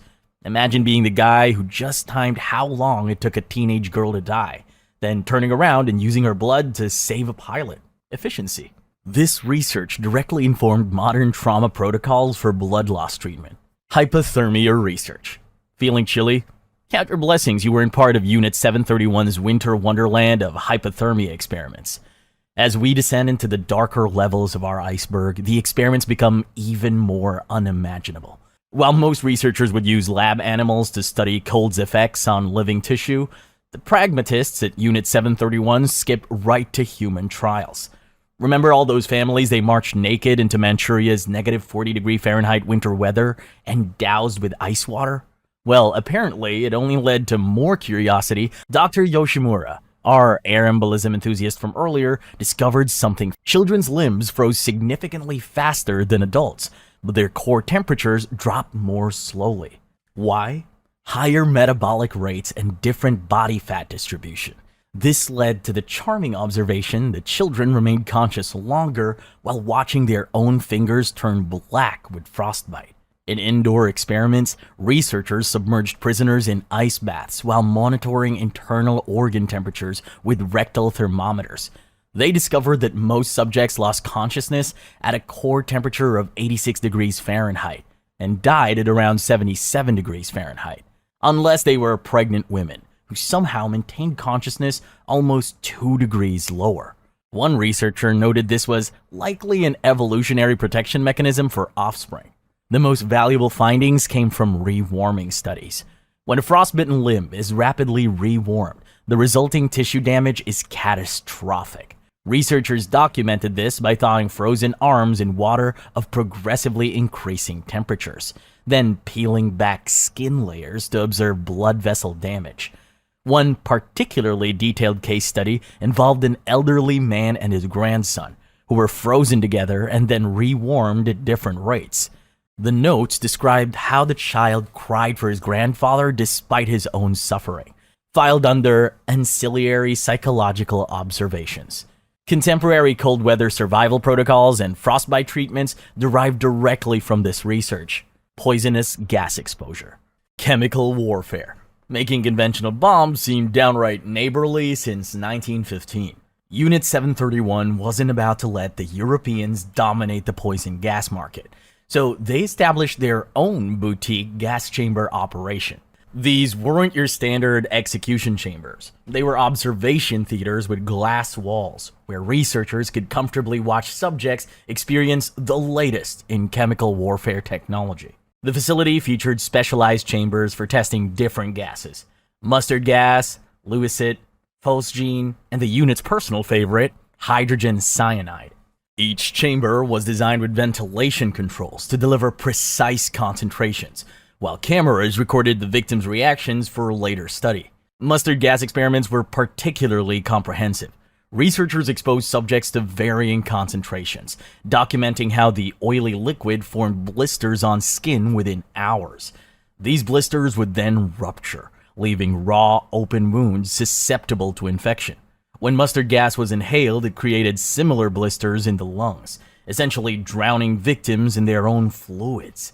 Scientists found that children's thinner skin blistered more quickly, while their smaller airways became obstructed faster, making them ideal indicators for gas concentration effectiveness. In one documented case, researchers placed a mother and 3 children in a chamber with a gradual release of mustard gas. The youngest child, a toddler, showed symptoms first: coughing, eye irritation, then respiratory distress. The mother, despite her own suffering, tried to cover her children's faces with her clothing. Researchers noted this as instinctive but ineffective protective behavior and continued their observations until all 4 had succumbed. The most methodical experiments include comparative gas studies. Groups of prisoners would be exposed to different chemical agents simultaneously, allowing scientists to rank their effectiveness. Hydrogen cyanide proved fastest, death in 2 to 3 minutes, while phosgene was slowest, but produced the most visible respiratory distress, a clinical way of saying victims spent longer consciously suffocating as their lungs filled with fluid.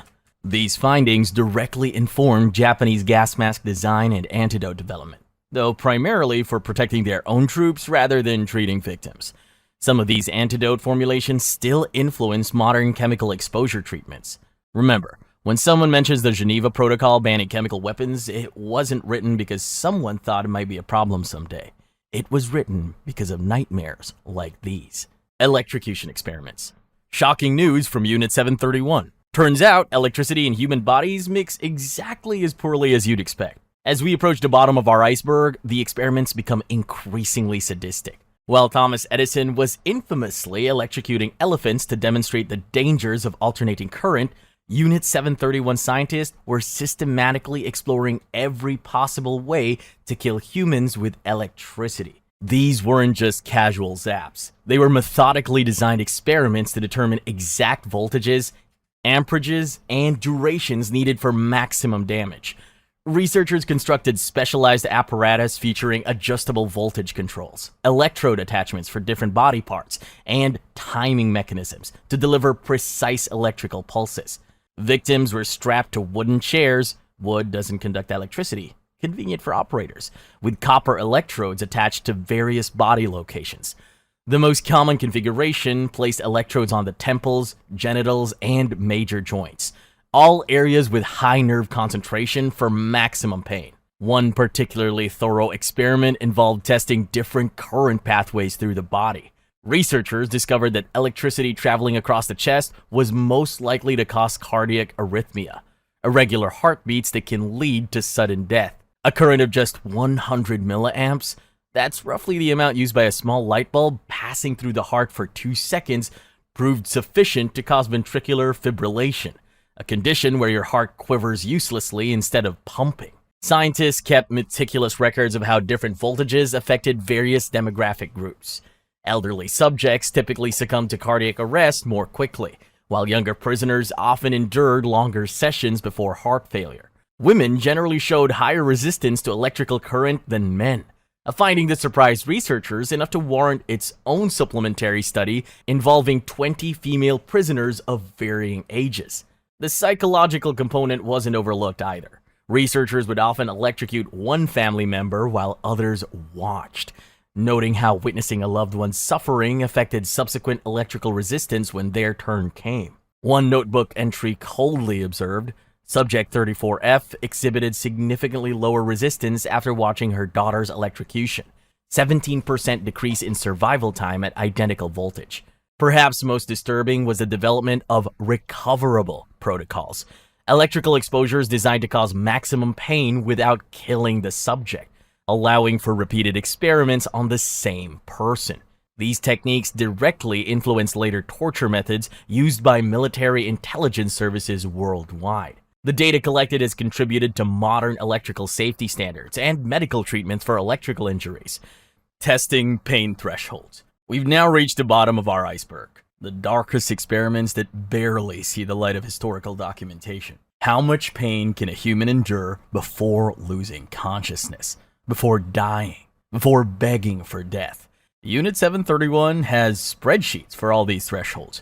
Pain research at Unit 731 elevated suffering to a science, with methodical exploration of every conceivable way to hurt a human being while measuring their responses.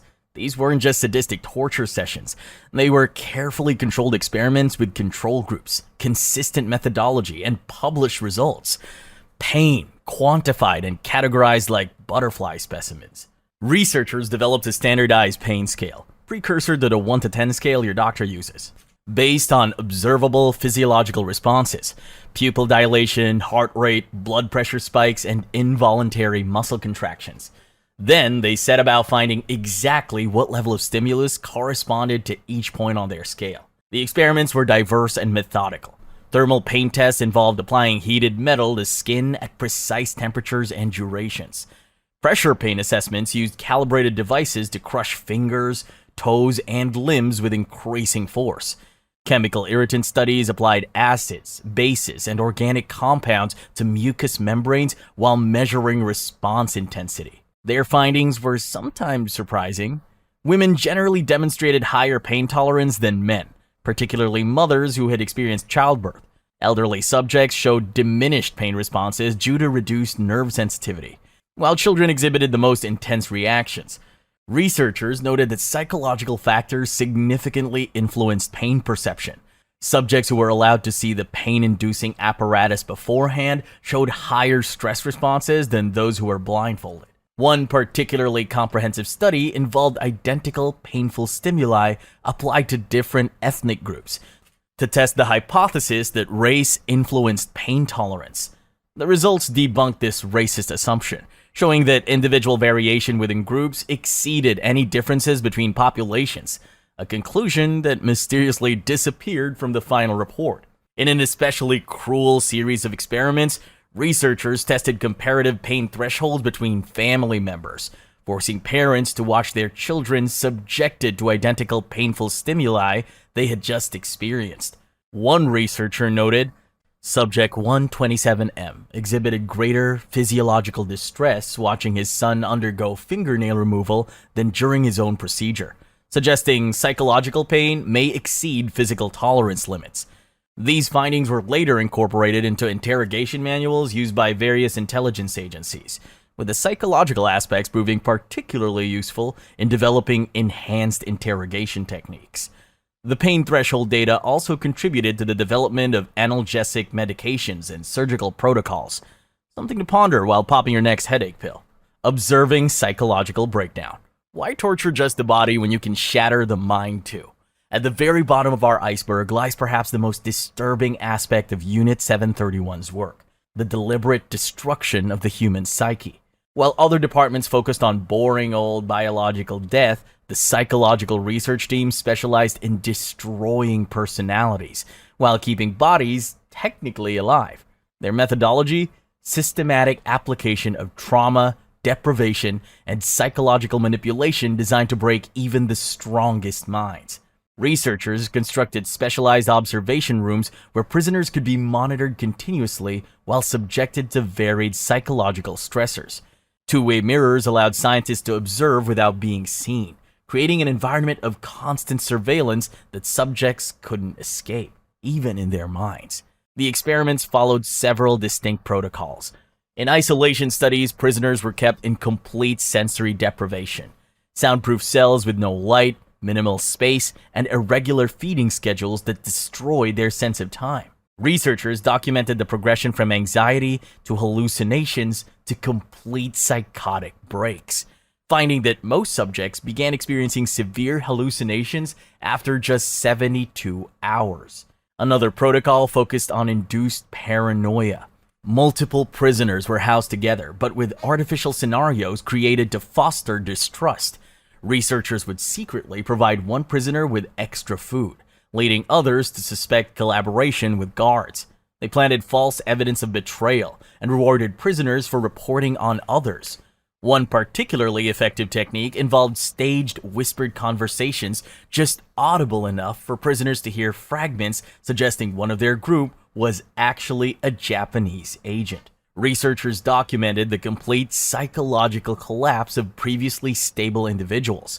Former teachers, farmers, and laborers reduced to incoherent, hallucinating shells within weeks. They discovered that mothers with children present showed extraordinary psychological resilience until separated from their children, after which they deteriorated more rapidly than any other demographic. Perhaps most disturbing were the breaking point studies, designed to identify exactly when and how human solidarity fractured under pressure.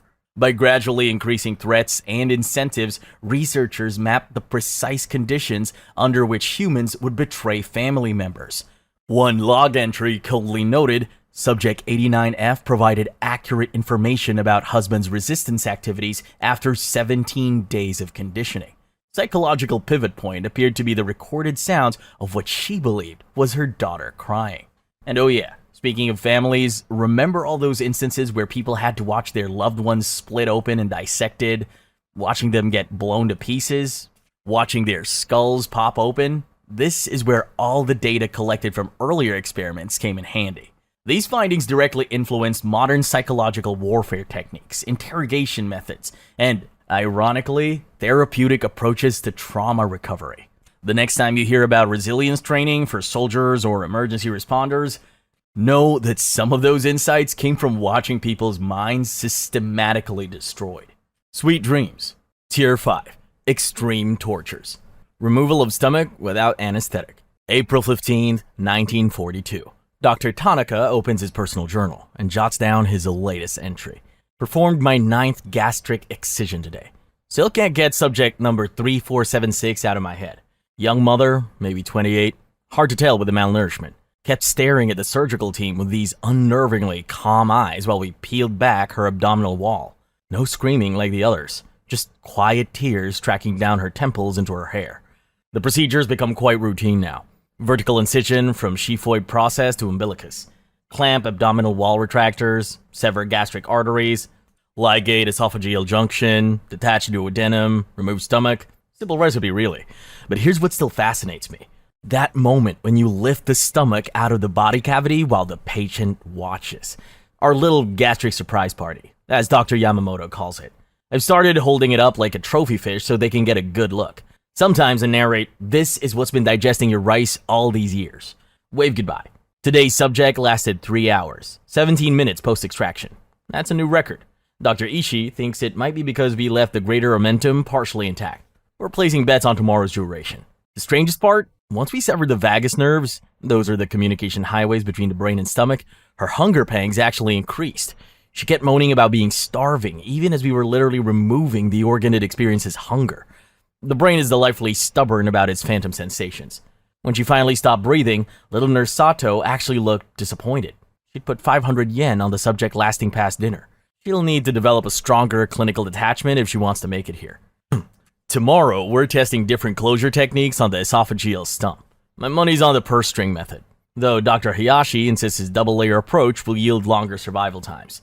I think I'll have sukiyaki for dinner. I've worked up quite an appetite.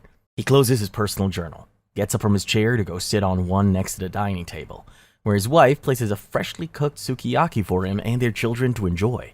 And the next day, Dr. Tanaka does this all over again. Because in the darkest depths of human history, the most terrifying realization isn't just that monsters exist, it's that they go home to dinner with their families after a day of unspeakable cruelty and sleep soundly before doing it all again. Attaching limbs to opposite sides of the body. Behold, man's first successful arm transplant, Dr. Fujita announced gleefully to his colleagues gathered around operating table C. Picture this. A middle-aged farmer staring in silent horror at his new body.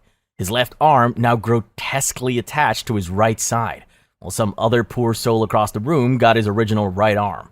Notice how we've aligned the brachial artery with perfect approximation, Fujita continued, using a wooden pointer like some twisted tour guide. The nerve reattachment is still experimental, but blood flow has been established. This wasn't some mad scientist fever dream. This was just Tuesday at Unit 731's surgical playground. Dr. Fujita pioneered what he elegantly called topographic surgical reorientation, because scrambling humans like Lego sets wouldn't look as good on the research grant. The operating theater became Fujita's personal sandbox for anatomical mixing. Arms on hips, legs on shoulders, hands directly on torsos. Why follow the boring human blueprint when you could just improvise? These weren't replacement for damaged limbs. These were perfectly healthy appendages, chopped off and reattached elsewhere just to see what would happen. Innovation. In his research proposal, Fujita wrote, "The military applications are self-evident. Soldiers with combat-damaged limbs could receive transplants in unconventional positions rather than being discharged as invalids. Never mind that his subjects didn't have damaged limbs to begin with. Details. Our farmer friend on table C survived 9 days, developing a massive infection despite aggressive antibiotics. During those 9 days, Fujita's team tried to retrain his nervous system through electrical stimulations that just made the limb spasm while the guy screamed. Science. In Fujita's notes, one detail stands out. Subject repeatedly attempts to scratch itches on his original left side with his transplanted left arm, now located on his right. The deeply ingrained body map persists despite physical restructuring. Fascinating, right? The brain remembers what the body forgets. When the farmer finally died of sepsis, Fujita was already prepping his next innovation: cross-subject transplantation of facial features. After all, in his words, the face is just another appendage waiting to be relocated. Collection of live organs. You know how cooking shows always talk about fresh ingredients? Well, Unit 731 took that concept to a whole new level of hell. These Japanese doctors weren't just satisfied with regular autopsies, no. They needed to see organs while they were still doing their little organ things. The real kicker? They call this practice surgery. Like, imagine being a med student and your professor goes, "Today we'll be removing Mr. Chen's pancreas without anesthesia," while timing how long he stays conscious. And everyone just takes notes. The academic term for this is vivisection, literally cutting the living, but that clinical language really sanitizes what was happening. Butchery, with a clipboard and a stopwatch. But wait, it gets worse. One particularly stomach-turning experiment involved comparing circulatory systems of different family members. They'd slice open a father and son side by side, noting how a child's smaller heart pumped faster, while the father's eyes remained fixed on his suffering child. Data point: parental distress exceeds personal pain thresholds. Did you know they kept detailed notes on how many hammer blows it took to damage different organs beyond repair? 3 precisely measured impacts for a child's spleen. 5 for an adult male. Someone got a promotion for that finding. Probably celebrated with sake while their test subjects bled out in the trash bins. The researchers had a weird obsession with a pancreas, that little glandular organ behind your stomach that regulates insulin. They discovered that removing it led to rapid onset diabetes-like symptoms, with sugar levels reaching fatal heights within hours. Today's diabetic monitoring systems evolved partly from watching how quickly prisoners died without this crucial organ. That's not in Dexcom marketing materials, is it? Testing bacterial infections in open wounds. Hey, you ever wondered what happens when you pour raw sewage into a fresh knife wound? No? Well, Unit 731 researchers were absolutely dying to know. And by dying, I mean making other people die. Slowly. For science. These weren't just sloppy infections either, this was bacterial mixology at its finest. They'd slice open arms, legs, torsos, dealer's choice really, and then introduce various bacterial cocktails with surgical precision. We're talking about cultures of Clostridium perfringens, that's gas gangrene to you and me, Streptococcus, and other microscopic nightmares that turn flesh into a science fair volcano of pus and decay. They'd carefully measure exact quantities of bacterial slurry, like evil bartenders mixing death cocktails, to determine minimum infectious doses. The most disturbingly practical discovery? That maggots really do clean infected wounds effectively.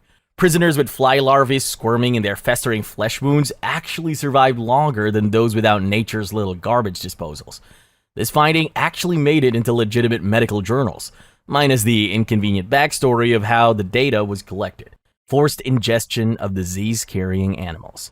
Just when you thought forced infections couldn't get more creative, Unit 731 said hold my sake and introduced an entire buffet of biological horror.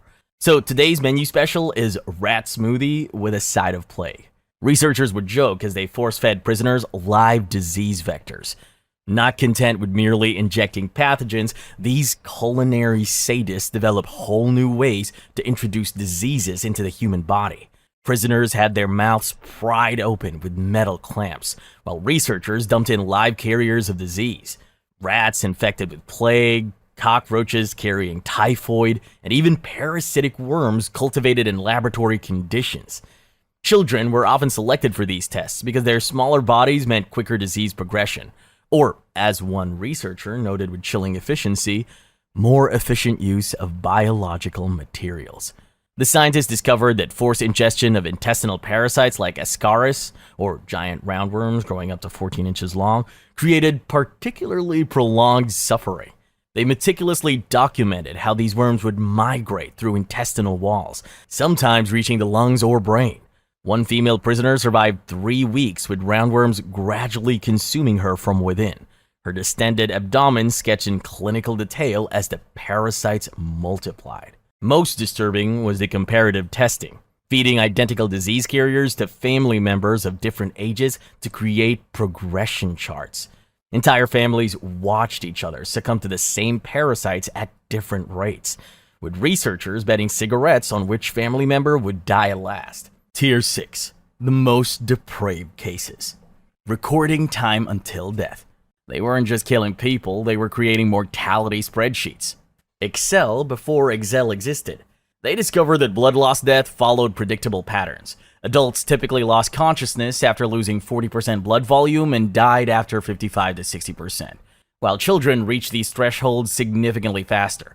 Pregnancy accelerated the process further, with third trimester women sometimes succumbing after just 35% blood loss, a finding later incorporated into combat medical protocols. Yeah, that's right, some of this data is still used today. Sleep tight. The timing of organ failure created particularly detailed records. Researchers removed organs one by one, timing how long subjects remained conscious without each. The results? You can survive about 3 minutes without a liver before losing consciousness. Kidneys? About 40 minutes before toxins build up enough to cause seizures. Intestines? Surprisingly long. Some subjects remained alert for hours. File that away for your next trivia night. Flamethrowers tested on bound subjects. Just when you thought we'd reached peak horror, Unit 731 decided regular killing wasn't enough. They needed to add fire. Because why not? How many seconds does it take human skin to bubble and pop under direct flame? Wasn't a question normal people ask, but Unit 731 researchers not only asked about it, they created detailed charts with the answers. A literal trial by fire. In what they clinically termed thermal efficiency studies, prisoners were secured to wooden posts at varying distances from flamethrower operators. The Weapons Testing Division meticulously documented burn patterns, recording how different fuels, pressures, and nozzle configurations affected human tissue. Subjects, soon to experience literal hellfire, were arranged in rows, creating human gradient charts of burn severity. The researchers discovered that napalm-like mixtures containing phosphorus created particularly severe burns that continued to penetrate tissue after initial exposure. Children with thinner skin and higher body water content developed third-degree burns approximately 40% faster than adults. These findings directly informed the development of improved incendiary weapons later used against civilian populations. Forced infections of prisoners with STDs. As if literally barbecuing prisoners alive wasn't enough, Unit 731 even had an STD research division, which, as you might have guessed, did not study people already infected with STDs. Oh no, that would be too humane. Unlike the somewhat random disease experiments elsewhere in the facility, the STD program had a specific military application. Japanese officers were regularly contracting syphilis, gonorrhea, and other infections from comfort women in brothels. Rather than promoting safe sex practices, revolutionary concept, the Imperial Command wanted treatment options that would allow their troops to continue without consequences. And that's where Unit 731 saw their new research opportunity. All they had to do now was acquire test subjects, and instead of studying the soldiers already infected with STDs, they had them prisoners to do so. Researchers methodically tracked disease progression across different demographics. Young girls, not yet sexually mature, showed dramatically different symptom patterns than adult women when infected with the same dosage of Syphilis spirochetes, the corkscrew-shaped bacteria that caused the disease. Male subjects developed painful urethral cankers within days of forced infection, meticulously photographed in progression series for medical text. Perhaps most disturbing was the transgenerational tracking. Pregnant women were infected at different trimesters to document how syphilis crossed the placental barrier. Researchers discovered that third trimester infections sometimes allowed babies to be born apparently healthy before developing symptoms months later. Information later used to identify congenital syphilis cases in civilian populations. Systematic breeding program for test subjects. Following the STD experiments, Unit 731 faced a shortage of test subjects. Because, they kept dying for some reason. While most research facilities had to make do with whatever test subjects were shipped their way, the forward-thinking Dr. Ishii recognized a fundamental truth. Why hunt for specimens when you can grow your own? They saw the womb as the perfect laboratory to cook up new test subjects and wanted to improve upon its efficiency. Improvement meant selection of women with specific genetic traits, done by the genetic material acquisition specialists. Fancy title for immune resilience, physical stamina, or particular blood types, and pairing them with male subjects carrying complementary characteristics. Women who resisted were, of course, forced. Children born into this nightmare were cataloged like livestock, assigned numbers rather than names, and raised in gray, dark, concrete nurseries where their development was documented with cold efficiency. Staff referred to these facilities as seed beds, sterilized environments where the next generation of test subjects grew under careful observation. The most disturbing aspect wasn't the forced breeding itself, but the deliberate exposure of pregnant women to pathogens. The earlier STD researches resulted in some fascinating discoveries. Researchers discovered that many bacteria wouldn't cross the placental barrier, while others passed through easily. Subject F217 delivered, surviving infant after third trimester plague exposure, reads one clinical note. Child shows unusual resistance. Scheduled dissection for tomorrow to examine antibody concentration in liver tissue. Brain transplant experiments. You know how sometimes you wake up with a headache and think, man, I wish I had a new brain? Well, Unit 731 took that concept way too literally. Not content with merely watching gray matter function during vivisection, they began exploring what would happen when you start playing musical chairs with cerebral tissue. Brain transplants. What could go wrong? The brain transplantation experiments began after researchers noticed something peculiar during routine vivisections. Brain tissue remained active for minutes after removal. This sparked a grotesque curiosity. Could portions of brain survive if transplanted to another host? Could memories or skills transfer? Prisoner number 45, a math teacher from Harbin, became their first high-profile test case. Portions of his cerebellum, that's the part of your brain that handles coordination and balance, were extracted while he remained conscious. Children as young as 4 were prize subjects because their developing brains had what researchers called exceptional plasticity. That's science speak for their brains adapt better. One researcher noted that when removing portions of frontal lobe from a 6-year-old girl, she continued to hum a lullaby her mother had taught her until the specific memory centers were damaged. The observation was logged with a clinical detachment of someone commenting on a mildly interesting weather pattern. Deliberate conjoined twin experiments. If you thought Human Centipede was just a disturbing movie concept, Unit 731 would like to introduce you to their artificial twin program, where they gave getting close to someone a whole new, horrifying meaning. While nature occasionally produces conjoined twins, Unit 731 wondered why wait for nature when they could create their own pairs. Medical science at its most perverse. Taking perfectly normal, separate humans and seeing what happens when you surgically stitch them together.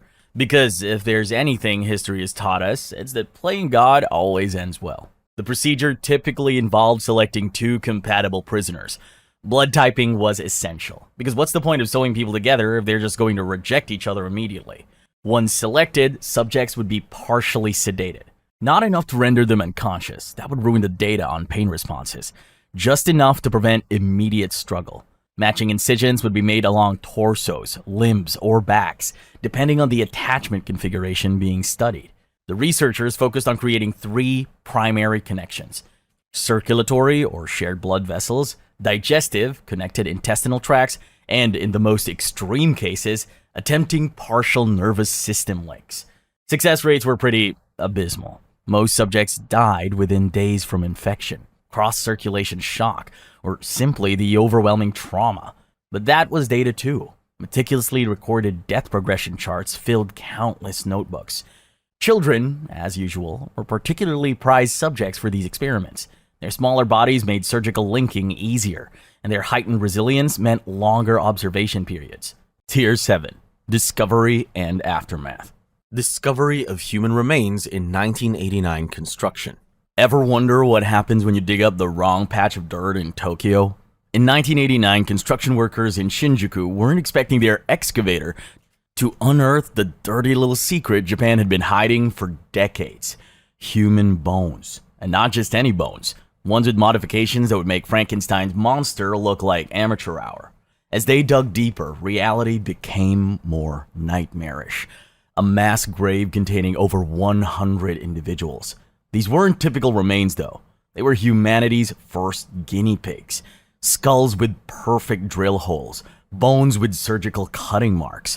One skeleton had 6 metal rods embedded in its leg bones, inserted while the person was alive, as bone growth had formed around them like the body's desperate attempt to normalize the abnormal.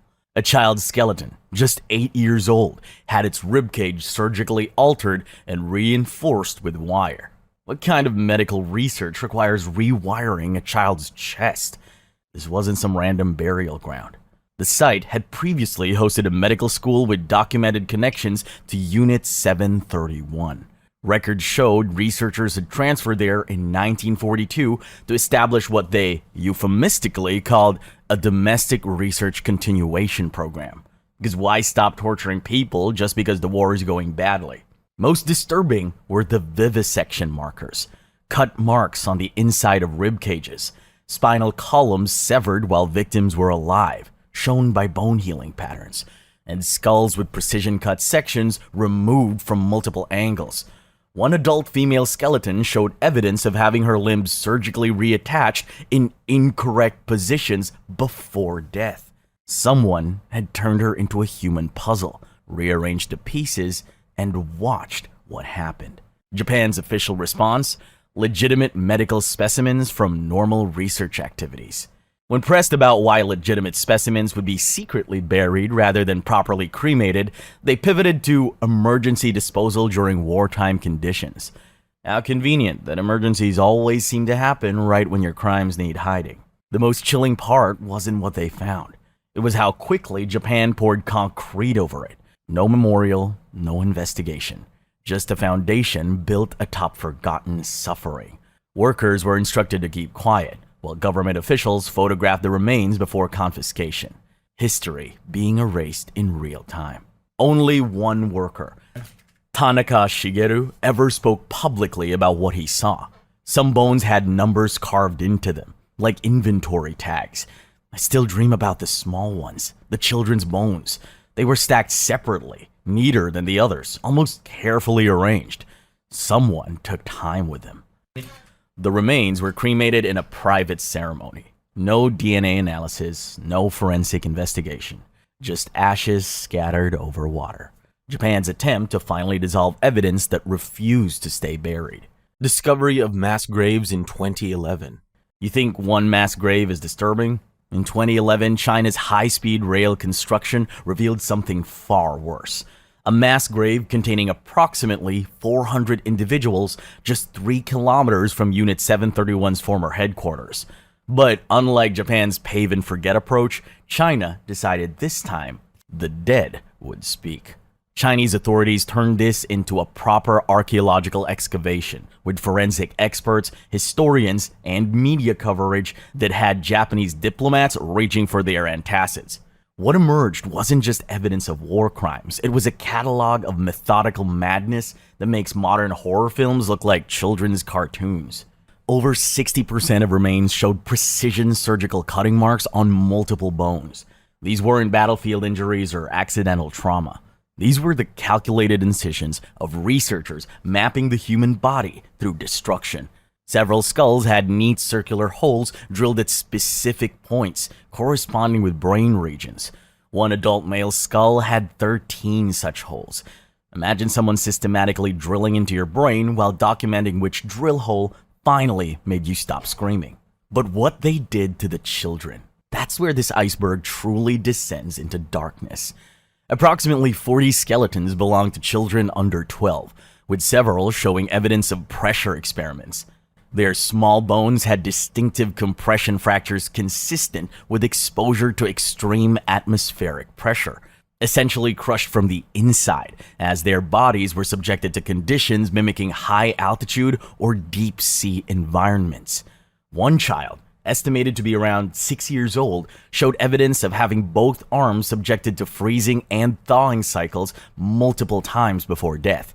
Someone had repeatedly frozen this child's arms until the tissue died, then thawed them to document the damage, over and over again until death mercifully intervened. And here's where it gets even darker.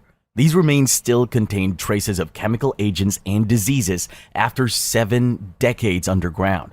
Soil samples around certain remains tested positive for anthrax spores and heavy metal contaminants. Several adult remains showed unusually high concentrations of phosphorus in their bone tissue, consistent with exposure to chemical weapons. Unit 731's experiments didn't just end with death. They continued contaminating the Earth for generations. The evidence of restraint was everywhere. Many skeletons had wrists and ankles with groove marks worn into the bone itself, indicating victims had been restrained for so long that their struggles literally carved their captivity into their skeleton. Some spinal columns showed vertebrae fused in unnatural positions, suggesting victims had been confined in stress positions until their bones began physically adapting to their torture. Japan's response was diplomatic origami, folding words into shapes that acknowledged nothing while appearing remorseful. Official statements expressed regret for any suffering during the complicated historical period, without mentioning what caused that suffering or who did the suffering. When pressed about the evidence of medical experimentation, a spokesperson suggested the remains might represent conventional casualties of war. Yes, the kind of conventional casualties that just happen to have been systematically dissected with surgical precision. The excavation became a museum, one that Japan still suggests its citizens should probably not visit, because nothing ruins national pride quite like confronting what your grandparents did in the name of science. Destruction of facility evidence in 1945. When Japan realized in August 1945 that their 5-year plan for Asian domination was being cut dramatically short by 2 atomic wake-up calls, Unit 731 initiated what might be history's most comprehensive evidence-shredding party. Think of your most panicked browser history deletion, then multiply it by War Crimes Tribunal. The destruction wasn't chaotic panic. It was methodical erasure, executed with the same precision they'd applied to their experiments. Beginning August 9th, while Nagasaki was still glowing, Unit 731 staff implemented Emergency Protocol 7, their pre-planned evidence elimination program. They had always known this day might come, which tells you everything about how they viewed their own activities. First on their to-do list, eliminate the remaining logs, their dehumanizing term for human test subjects. Approximately 400 prisoners were still alive in the facility. By August 11th, none remained. Most were killed via lethal injection to preserve their bodies for final research, then cremated in the facility's incinerators.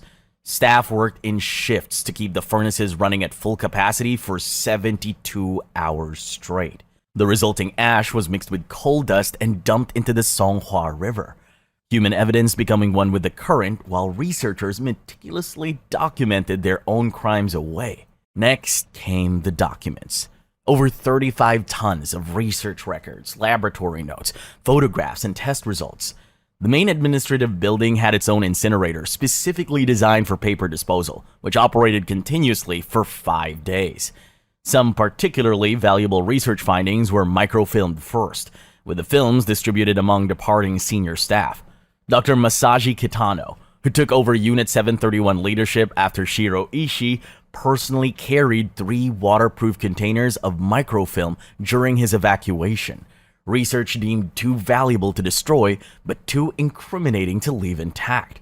They knew exactly what they had done, and exactly what it was worth. Physical evidence proved more challenging. Larger, specialized equipment couldn't be easily destroyed, so it was dismantled and repurposed or buried. The pressure chambers used for altitude experiments were disassembled and marked as industrial pressure vessels for shipment back to Japan. The frostbite research facilities were burned after being doused with fuel. One staff member later testified that thermometers continued popping from the intense heat for hours, sounding like firecrackers as the building consumed itself. Even their instruments couldn't bear witness to what they had seen. Most disturbing was the destruction of the specimen storage. Thousands of body parts preserved in formaldehyde for ongoing research. Rather than attempt disposal, staff simply shattered the containers and set the entire laboratory wing on fire. The resulting chemical blaze was so intense it melted portions of the concrete floor. One Japanese soldier stationed outside described the smell as sweetly putrid, like burning sugar mixed with rotting meat. By August 15th, when Emperor Hirohito announced Japan's surrender, Unit 731 had largely vanished as a physical entity. When Soviet forces arrived days later, they found little beyond empty buildings, shell casings from executed prisoners, and bone fragments too small to be worth collecting. As one Russian officer noted, the Japanese have managed something almost impressive. They've made an atrocity disappear. Almost, but not quite. Because here's the thing about atrocities. They leave shadows. Even when you burn the body, something always remains. Even ashes tell stories if you know how to listen. Suppression of information in post-war Japan. After the war, Japan developed a relationship with its Unit 731 history that would make gaslighting narcissists take notes. It wasn't just denial. It was systematic erasure of memory on a national scale. The suppression began with the emperor himself. Hirohito, whose divine hands had approved the unit's funding for years, was being rebranded as America's favorite anti-communist ally. Can't have His Serene Highness associated with something as unseemly as systematic medical torture. Documents linking the imperial family to Unit 731 didn't just disappear. They vanished so completely you'd think they never existed. But paper trails, like bloodstains, have a way of reappearing under the right light. Japan's Ministry of Education performed what might be history's most impressive memory-holing operation, scrubbing textbooks clean of any meaningful reference to biological warfare or human experimentation. Japanese students learned about the unfortunate conflict in China without troublesome details like plague bombs or vivisection. One education official, when asked about this omission in 1982, explained it was to protect the psychological well-being of Japanese youth. Because apparently learning actual history is more traumatic than creating generations ignorant of their nation's darkest chapter. Newspapers that attempted to publish accounts of Unit 731 found advertising revenue mysteriously evaporating. Television programs investigating the subject were rescheduled, then canceled, and forgotten entirely. When journalist Seiichi Morimura finally published The Devil's Gluttony in 1981, the first major Japanese expose on Unit 731, he received death threats and was denounced as anti-Japanese. Nothing says healthy national identity quite like threatening to kill people who tell uncomfortable truths. Academia became a fortress of selective amnesia. University departments that approved dissertations on Unit 731 found their funding under review. Professors who included the topic in lectures reported pressure from administrators to focus on less controversial subjects. Archives containing potentially relevant documents implemented new preservation policies that restricted access to materials over 50 years old, coincidentally making wartime records unavailable to researchers. Not destroyed, just permanently preserved behind locked doors. Former Unit 731 members operated under a code of silence, enforced not just by government pressure, but by shared complicity. They formed what they called friendship associations, mutual support networks that were less about reminiscing over old times, understandably, and more about ensuring nobody got chatty with historians. These groups tracked members' interactions with media and researchers, applying social pressure to maintain silence. Because nothing builds friendship quite like shared war crimes. Perhaps most revealing was the government's reaction when physical evidence emerged. When construction in Tokyo uncovered human remains linked to military experiments in 1989, officials quickly had them cremated, eliminating potential DNA evidence and classified all findings. The official report described them as unidentified war casualties. Japan's government finally acknowledged Unit 731's existence in 1993, nearly 50 years after the war, but still referred to its activities as defensive research conducted under complex historical circumstances. Even this minimal admission came only after Chinese researchers published irrefutable evidence from Soviet archives. The truth wasn't so much buried as placed in an administrative maze where it could wander forever, filing out paperwork that would never be processed. But here's the thing about burying evidence. Sometimes it grows into something you can't control. Location of unretrieved remains. What if I told you that right now, people are living, working, and raising families directly above evidence of history's most horrific medical crimes?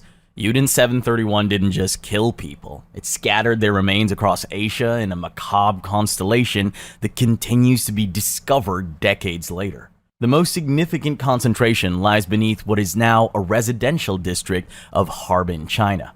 Between apartment buildings and convenience stores, an estimated 300 to 600 bodies remain in unmarked pits.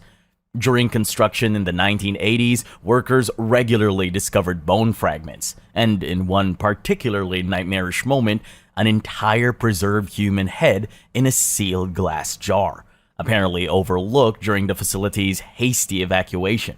Construction typically continued after cursory investigation, meaning countless families now unknowingly prepare dinner above what amounts to crime scene evidence. Think about that. Approximately 7 kilometers northwest of the main facility lies what researchers have designated Disposal Area B, a remote forested area where victims of field testing were buried.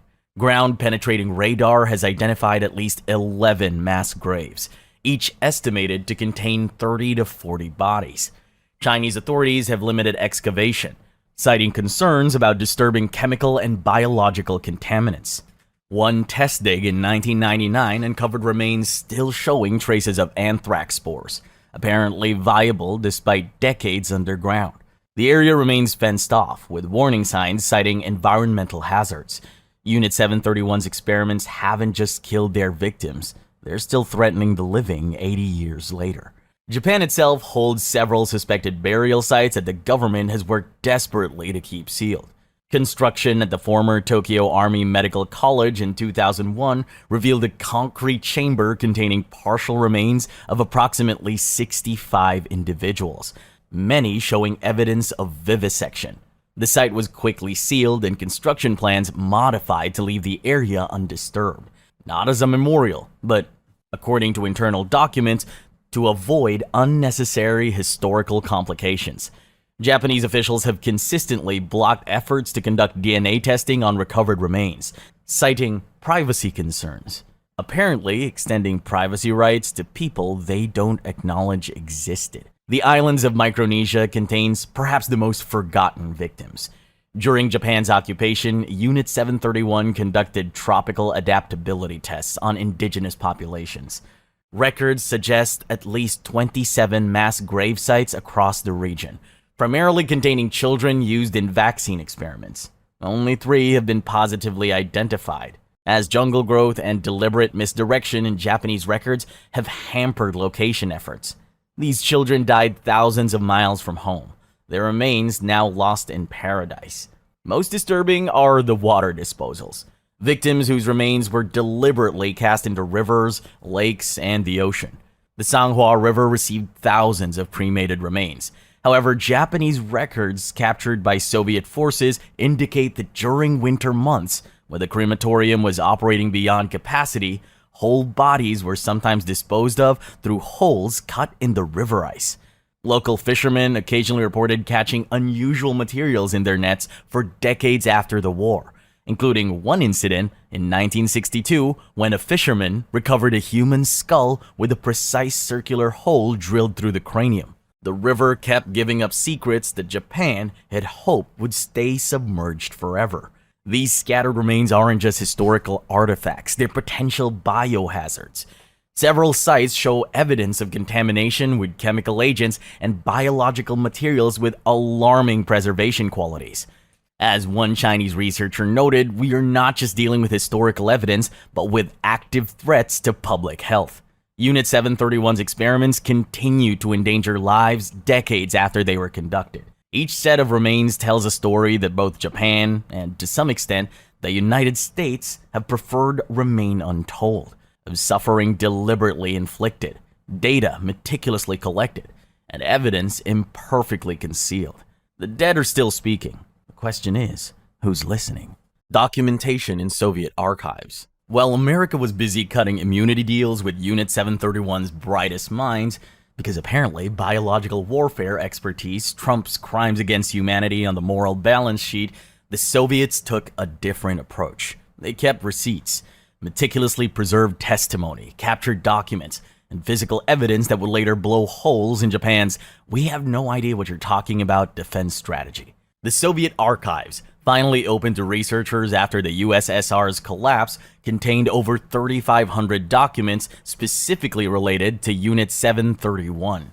These weren't photocopies or translations, but original Japanese documents captured during the Soviet advance into Manchuria. Paperwork that Unit 731's hasty destruction efforts missed. It's like finding a serial killer's journal after they thought they'd burned it, complete with timestamps and favorite methods. The requisition forms are perhaps the most chilling in their banality. Mundane administrative documents that reveal the industrial scale of atrocity. One form, dated March 1942, requests delivery of 45 subjects for pressure testing, including 10 female subjects of childbearing age. It includes specifications for subject health requirements and a note that material may be consumed during testing. Bureaucratic euphemism for "we're going to kill these people." The form is countersigned by 4 different department heads and includes budget allocation codes. This wasn't mad scientists working in secret. This was institutional practice with accounting approval. Laboratory notebooks provide the technical soundtrack to the nightmare. One researcher, Dr. Yoshimura Hisato, maintained a 240-page notebook on frostbite experiments, meticulously documenting temperature exposure times, tissue damage progression, and subject survival rates. His notes include observations like Subject 11, female, approximately 19 years, exhibited unusual resistance to cold exposure, maintaining consciousness for 4 hours, 17 minutes in negative 40 degrees Celsius conditions. Recommended extended testing on female subjects to evaluate gender-based resilience factors. Imagine being so detached from humanity that you take notes while watching a teenage girl freeze for 4 hours. The archives contain approximately 2,400 photographs of documenting experiments, facility operations, and victim autopsies. One series shows the progression of plague systems in an 8-year-old boy over 6 days, with close-ups of developing buboes and tissue necrosis. The photo includes a smiling researcher pointing to particularly noteworthy symptoms, like a proud parent showing off a child's science project. Another sequence documents vivisection of a pregnant woman, with clinical shots of her exposed organs and the fetus still connected via umbilical cord. These weren't just crimes, they were carefully staged for the camera. Perhaps most significant are the transcripts of interrogations of captured Unit 731 personnel. Unlike the sanitized accounts many researchers later gave American authorities, these interrogations, conducted when Japan's defeat was fresh and before immunity deals were offered, contain remarkably candid admissions. One laboratory assistant described the screaming of vivisection subjects as so disruptive to concentration that we developed a protocol to sever vocal cords before major procedures. Another admitted they sometimes conducted experiments on subjects who had technically died but were being kept functioning through artificial respiration, an early form of life support used not to heal but to extend suffering. Death wasn't the end of usefulness, just another variable to be controlled. The archives also contain evidence of direct imperial involvement that Japanese authorities have long denied. Communications between Unit 731 leadership and Tokyo show that experimental results were regularly shared with imperial headquarters, with specific findings requested by military leadership. One document outlines a visit by imperial family representatives in 1943, including a tour of facilities and demonstration of bacterial culture techniques. The Emperor's chrysanthemum seal appears on funding approvals for biological weapons development. These documents remain politically radioactive, with full access still restricted by Russian authorities, partially for legitimate biological safety concerns, as some files contain actual sealed samples of biological agents, and partially because they remain useful diplomatic leverage against Japan. Copies of selected documents have been shared with Chinese authorities and international researchers, forming the backbone of evidence that eventually forced Japan's reluctant acknowledgement of Unit 731's existence.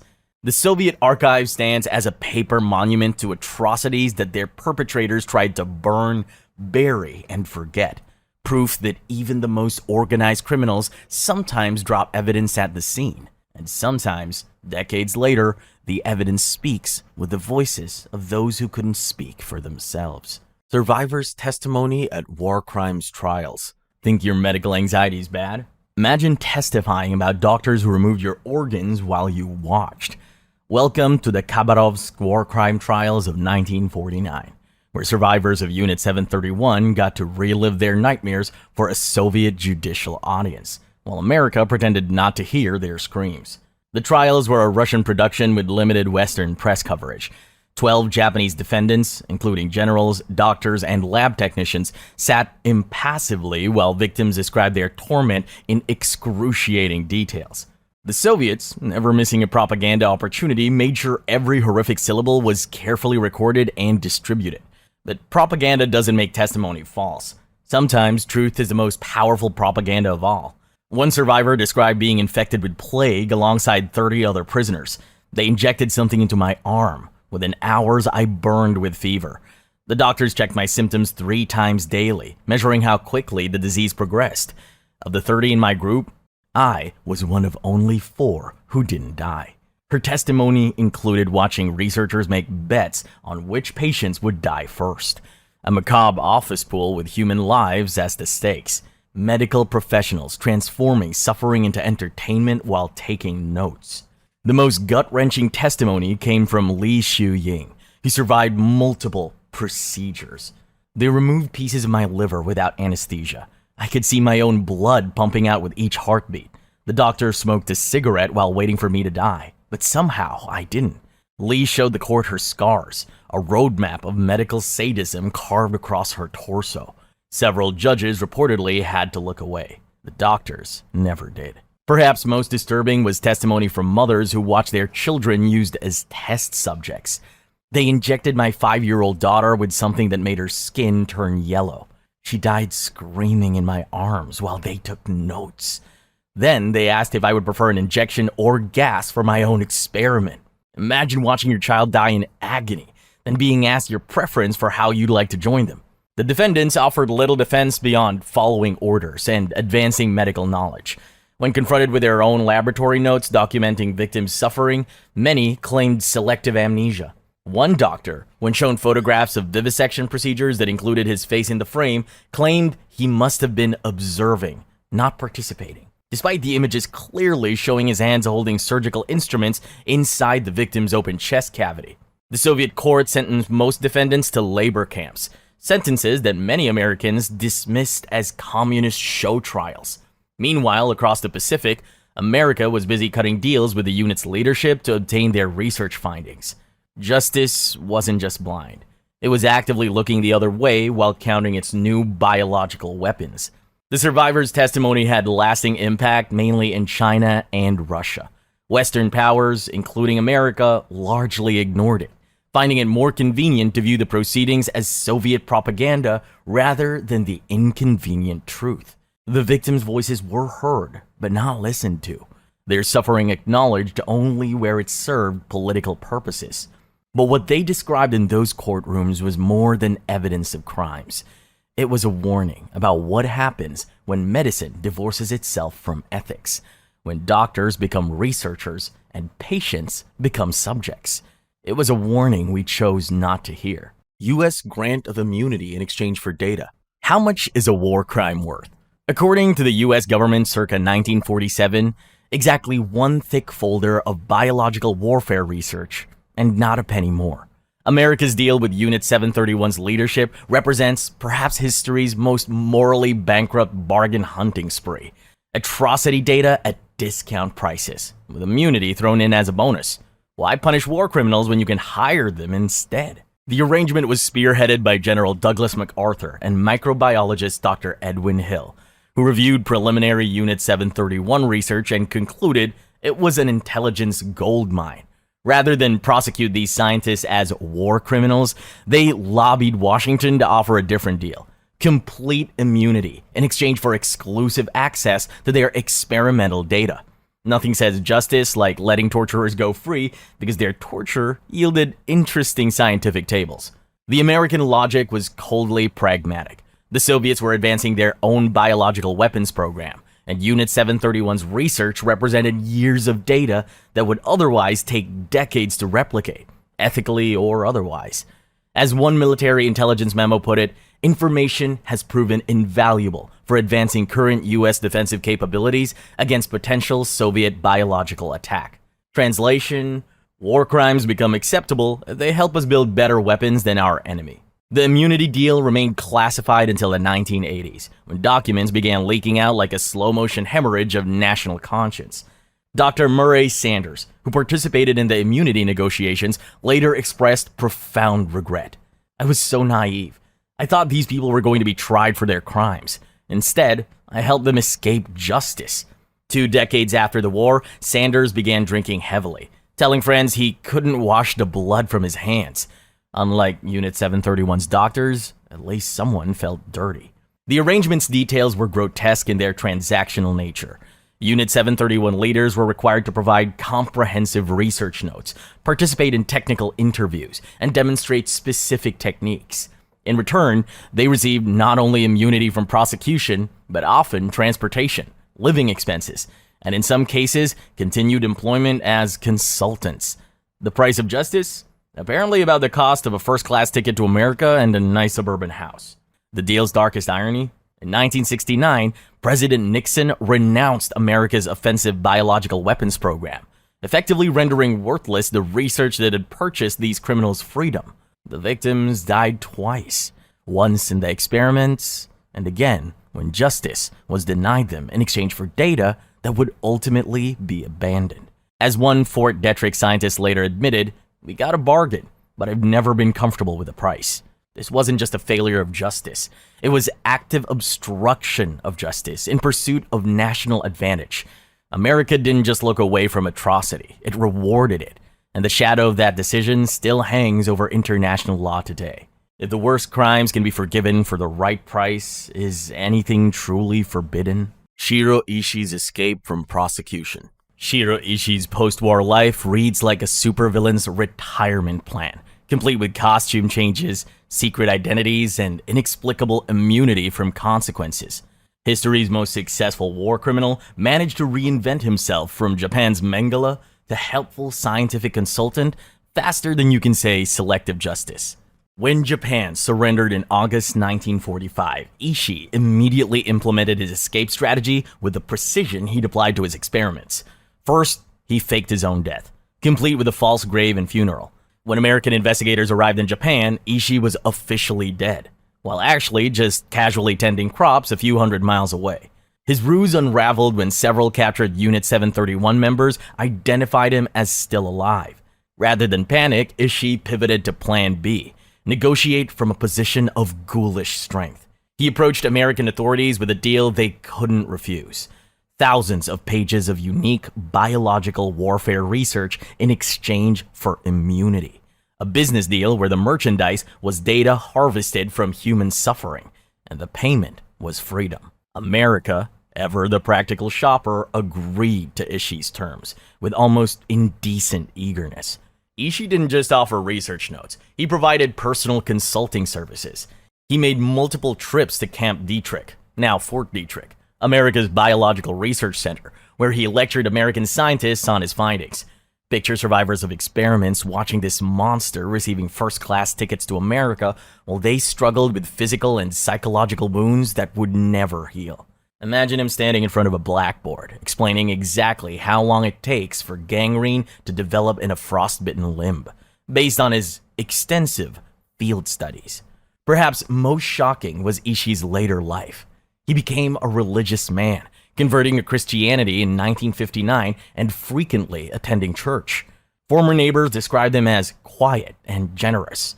The butcher of Pingfang found more redemption in baptism than justice ever provided. Apparently, the blood of thousands washes off more easily than you'd think. When he developed throat cancer in 1959, Ishii received top-notch medical care. The cruel irony being that many of his treatments were developed using data from his own experiments. He died in 1959, having never spent a single day in prison or faced a single charge for his crimes. He died in a clean hospital bed, surrounded by medical professionals committed to saving his life. a courtesy he never extended to a single one of his victims. His final years were spent writing his memoirs, which were never published for obvious reasons, and collecting insects, presumably not plague-infected ones this time. His gravestone in Tokyo bears only his name and dates. No mention of the estimated 400,000 lives his work destroyed. No acknowledgement that the man buried there had once compared living human beings to logs and treated them accordingly. As one Chinese survivor bitterly noted, Ishii died peacefully in a bed. None of his victims had that luxury. His body was interred with dignity, unlike the bodies of those he used as laboratory equipment. Perhaps the most perfect crime isn't getting away with murder. It's getting others to protect you because your murder was scientifically interesting. Integration of research into the U.S. biological warfare program. America's Fort Detrick scientists unwrapped Unit 731's research like kids on Christmas morning, eager to play with their new toys regardless of how those toys were made. The integration of Japanese biological warfare research into America's program represents one of history's most morally compromised technology transfers. Knowledge literally written in blood, transferred to sterile American laboratories with the fingerprints wiped clean. The data arrived in stages throughout the late 1940s. Detailed laboratory notes, statistical analyses, autopsy reports, and epidemic deployment strategies. American microbiologists were particularly interested in Japan's work on anthrax, plague, and tularemia, diseases that killed efficiently and could be weaponized effectively. The research was so valuable that it altered the entire trajectory of America's biological weapons development, saving an estimated 20 years of research time and millions in funding. Nothing accelerates scientific progress quite like removing those pesky ethical guardrails.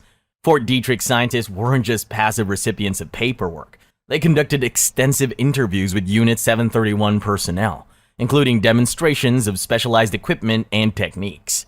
Japanese researchers showed Americans their methods for freeze-drying bacteria, mass-producing pathogens, and designing delivery systems optimized for maximum civilian casualties. One American biologist described these sessions as technically brilliant but morally nauseating, yet the nausea didn't stop the note-taking. The most valuable research concerned casualty projections, statistical models showing how biological agents would spread through civilian populations. These models weren't theoretical. They were based on actual field tests conducted in Chinese villages. American analysts gained access to precise data on infection rates, mortality timelines, and optimal disposal procedures for contaminated bodies. All it cost was turning a blind eye to how these numbers were obtained. The screams conveniently edited out of the reports. By 1951, America had incorporated Unit 731's findings into its own biological arsenal. The U.S. developed cluster bombs designed to release infected insects over enemy territory, a direct adaptation of Japanese designs. Field tests conducted in Utah and Mississippi, using harmless bacteria as simulants, utilized dispersal patterns refined from Unit 731's work. The weapon had different names, but identical DNA. Perhaps most disturbing was the integration of medical treatment protocols. By the time President Nixon shut down the offensive biological weapons program in 1969, Unit 731's scientific legacy had been thoroughly absorbed into American military thinking. The knowledge couldn't be unlearned.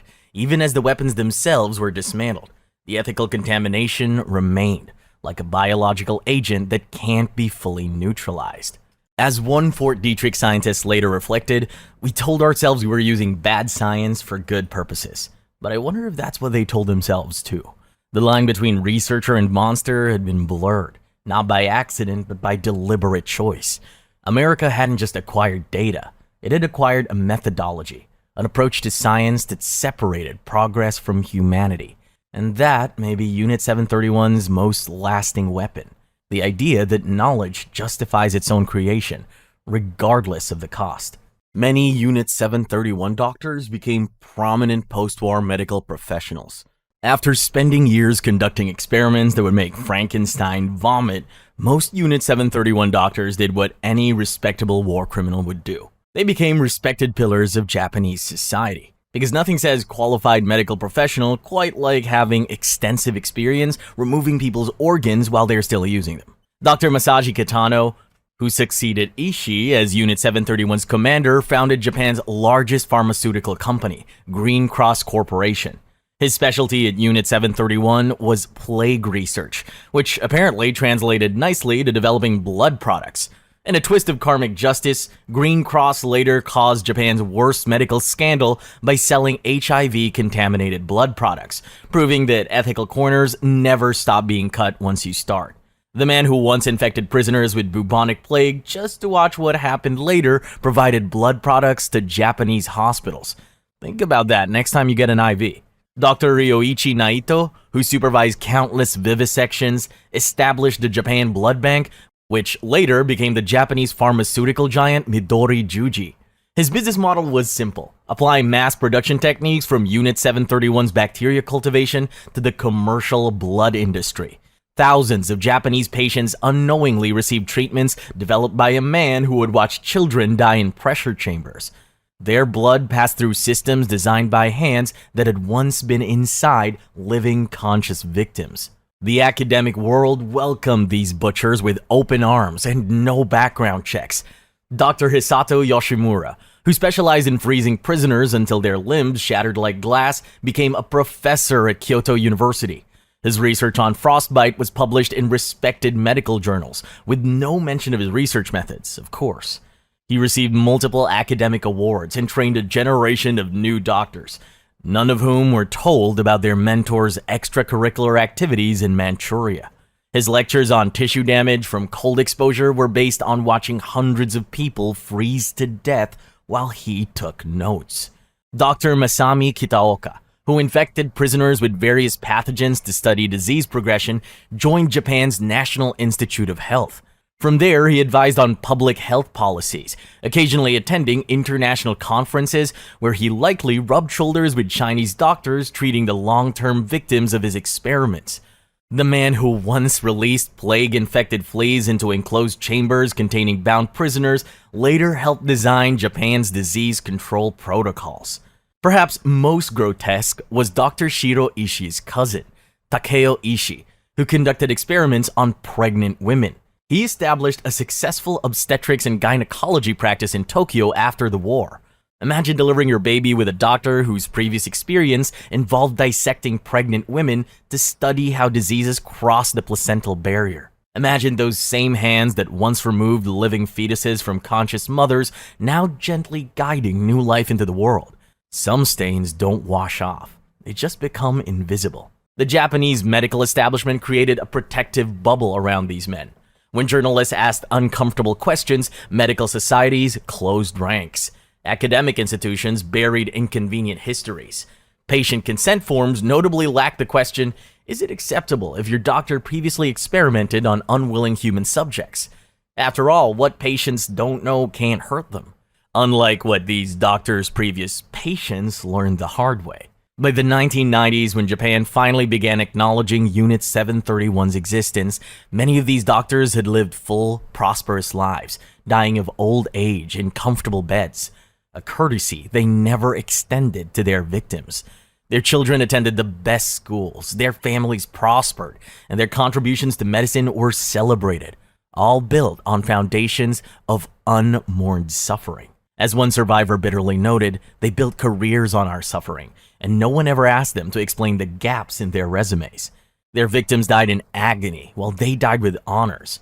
If there's a more perfect injustice, history has yet to record it. Suppression of war crimes data in post-war trials. Despite being the largest biological warfare program in history, Unit 731 barely rated a footnote in post-war justice proceedings. This wasn't an oversight. It was a carefully orchestrated vanishing act, history being rewritten while the ink was still wet on the first draft.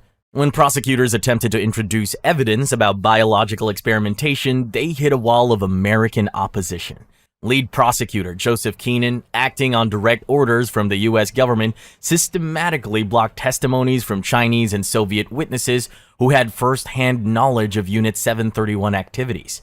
Every time biological warfare emerged in testimony, objections were raised, topics were changed, and judges mysteriously decided these matters were outside the scope of the proceedings.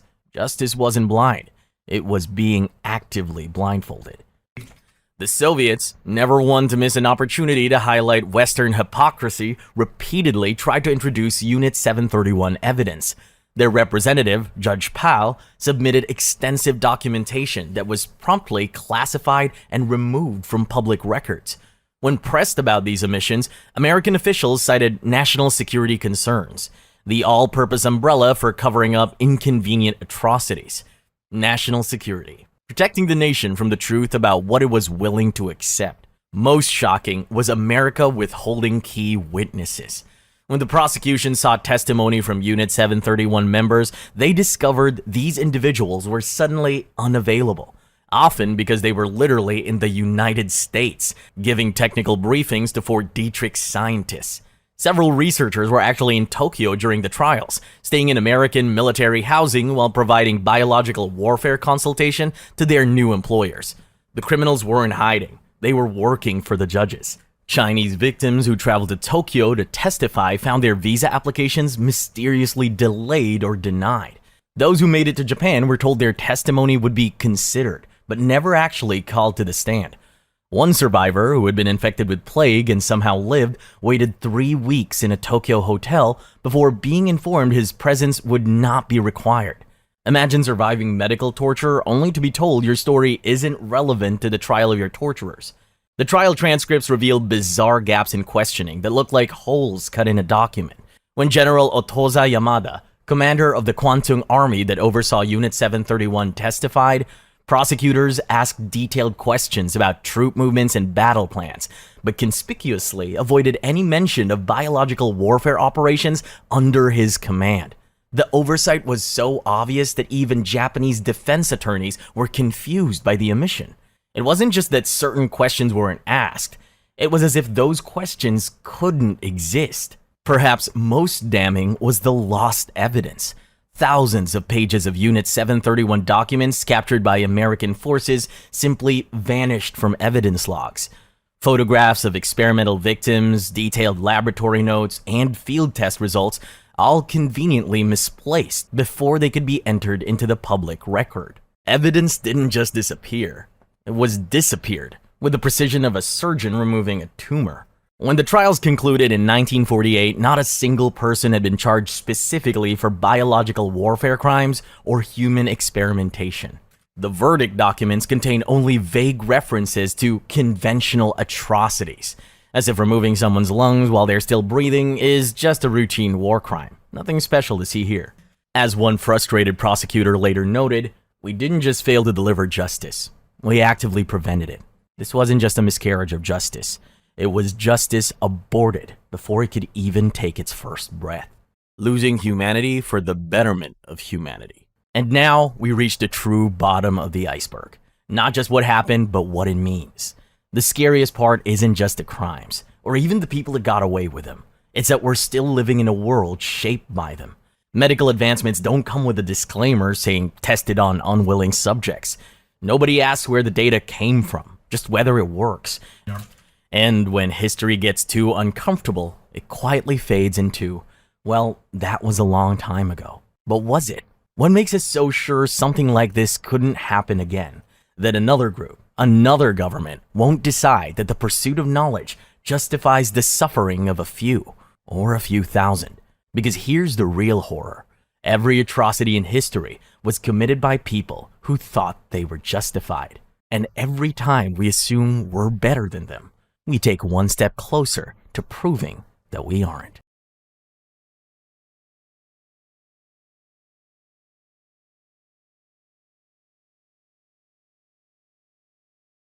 Tier 1. COVID-19. One morning in January 2020, the world woke up to empty streets, abandoned airports, and the sudden realization that maybe we should have been washing our hands all along. Yeah, we are talking about the COVID-19 era. Caused by the SARS-CoV-2 virus, this pandemic kicked off in Wuhan, China in December 2019, and within months, it was knocking on every country's door. Symptoms ranged from mild coughs and fevers to feeling like you got hit by a truck. Some people got mild symptoms, others felt like they got hit by a truck, lost their sense of taste, and suddenly had to Google, why does my chest feel like it's on fire? And here's the fun part. At least a third of infected people didn't even feel sick, meaning they were walking biohazards without knowing it. COVID-19 spreads through tiny airborne particles that people inhale, touch, or transfer to their eyes, nose, or mouth. Because, let's be honest, humans are terrible at not touching their faces. You could be in a crowded room thinking you're just inhaling someone's perfume, when in reality, you might be breathing in virus-laced air. And it certainly doesn't help that the virus is quite sneaky. People could spread it for up to 20 days, even if they felt perfectly fine. As the world panicked, testing became the new currency. Nasal swabs, PCR tests, antigen kits, and just about any other method people believed would work. Needless to say, people were getting poked and prodded daily just to find out if they had to cancel their weekend plans.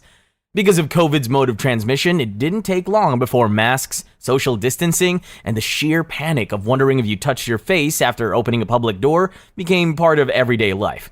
Hospitals overflowed, ICU beds ran out, and scientists scrambled to build a vaccine. Fast forward a year, and vaccines arrived like Marvel's Phase 4.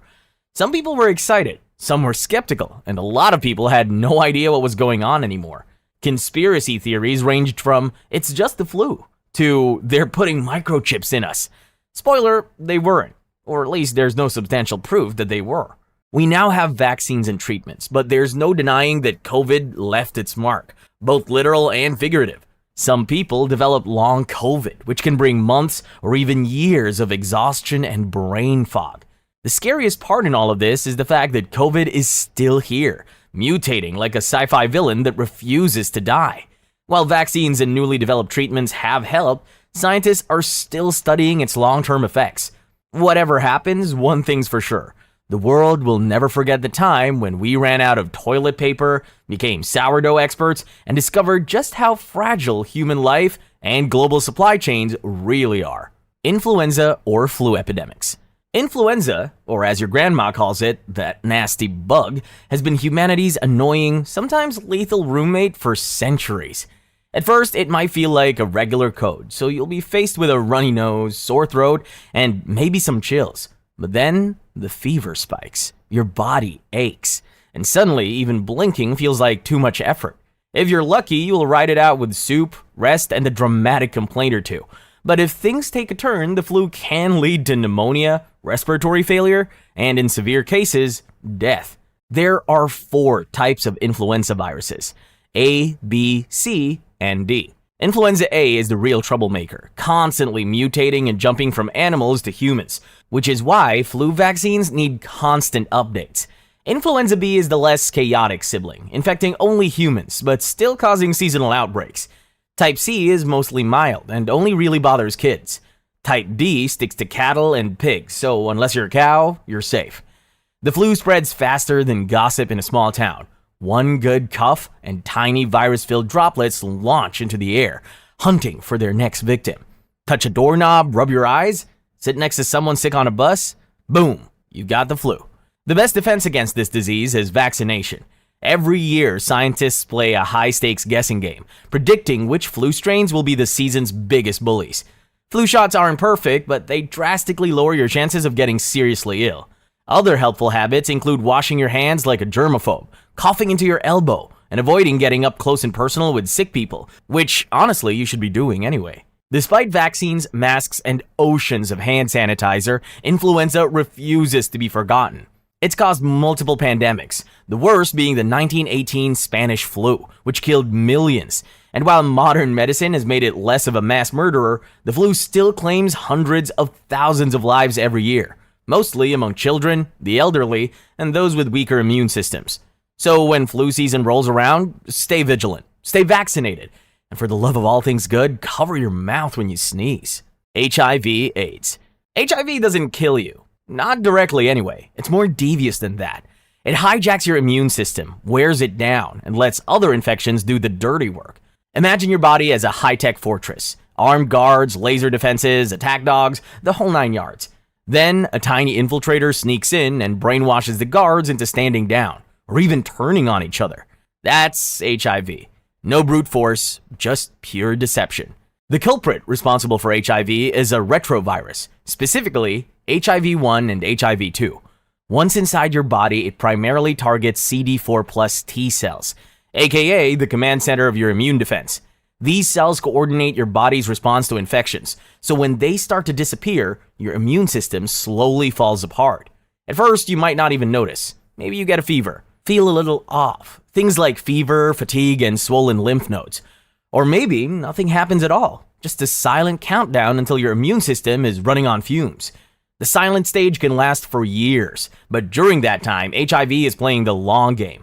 As your CD4 plus count drops, your body's defenses crumble.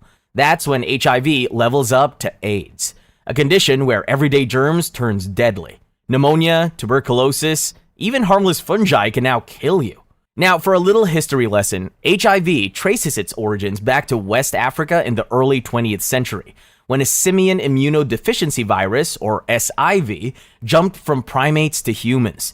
But it wasn't until the 1980s that the world realized what it was dealing with. Doctors noticed young, healthy men developing rare infections and cancers usually seen in the elderly or severely immunocompromised.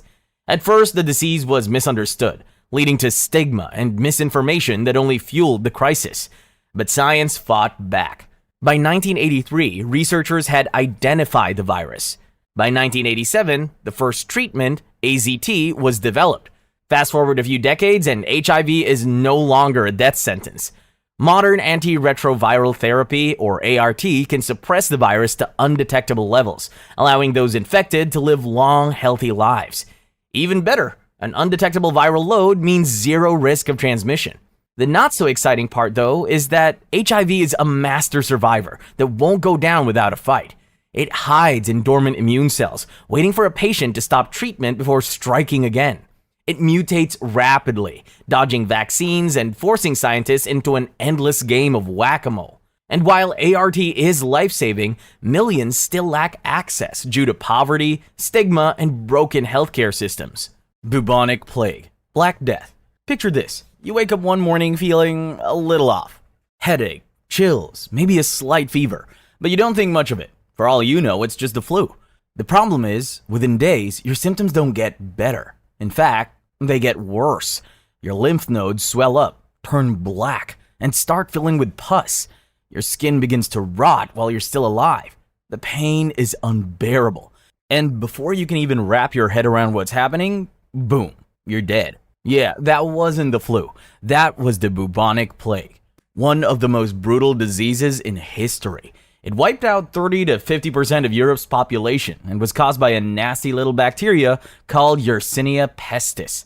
Here's how it worked. A flea bites an infected rodent, picks up Yersinia pestis, then jumps to a human and delivers a bacteria-laced bite. That's when the horror show begins. But while rats have been blamed for centuries, modern studies suggest human fleas and lice may have been the real culprits behind its rapid spread. Once inside the body, the bacteria makes a beeline for your lymphatic system, causing massive oozing lumps called buboes, hence the name bubonic plague. But that's just the start. If the bacteria get into your bloodstream, you're looking at septicemic plague, which means full body organ failure. If they hit your lungs, congratulations. Now you've got pneumonic plague, which means you can just spread it by breathing near someone. At this point, you're basically a medieval biohazard. Now, let's rewind to the 14th century, when Europe got absolutely wrecked by the Black Death. Back in the day, people lived in filthy, rat-infested cities, which made the perfect breeding ground for the plague. So it's no surprise that it spread like wildfire, wiping out entire villages. Bodies piled up in the streets faster than they could be buried. Some historians believe the sudden labor shortage shifted Europe's economy, since the few survivors could now demand higher wages. Dark, but effective. Sadly, the bubonic plague wasn't a one-time nightmare.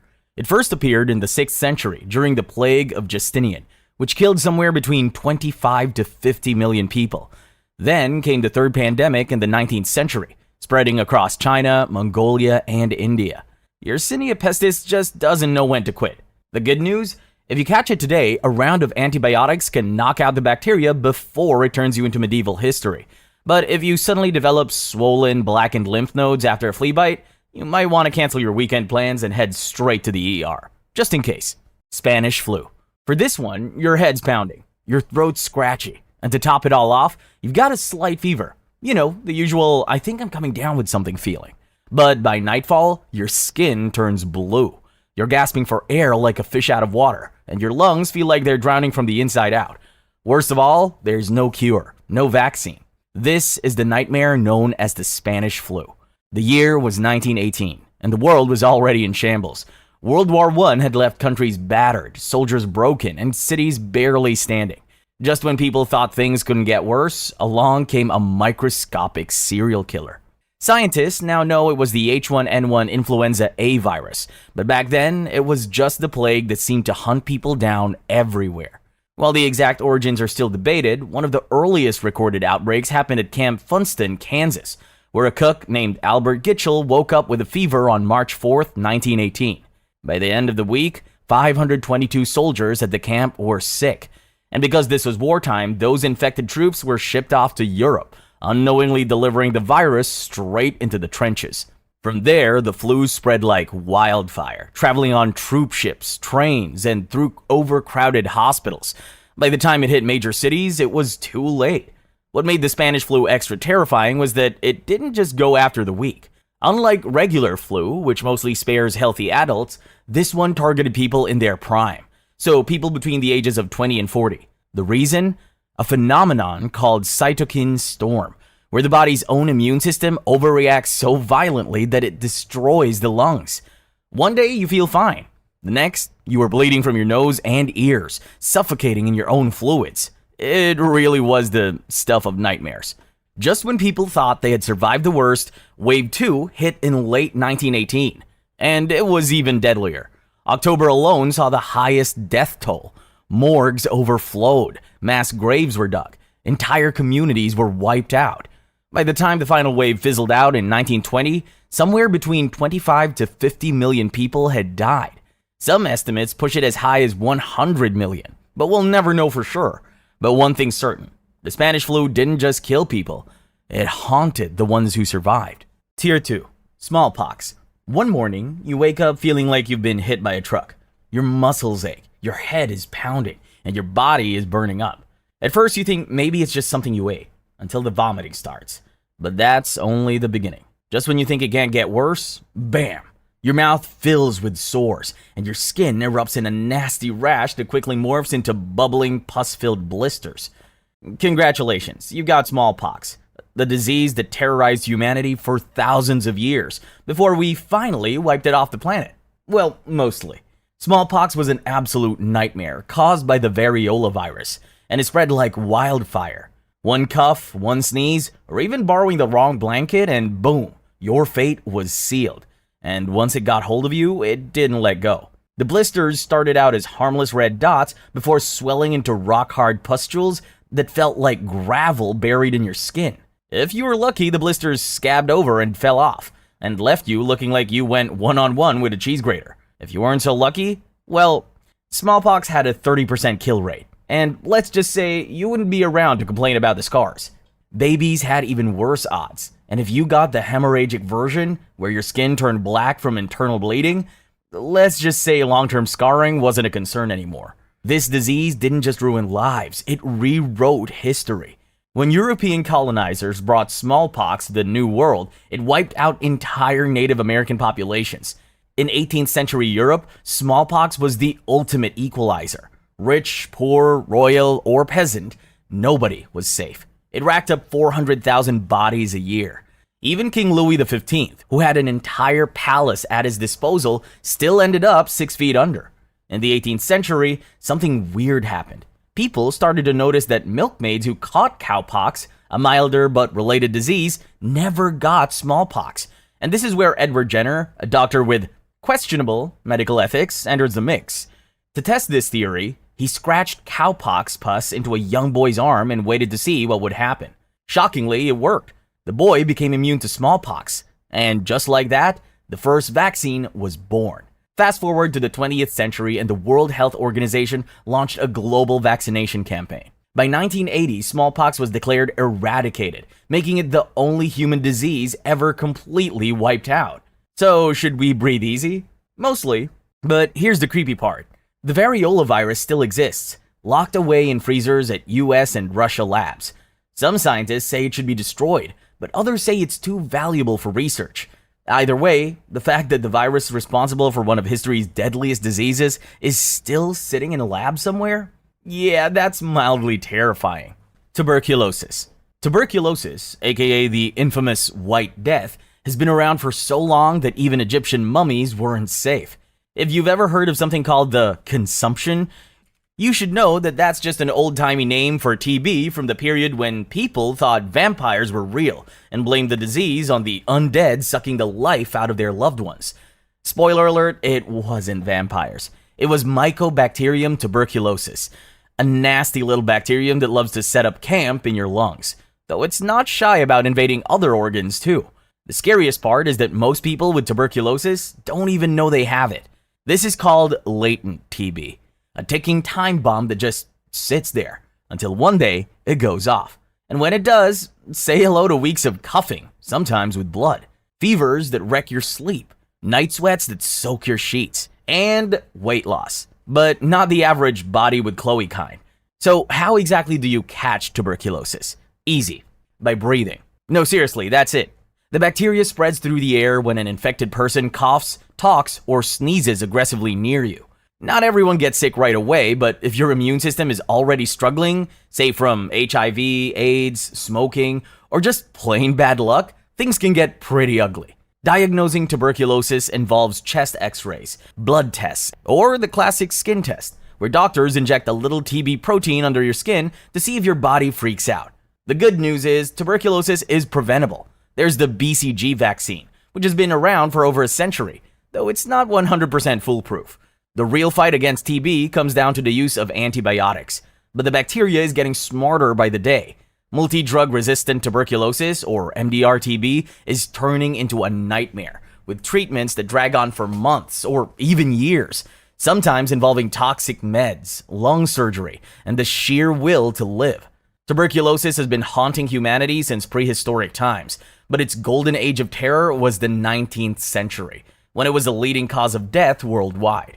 That's when sanatoriums, those prison-like hospitals, were built to isolate the infected and basically tell them to breathe fresh air and hope for the best. Things only started turning around in 1882, when Robert Koch identified the culprit, paving the way for antibiotics to finally push TB into retreat. Before you let out that sigh of relief, you should know that in 2023 alone, 10.8 million people developed active TB, and around 1.25 million of them died. It's still rampant in Southeast Asia, Africa, and the Western Pacific, with India leading the pack. So no, TB isn't just an old-timey disease from Victorian novels. It's still here, still deadly, and still fighting to stay relevant. Malaria. If you're lounging in a tropical paradise, sipping coconut water, enjoying the breeze, and you feel a mosquito bite, run. Okay, maybe not run, but you should consider getting yourself to a hospital. Does that sound a little over the top? Maybe. But that tiny bloodsucker might be carrying one of humanity's oldest and deadliest killers, malaria. This isn't just some fever and chill situation. We're talking about a microscopic parasite invasion, led by Plasmodium, a little freeloading monster that hijacks your bloodstream like it's staging a hostile takeover. First, it sets up a shop in your liver, silently multiplying. Then, when it's good and ready, it launches a full-blown assault on your red blood cells. Plasmodium gets around by hitching a ride inside female Anopheles mosquitoes. When one of these little vampires bites you, the parasite sneaks into your body through mosquito spit. Then it lurks in your liver for a couple of weeks, multiplying in secret. When it finally makes its move, it explodes into your bloodstream, hijacks your red blood cells, and launches a full-scale invasion. At first, malaria disguises itself as a regular flu, so you'll have symptoms like fever, chills, headaches, and fatigue. But then things go downhill fast. Severe cases can develop into jaundice, seizures, kidney failure, respiratory collapse, and cerebral malaria, which basically turns your brain into a battlefield. Once the worst symptoms hit, death can come within hours. Every year, hundreds of thousands die from malaria, most of them children under 5 in sub-Saharan Africa. The continent loses a staggering $12 billion annually to this relentless disease. Thankfully, we now have mosquito nets, insecticides, and anti-malarial drugs to fight back. And after centuries of getting bodied by this parasite, humanity finally has vaccines in the fight, though they're not perfect. But Plasmodium is annoyingly good at adapting. It's constantly developing resistance to treatments, which means the battle never really ends.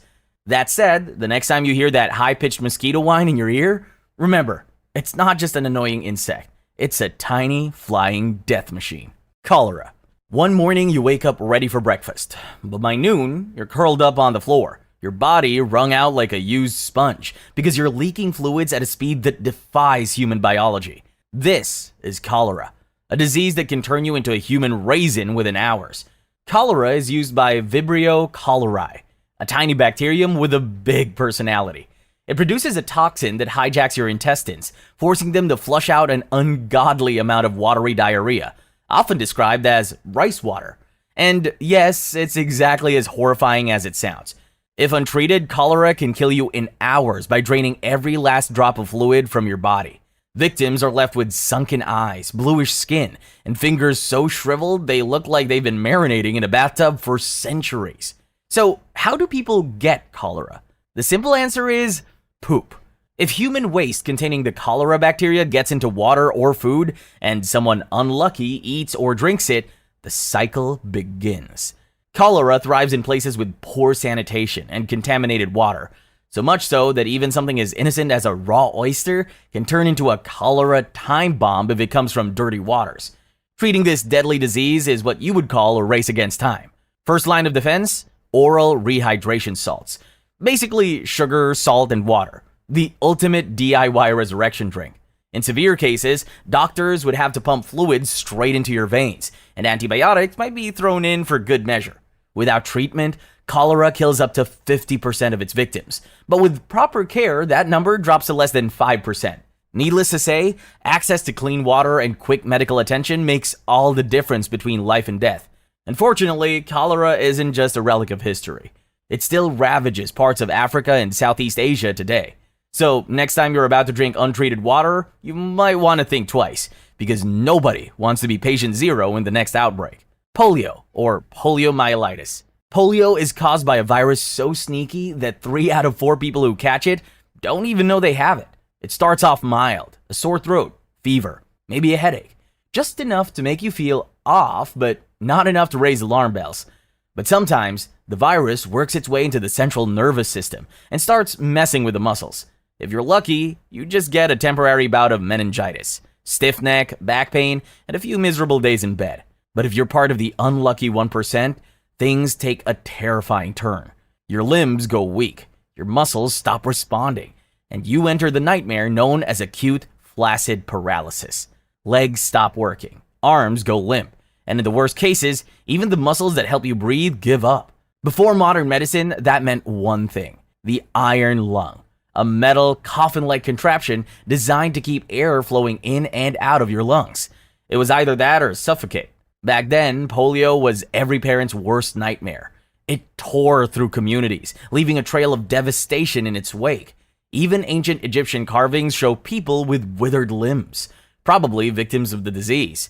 But it wasn't until the late 19th and early 20th centuries that polio really became a source of mass panic. Cities were hit with wave after wave of outbreaks. Hospitals overflowed with paralyzed kids, and parents lived in constant fear. Finally, in the 1950s, science stepped in to save the day. A scientist named Jonas Salk developed the first polio vaccine, and then Albert Sabin came along with an oral version. And just like that, the tables turned. The number of polio cases plummeted, and what was once a global epidemic became a rare occurrence. But even in its near-defeated state, polio remains a tricky little virus. The weakened version used in some oral vaccines can, in very rare cases, mutate back into a form that causes disease. That's why newer, safer vaccines are being developed. With enough effort and successful global vaccination campaigns, polio might soon be wiped off the face of the earth, just like smallpox before it. Ebola virus. Ebola starts off deceptively polite. A little fever, a sore throat, maybe some muscle aches, and suddenly your body turns against you. Now you're vomiting, leaking fluids from both ends, breaking out in a nasty rash, and heading straight for organ failure. Oh, and that's not all. Some cases actually come with internal and external bleeding. I know, right? The worst part about the Ebola virus disease is that its kill rate is absolutely ruthless. anywhere from 25% to a staggering 90%, averaging 50%. That's not a coin toss you want to take. Most victims die from extreme fluid loss, which causes their bodies to go into complete shock. And if you're thinking, hey, maybe I'll be lucky and recover, well, survivors don't exactly get off easy. Ebola leaves behind muscle and joint pain, vision problems, liver inflammation, and a level of exhaustion that makes just existing feel like a full-time job. Ebola isn't airborne. It needs a more personal touch. Blood, sweat, vomit, feces, and other bodily fluids from infected humans or animals are the main ways it spreads. Contaminated surfaces, especially needles, are a problem too. And here's the real kicker. Even the dead can spread it. Traditional burials, where families handle the deceased, have been a major factor in past outbreaks. Ebola made its grand entrance in 1976, with 2 simultaneous outbreaks near the Ebola River. Yeah, they really got creative with that name. But its most horrifying performance happened between 2013 and 2016 in West Africa. There were over 28,000 cases and more than 11,000 deaths. When it comes to managing an Ebola outbreak, containment is everything. First, whoever's in charge has to isolate the sick and track down everyone they've been near. They also have to make sure doctors and burial teams are covered head to toe in protective gear. Diagnosing Ebola is tricky because its early symptoms mimic malaria, cholera, and typhoid fever. The real confirmation comes from blood tests that target the virus itself, or its antibodies. Sadly, there's no magic or even scientific cure for Ebola. But supportive care, things like keeping patients hydrated, managing symptoms, and hoping for the best, can improve survival rates. The good news is that in 2019, the first Ebola vaccine was finally approved. So if you have ever needed another reason to avoid touching blood, vomit, or playing Guess That Virus with random jungle animals, aside from the obvious, Ebola's got you covered. Stay safe and wash your hands. Tier 3. SARS. In late 2002, something was brewing in the markets of Guangdong, China. And it wasn't just noodle soup. This was a viral cocktail jumping from animals to humans, and it was about to go global. Severe Acute Respiratory Syndrome, better known as SARS, was caused by SARS-CoV-1, COVID's older, meaner cousin that thankfully didn't stick around for sequels. Back then, no one knew what they were dealing with, just that people were getting sick fast. And when they did, breathing became a struggle.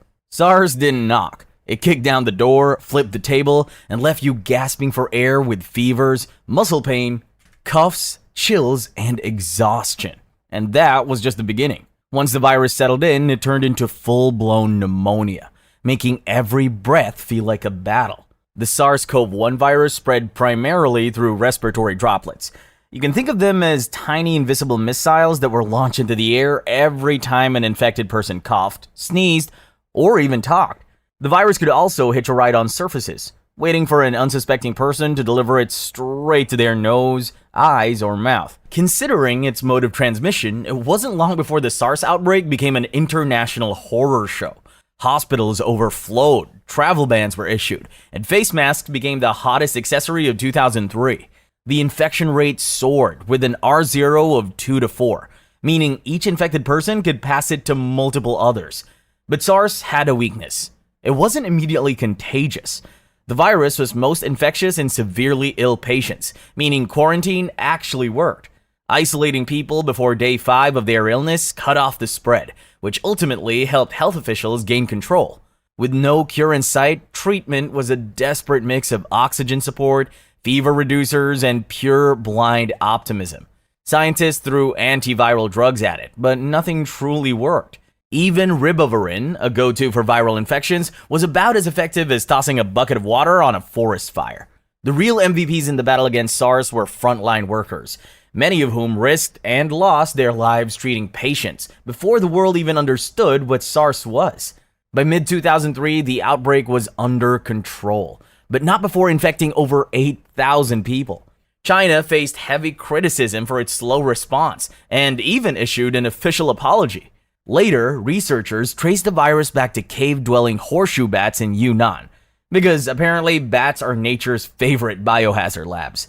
While SARS-CoV-1 hasn't made a comeback since 2004, its legacy lives on, most notably in its viral cousin, SARS-CoV-2, which we all know far too well. MERS, Middle East Respiratory Syndrome. In 2012, an Egyptian doctor peered into his microscope at a hospital in Jeddah, Saudi Arabia, and saw something that definitely shouldn't have been there. A brand new, never-before-seen virus. And like any good horror story, it came with a mystery. Where did it come from? How deadly was it? Turns out, very. What the doctor had stumbled upon was Middle East Respiratory Syndrome, MERS. It wasted no time proving just how lethal it could be. Caused by the MERS-related coronavirus, the disease ranged from showing zero symptoms in some unlucky hosts, because surprise carriers are always fun, to causing full-blown lung failure in others. Fever, cough, and shortness of breath were its calling cards, but MERS had a few nasty tricks up its sleeve. Some victims found themselves drowning in their own lungs, while others suffered from gut-wrenching diarrhea. And for a staggering 35% of those who caught it, the final symptom was death. So where exactly did this nightmare come from? Scientists traced MERS back to bats, because of course it was bats. But humans weren't catching it from them. No, the real culprits? Camels.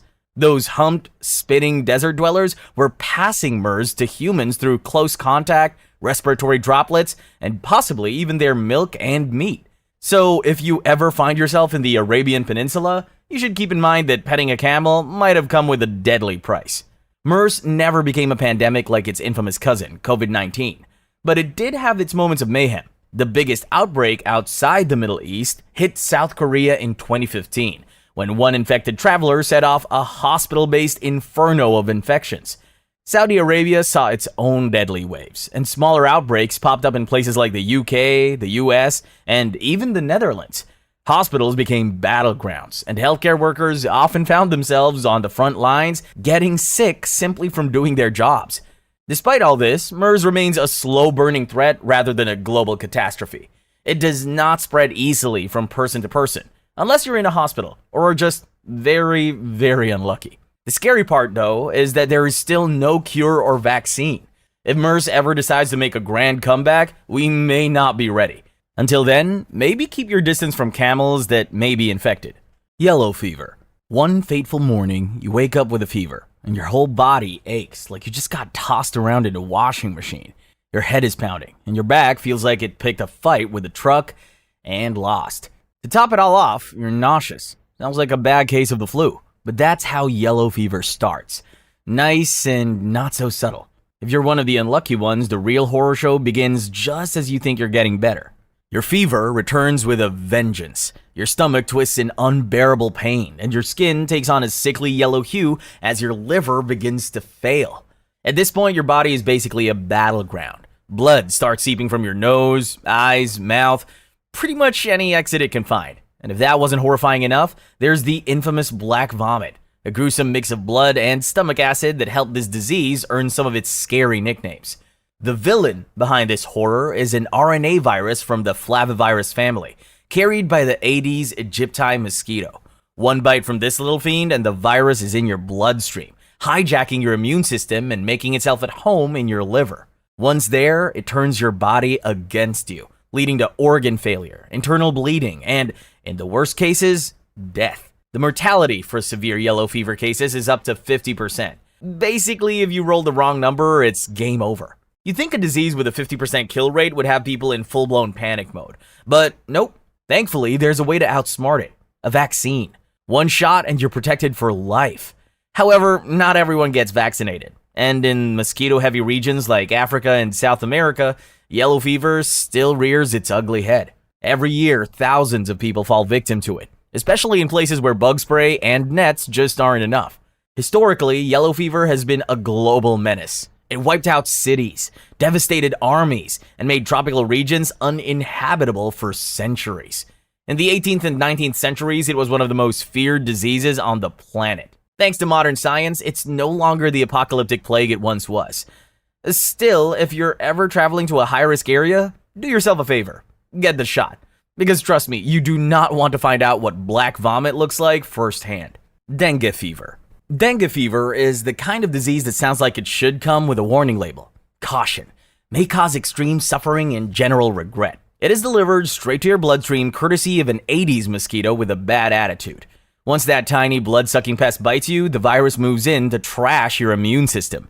At first, you might not even realize you're hosting this viral nightmare, but when symptoms do show up, they hit like a freight train.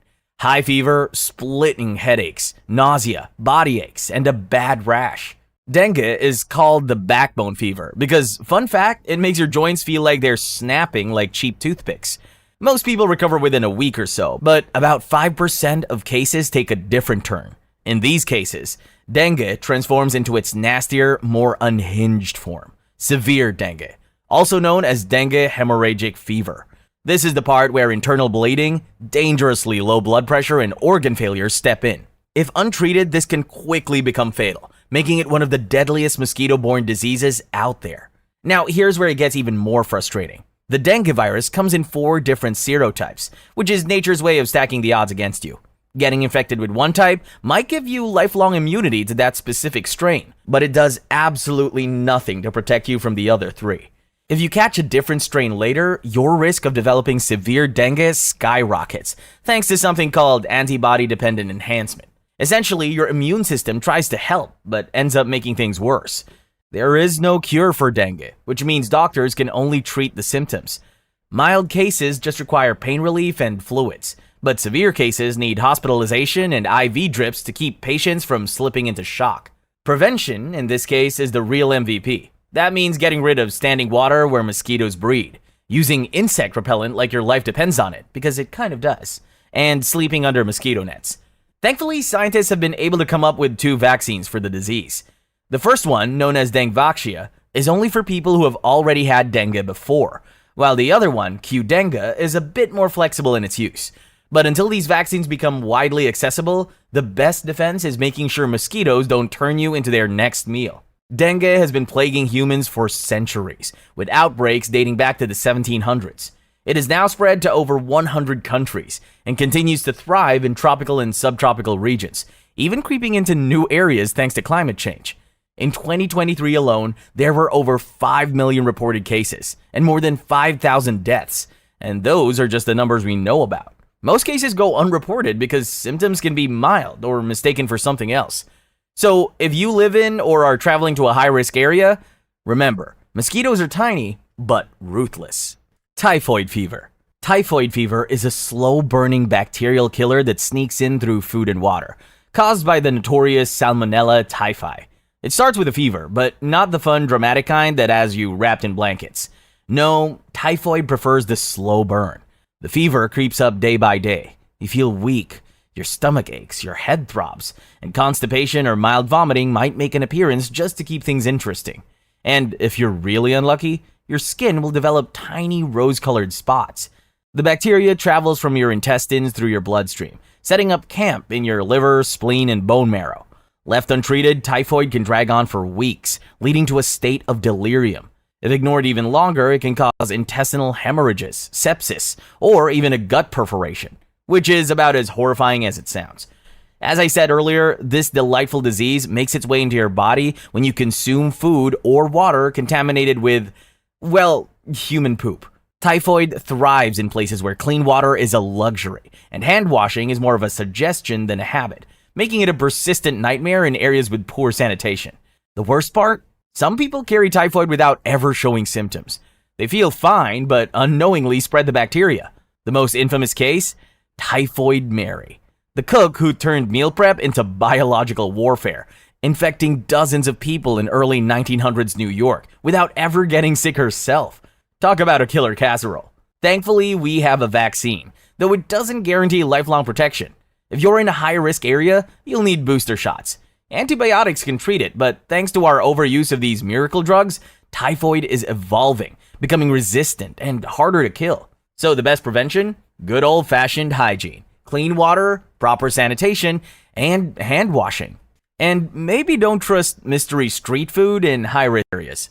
Tier 4. Syphilis. Syphilis is a disease that can hide in your body for decades, quietly passing from person to person through unprotected sex. It's sneaky, slow-moving, and if left untreated, devastating. It starts with a small sore, a chancre, as the experts call it. Sounds fancy, but in reality, it's a painless ulcer that shows up where the bacteria enter your body. Most people don't even notice it, or worse, assume it's just an ingrown hair and go about their day. Meanwhile, Treponema pallidum, the bacterium behind syphilis, is already in your bloodstream, gearing up for round 2. And round 2 is no joke. A few weeks later, syphilis goes full throttle, unleashing a rash that spreads across your body, even on the palms of your hands and the soles of your feet. You might also get a fever, swollen lymph nodes, patchy hair loss, and in places you really don't want to explain to a doctor. Basically, it's syphilis's way of saying, I'm still here. At this stage, some people finally see a doctor. Others, they ignore it. And syphilis, being the patient little monster it is, decides to wait. It enters the latent stage, where symptoms disappear and everything seems fine. No warning signs, no pain, just years, even decades of quiet infection. When it finally returns, it's full-blown tertiary syphilis, and the bacteria starts eating you from the inside. Gummus, aka syphilis's final boss level, starts eating away at your skin, bones, and organs. Your heart weakens, and neurosyphilis creeps in, bringing madness, paralysis, and dementia. Your pupils might stop responding to light, your legs forget how to walk, and sharp pains shoot through your limbs. At this point, syphilis isn't just a disease, it's a slow, brutal death. And if you think that's bad, congenital syphilis, passed from mother to child, can cause blindness, deformities, and organ failure before the baby even gets a chance at life. The good news is syphilis is curable. A simple penicillin shot stops it in its tracks, but the longer you wait, the more damage it does. So if you ever get a strange sore, it's worth getting checked out. Leprosy, Hansen's disease. Leprosy. The name alone probably conjures up images of people with missing fingers and faces wrapped in bandages, suffering from afflictions because they've been cursed by the gods. But here's the thing. Leprosy, aka Hansen's disease, still exists today. It's a slow-moving bacterial infection caused by Mycobacterium leprae, or its lesser-known cousin, Mycobacterium lepromatosis. And when I say slow, I mean it. This bacteria moves slower than a Windows XP update. In some cases, it takes over 20 years before symptoms even show up. It's like carrying a time bomb set to an unknown timer. One day, you start seeing weird pale patches, your fingers go numb, and before you know it, you could slam your hand in a car door and barely notice. But the real horror of leprosy isn't even in the skin lesions, though they can be nasty. It's what happens when nerve damage sets in. Since you can't feel pain, small injuries go unnoticed, infections take over, and eventually, fingers and toes start disappearing. Not because the disease is eating them away, but because your body slowly absorbs the damaged tissue. Now you might be wondering, how does this nightmare spread? Contrary to popular belief, leprosy isn't highly contagious. You won't catch it from a handshake or sharing a drink. It spreads mainly through prolonged close contact. So things like inhaling respiratory droplets from an infected person. But even then, 95% of people exposed never actually develop the disease. If your immune system is decent, you'll likely fight it off before it even takes hold. But if you're one of the unlucky ones, well, that sucks. The good news is leprosy is completely curable. A multi-drug therapy cocktail of rifampicin, dapsone, and clofazimine stops the bacteria in its tracks, making a person non-infectious in as little as 72 hours. Even better, the World Health Organization hands out these drugs for free. So there's no excuse for untreated cases. Sadly, stigma still keeps people from getting help. Leprosy has been around for thousands of years. It's mentioned in ancient texts, feared by civilizations from China to Europe, and was treated as a social death sentence. Victims were banished to leper colonies, treated like walking curses, and feared like the literal plague. And thanks to centuries of stigma, that fear still lingers today. That said, if you ever spot someone with suspicious skin patches or nerve tissues, don't run screaming, just tell them to get checked out. It's not a curse. It's not divine punishment. And it's definitely not the unstoppable horror people once believed. It's just a bacterium with a bad reputation, and one that modern science can wipe out, if we let it. Rabies. Rabies is like a horror movie in real life, except there's no final girl, no rematch, and no do-overs. Once symptoms appear, it's over. It usually starts out innocently enough. Maybe a stray dog licks an open wound, a bat mistakes your head for a snack, or you just have the worst luck ever with an animal bite. At first, nothing happens. Days, weeks, even months pass, and you go about your life like everything's fine. But behind the scenes, the rabies virus is road tripping through your nervous system, quietly making its way to your brain. And once it gets there, Let's just say things take an apocalyptic turn. It starts with mild symptoms, a fever, maybe some tingling at the bite site, but then the real terror kicks in. Hallucinations, violent outbursts, paranoia, and muscle spasms so intense they lock your body up. And then comes the most infamous symptom, hydrophobia. Just looking at water sends victims into a full-blown panic, and if they try to drink, their throats spasm violently. That's because rabies hijacks the brain, making swallowing excruciating, forcing victims to foam at the mouth instead. The virus is a master manipulator, turning its host into a walking, biting machine. A rabid human bite is extremely rare, but not impossible. And here's the cruel twist. Once symptoms show up, you're already dead. The only thing left is waiting for it to happen. With a 99.9% fatality rate, rabies is one of the deadliest viruses in the world. The only way to survive is by getting the rabies vaccine, but you have to get it before symptoms start. Wait too long and it's lights out. Every year, about 59,000 people, mostly in Asia and Africa, lose their lives to this disease. Lucky for us all, rabies is preventable. Vaccinate your pets, stay away from wild animals, and if you ever get bitten, don't wait. Get medical help immediately. If you ever come across an animal staggering, acting weird, foaming at the mouth, or being unusually aggressive, you should steer clear and try to get help from a safe distance. Don't take any chances. Zika virus. What do we have here? If you guessed another mosquito-delivered nightmare, you're absolutely right. Zika rolls with the same viral gang as dengue and yellow fever, meaning it's got the street cred to ruin your life. It's mostly spread by Aedes mosquitoes, the kind that love to bite during the day while you're out trying to live your life. Unlike its more straightforward cousin, Zika doesn't just stop at fever, joint pain, and a rash that makes you look like you lost a fight with poison ivy. Nope, this virus has a diabolical side hustle. If a pregnant woman gets infected, Zika can travel straight to her unborn baby and wreak havoc on its brain development, leading to a condition called microcephaly. That means the baby is born with a smaller head and serious neurological damage. Now, you might be thinking, okay, but if I'm not pregnant, I'm good, right? Not exactly.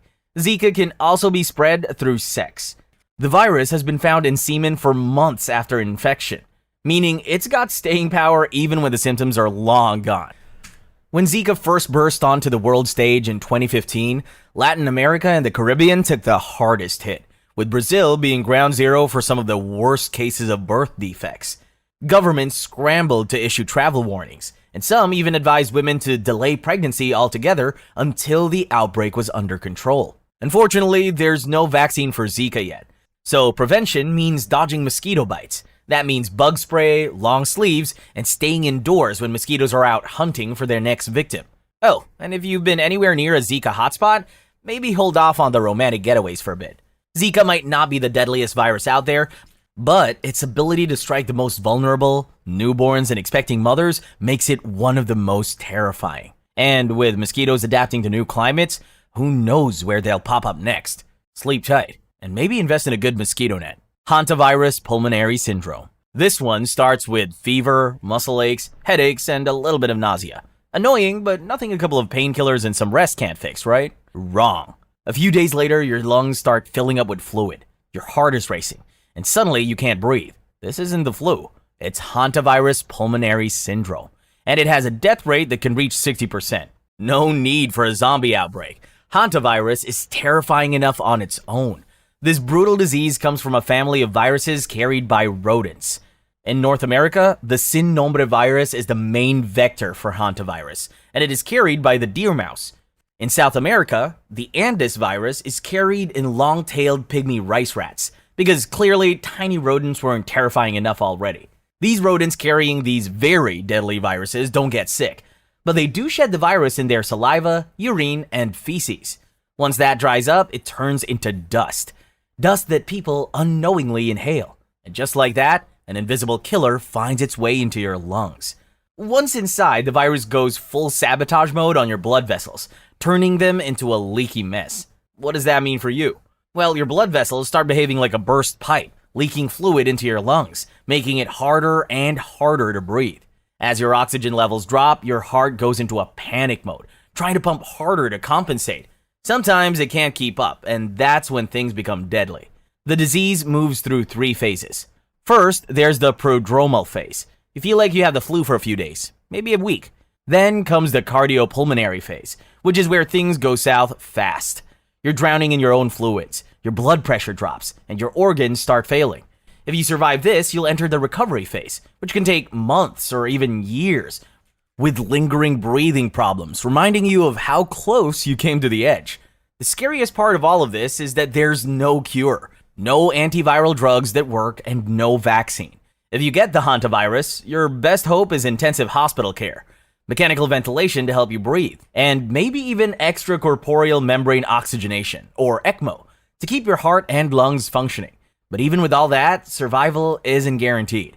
So how do you avoid this nightmare? Simple. Don't get too cozy with rodents. Keep them out of your house. Clean up any droppings safely. No sweeping. Use disinfectant instead.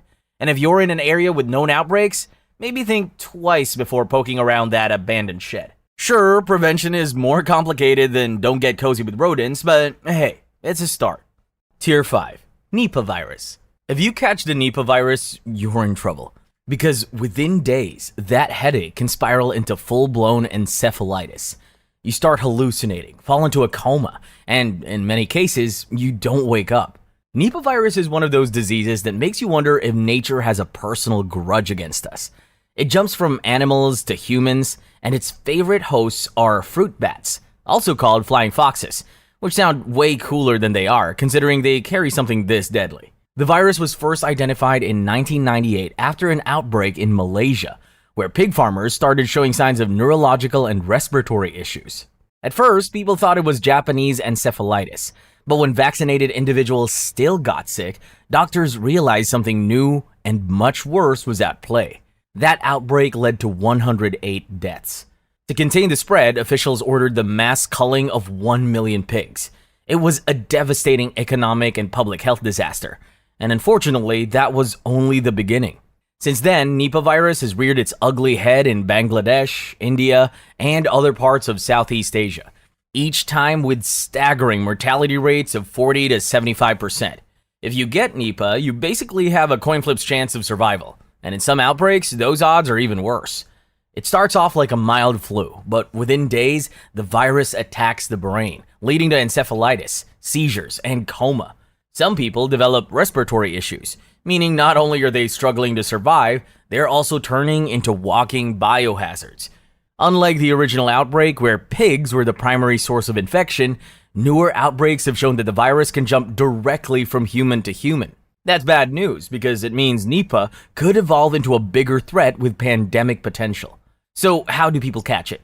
Aside from direct contact with infected animals or other infected people, one of the most bizarre and deadly routes is through date palm sap. In Bangladesh, it's a popular drink harvested straight from trees. But bats love it too. They swoop in at night, urinate into the collection pots, and leave behind the virus. The next morning, unsuspecting people take a sip of their traditional beverage and, well, you can guess the rest. What makes Nipah scarier is that there's no cure, vaccine, or guaranteed treatment.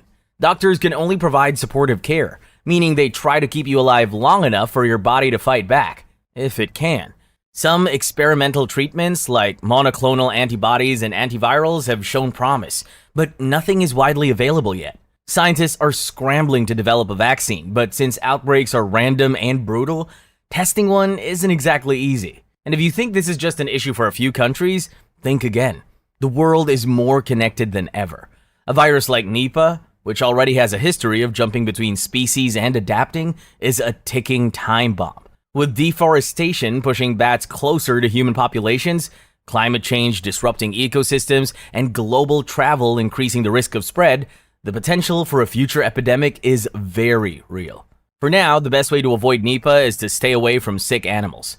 Skip the raw date palm sap and hope that science catches up before the virus makes its next move. Because with a disease this deadly, you don't want to be the one flipping that survival coin. Lassa fever. The natal multi-mammate mouse, a common rodent in West Africa, has a nasty habit of leaving behind little surprises, and by that I mean urine and feces, in food supplies. And those gifts? They can give you Lassa fever, a viral hemorrhagic fever you definitely don't want. If you eat contaminated food, touch infected surfaces, or even breathe in tiny particles from rodent waste, you could end up hosting the Lassa virus. And just to make things worse, it doesn't just stop at rodents. It spreads between humans too, through bodily fluids. Diagnosing Lassa fever is a pain because it masquerades as other diseases like malaria, typhoid, or even Ebola. Doctors need lab tests to confirm it, but by the time the results come in, it might be too late. It starts off mild with symptoms like fever, fatigue, and headache, but in severe cases, it escalates into organ failure, shock, and internal bleeding. If you happen to be pregnant when you catch it, the survival rate for the baby is almost non-existent. And here's the fun part. There's no vaccine. Your best bet, especially if you live in a high-risk area, is to store your food properly. Keep your house rodent-free. And pray you don't cross paths with an infected mouse. If you do catch it, the antiviral drug ribavirin might help if taken early, but its effectiveness isn't 100% guaranteed. Rotavirus. Rotavirus is the world's most relentless stomach bug, and if you were ever a baby, odds are you have had a personal encounter with it. This virus doesn't discriminate. It infects nearly every child on the planet before their 5th birthday.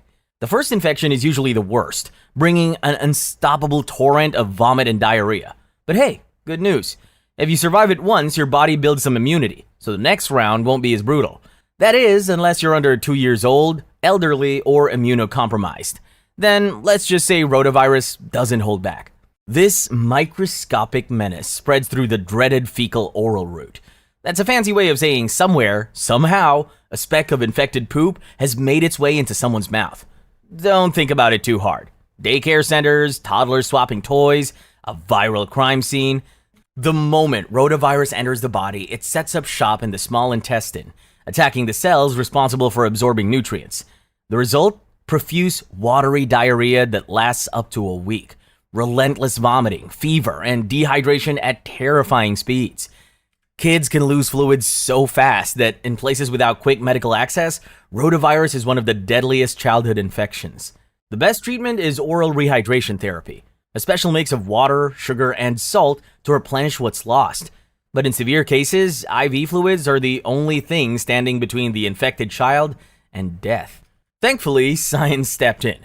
The introduction of the rotavirus vaccine in 2006 changed everything. The number of cases plummeted, and in countries that embraced the vaccine, rotavirus deaths dropped by as much as 65%. The vaccine even provides herd immunity, cutting cases in unvaccinated kids too. So while rotavirus still lurks, waiting to ambush the unprotected, it's no longer the ruthless baby reaper it once was. That is, unless we get lazy with vaccinations. Then, well, rotavirus will probably be more than happy to make a comeback. Anthrax. Sounds like a metal band, but hits like a horror movie. This bacterial disease is caused by Bacillus anthracis, and it infects humans through 3 main routes: skin contact, inhalation, or eating contaminated food. Cutaneous anthrax is the easy mode version, if there is such a thing. Spores sneak in through a break in the skin, and at first it's just a harmless looking bump, kind of like an innocent mosquito bite. But within days, it transforms into a gaping ulcer with a horrifying black center. It doesn't even hurt. It just sits there while your nearby lymph nodes swell up like balloons. The good news is that this form is the least deadly. If treated early, survival rates are high. But leave it alone and you're looking at a 23.7% chance of dying. Then there's inhalation anthrax, the boss level version. At first, it tricks you with mild symptoms: fever, chills, maybe a little chest pain. Then it pulls a 180 and goes straight for your lungs. But the infection spreads through your lymph nodes, causing internal bleeding, fluid buildup in your chest, and a rapid descent into respiratory failure. By the time you realize something's seriously wrong, the bacteria have already set off a toxin-fueled chain reaction that's nearly impossible to stop. Even with treatment, up to 80% of cases don't make it. Without treatment, forget it. The last one is the intestinal version, which is just as awful as it sounds. This can happen if you consume anthrax-contaminated meat. Think food poisoning, but dial it up to 100. Severe abdominal pain, bloody diarrhea, nausea, and vomiting are just the beginning. In cases like this, the bacteria invade your gut, releasing toxins that can lead to septic shock, organ failure, and, in up to 75% of cases, death. If you're thinking, well, I don't eat sketchy meat, so I'm safe, then you should know that anthrax spores are ridiculously resilient. They are tiny, invisible, and nearly indestructible, making them a nightmare for anyone who enjoys breathing and staying alive. These spores can survive in soil for decades, just waiting for an unsuspecting animal or human to cross their path. Unfortunately, humans have weaponized it. Dating as far back as 1914, various countries have experimented with anthrax as a bioweapon, and it's been used in actual attacks, including the infamous 2001 anthrax letter incident in the US. Thankfully, modern medicine has some defenses against this microscopic menace. There's a vaccine for high-risk individuals, and antibiotics like ciprofloxacin and doxycycline can help you if you catch the infection early. But the key word here is early. Once the toxins flood your system, even the strongest drugs might not be enough to save you. But don't freak out or anything, or maybe you should. Marburg virus disease. You're deep in the Ugandan jungle, maybe on a research trip, maybe just trying to find yourself like some budget Indiana Jones. The air is thick with humidity, and fruit bats are screeching through the trees. You brush against a tree branch, barely noticing the tiny droplet of bat saliva, urine, or feces that lands on your skin. A few days later, you're not feeling so great. A little feverish, maybe just a mild headache. Nothing to worry about. Until you start throwing up and your muscles feel like they're being shredded from the inside. That's when you'll realize you have caught the Marburg virus. Think of Marburg as Ebola's equally evil twin, one of the deadliest hemorrhagic fevers known to man. It was first discovered in 1967, when lab workers in Marburg, Germany and Belgrade, Yugoslavia started dropping like flies after handling infected African green monkeys. At first, doctors thought it was a severe flu, but when patients started leaking blood from their gums, eyes, and even internal organs, it became clear they were dealing with something far worse. The virus attacks your blood vessels, making them leaky. Your organs swell, your liver turns yellow and mushy, and your intestines start shedding their lining, leading to bloody diarrhea that can last for days. By week 2, you're either dead or barely clinging to life. To make matters worse, there's no cure, no approved vaccine, no antiviral pill, just IV fluids and a lot of hope. Scientists have tried to develop a vaccine, but let's be real, Big Pharma isn't tripping over itself to cure a disease that mostly affects rural Africa. Also, governments have considered using Marburg as a potential bioweapon. The Soviet Union allegedly experimented with weaponizing it, but the details remain unclear. The good news is Marburg doesn't show up often, but when it does, it's a nightmare. Outbreaks in Angola, Uganda, and the Democratic Republic of Congo have reached fatality rates as high as 88%. If you ever find yourself in a bat-infested cave in Africa, maybe don't touch anything. That's all the deadly diseases we have for today. Don't forget to like and subscribe.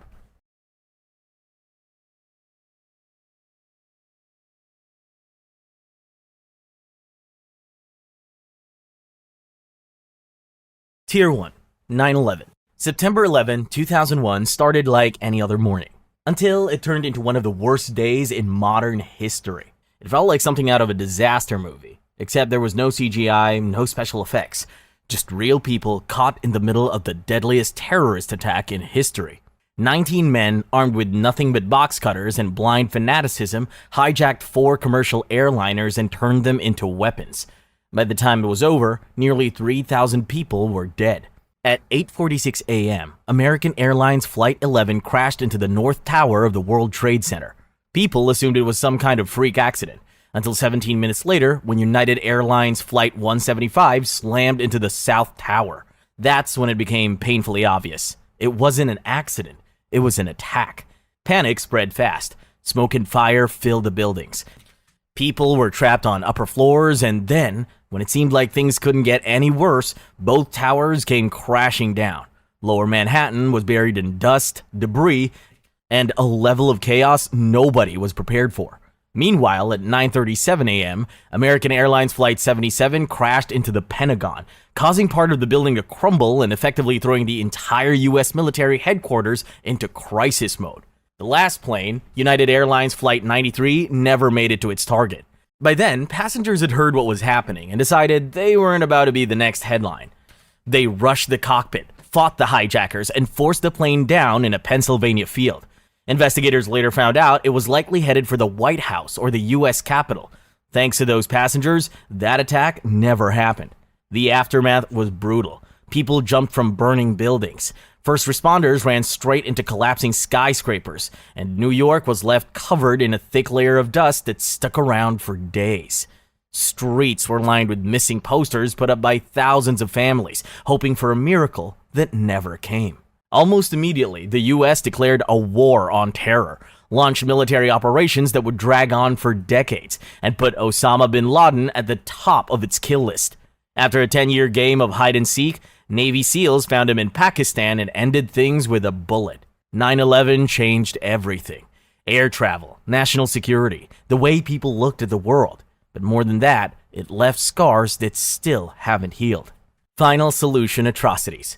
If hell had a blueprint, the Nazis followed it to the letter. The Nazi genocide wasn't just mass murder. It was genocide on an industrial scale, planned with horrifying precision. Between 1941 and 1945, Nazi Germany and its collaborators systematically killed 6 million Jewish men, women, and children, about 2/3 of Europe's Jewish population. They also targeted other groups they deemed undesirable, including Romani people, Soviet prisoners of war, Poles, disabled individuals, LGBTQ+ individuals, and political rebels. In total, the Nazis murdered around 11 million people. But they didn't start with gas chambers. It began with discrimination. In 1933, Hitler became Chancellor of Germany, and within months, Jewish people were banned from government jobs. The Nuremberg laws of 1935 stripped them of citizenship and made it illegal for Jews and non-Jews to marry. Propaganda painted them as enemies of the state, blaming them for Germany's economic problems. Then came the ghettos, walled-off, overcrowded sections of cities where food was scarce. Disease spread like wildfire, and survival was a coin toss. The Warsaw Ghetto, the largest, held over 400,000 people in just 1.3 square miles.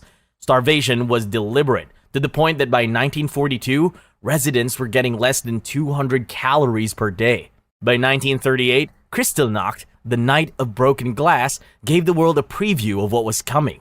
Jewish businesses and synagogues were destroyed. People were beaten in the streets, and over 30,000 Jewish men were arrested and sent to concentration camps. But even then, most didn't realize how much worse things were going to get. In 1941, the Nazis escalated things. Death squads called the Einsatzgruppen followed the German army into Eastern Europe. They rounded up entire Jewish communities, forced them to dig their own graves, and executed them. More than 1 million people were killed this way. But soon, the Nazis decided bullets were inefficient, so they built the camps. Auschwitz, Treblinka, and Sobibor weren't just prisons. They were factories designed to turn human beings into ash. Trains packed with people arrived daily. If you were strong enough to work, you lived a little longer, until exhaustion, starvation, or disease took over. If not, you were sent straight to the gas chambers, where Zyklon B, a pesticide, suffocated entire rooms of people in minutes. The Nazis got so efficient that at Auschwitz alone, 1.1 million people were murdered, most within hours of arrival. In Operation Reinhard that took place between 1942 and 1943, the Nazis built 3 extermination camps, Treblinka, Sobibor, and Balzak, specifically to kill as many people as possible. Treblinka alone saw over 800,000 deaths, with victims arriving and being gassed within 2 hours. The killing only stopped when the war did. When Allied forces finally reached the camps in 1945, they found starving survivors and mass graves. At Bergen-Belsen, British troops found 60,000 emaciated prisoners and 13,000 unburied corpses. The world had seen war before, but nothing like this. Not too long after, the 1945 Nuremberg trials were set in motion to hold key Nazi officials accountable.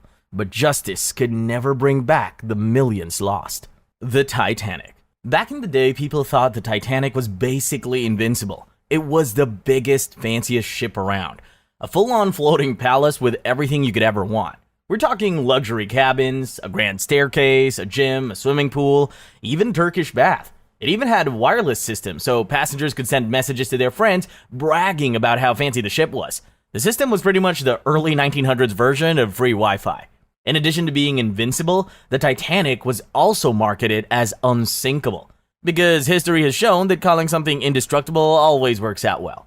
On the night of April 14th, 1912, the Titanic was cruising through the North Atlantic at full speed, on its way from Southampton to New York, when one of the lookouts spotted an iceberg right in its path. First Officer William Murdoch tried to steer around it, But at 11:40 p.m., the ship's starboard side scraped against the ice, tearing open the hull in multiple places. At first, it seemed like maybe things would be okay. They were not. 5 watertight compartments flooded almost instantly, and the ship started sinking fast. Turns out the Titanic was pretty much sinkable. Panic set in as crew members started loading the ship's lifeboats, but there was one massive problem. They didn't have nearly enough. Regulations back then didn't require lifeboats for everyone. So instead of using that deck space for, survival, they probably opted for a giant fancy staircase or something like that. The ship carried just 20 lifeboats when it could have held double that. But back then, lifeboats weren't seen as save everyone equipment. They were Uberized to the nearest rescue ship. The logic? This thing is unsinkable anyway, so why bother? Needless to say, that was a bad call. The whole women and children first rule, it was enforced, but kind of inconsistently. First-class passengers had a much better shot at making it out, while many third-class passengers were trapped below deck as freezing water poured in. By 2:20 a.m., the Titanic split in half and sank, taking over 1,500 people with it. Most of the people left in the water didn't last long. The ocean was just too cold, among other things. In the end, only a few were rescued. Everyone else vanished into the dark, never to be seen again. The sinking of the Titanic led to a ton of new safety regulations. More lifeboats, mandatory emergency drills, and 24/7 radio monitoring on ships. But none of that could change what happened that night. More than a century later, the Titanic is still one of history's most famous disasters. Hiroshima and Nagasaki. On the morning of August 6, 1945, at exactly 8:15 a.m., a B-29 bomber named Enola Gay dropped a bomb called Little Boy on Hiroshima. And just like that, the world got its first real introduction to nuclear weapons, in the worst way possible. The temperature at ground zero shot up to about 7,000 degrees Fahrenheit in an instant, which is the kind of heat that turns people into shadows on the pavement. Buildings crumbled, a shockwave ripped through the city, and a firestorm took care of whatever was left. Almost everything within a mile was flattened, and tens of thousands of people were killed on the spot. For those who survived the initial blast, things didn't get much better. People wandered the streets with their skin peeling off and their eyes swollen shut, trying to make sense of what had just happened. Then came the black rain, aka radioactive water mixed with soot, falling from the sky and drenching everyone. If the explosion hadn't killed you, the fallout was happy to give it a shot. And just when Japan was still trying to process all of this, round 2 happened. On August 9, the US dropped another bomb, this time on Nagasaki. If Hiroshima was hell, Nagasaki wasn't much of an improvement. The bomb, nicknamed Fat Man, wiped out tens of thousands more people in an instant. Radiation sickness kicked in soon after, with survivors losing hair, suffering from internal burns, and dealing with infections no one really knew how to treat. By the time it was all over, somewhere between 150,000 and 246,000 people had died. Most of them civilians, but the suffering didn't stop there. The survivors, known as hibakusha, spent the rest of their lives dealing with chronic illness, social stigma, and in some cases, genetic mutations passed down to their kids. Some managed to move on, while others wished they hadn't made it at all. Japan surrendered days after the explosions, bringing World War II to an official end. Hiroshima and Nagasaki remain the only time nuclear weapons have been used in war, and whether they were necessary or just a horrific experiment is still up for debate. But one thing's for sure, humans have a real talent for wiping each other out with maximum efficiency. Chernobyl nuclear disaster. On April 26, 1986, the Chernobyl nuclear power plant in the Soviet Union became ground zero for one of the worst disasters in history. Reactor number 4 exploded, sending radioactive material across Europe and turning the city of Pripyat into a ghost town. Everything that went down that day is exactly why Chernobyl is now just another way to say colossal screw-up. So what exactly happened? Well, they were running a test to see if the reactor could power its own cooling system in a blackout. Sounds harmless, right? Except they ran the test while the reactor was unstable. Then, thanks to a major design flaw, trying to shut it down only made things worse. The power spiked, the fuel rods shattered, steam built up faster than you can say bad idea, and then, boom. The reactor lid, a 1,000-ton slab of metal, shot through the roof like a champagne cork, except instead of celebratory bubbles, it released lethal radiation. The initial explosion was bad enough, but that was just the beginning of a series of unfortunate events. A fire broke out in the exposed reactor core, releasing radioactive materials into the atmosphere. Firefighters rushed to the scene, having no clue they were walking straight into a death trap. Most of them didn't have protective gear because they thought they were just dealing with a regular fire, not inhaling lethal doses of radiation. A lot of them died horribly within weeks. Meanwhile, the Soviet government went straight into denial mode. The 49,000 residents of Pripyat just went about their day, completely unaware they were being exposed to dangerous levels of radiation. It wasn't until 36 hours later that they were finally evacuated, by which point the damage was already done. Right after the explosion, 237 plant workers and first responders ended up in the hospital, and 134 of them were diagnosed with acute radiation sickness. Of those, 28 died within months, but the real death toll? That's anyone's guess.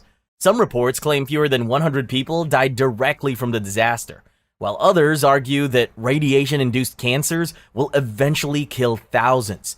By 2005, over 6,000 cases of childhood thyroid cancer has already been linked to it. To contain the radiation, the Soviets threw together a concrete sarcophagus around the reactor. But concrete doesn't last forever, so in 2016 they had to slide a massive steel structure over it. And just to put this into perspective, experts are not expecting to finish cleaning up Chernobyl until 2065, because apparently 8 decades is what it takes to fix one really bad day. Rwandan genocide. In 1994, Rwanda experienced one of the deadliest genocides in modern history. Over a 100-day period, more than 500,000 Tutsi people, and any Hutu or Twa people who tried to help them, were murdered. This wasn't a war or sudden political uprising. It was a well-planned mass killing fueled by years of ethnic tension, propaganda, and leftover colonial divisions. And it all started on April 6th, when Rwandan President Juvenal Habyarimana's plane was shot down near Kigali. Within hours, Hutu extremists took that as their cue to start killing. Radio stations started broadcasting calls for mass murder like they were announcing a community bake sale. Machetes were the weapon of choice. Cheap, effective, and already lying around in most households. Neighbors turned on each other. Families were wiped out, and even priests and teachers joined in. If you were a Tutsi, there was nowhere to hide. Meanwhile, the rest of the world sat back and did absolutely nothing. The UN had peacekeepers on the ground, but they were given strict orders not to intervene. Western governments, including the US and France, refused to call it a genocide because that would have meant doing something about it. Instead, they tiptoed around the wording while bodies piled up in the streets. The killing finally stopped in July, when the Rwandan Patriotic Front, or RPF, led by Paul Kagame, fought its way through the country and took control.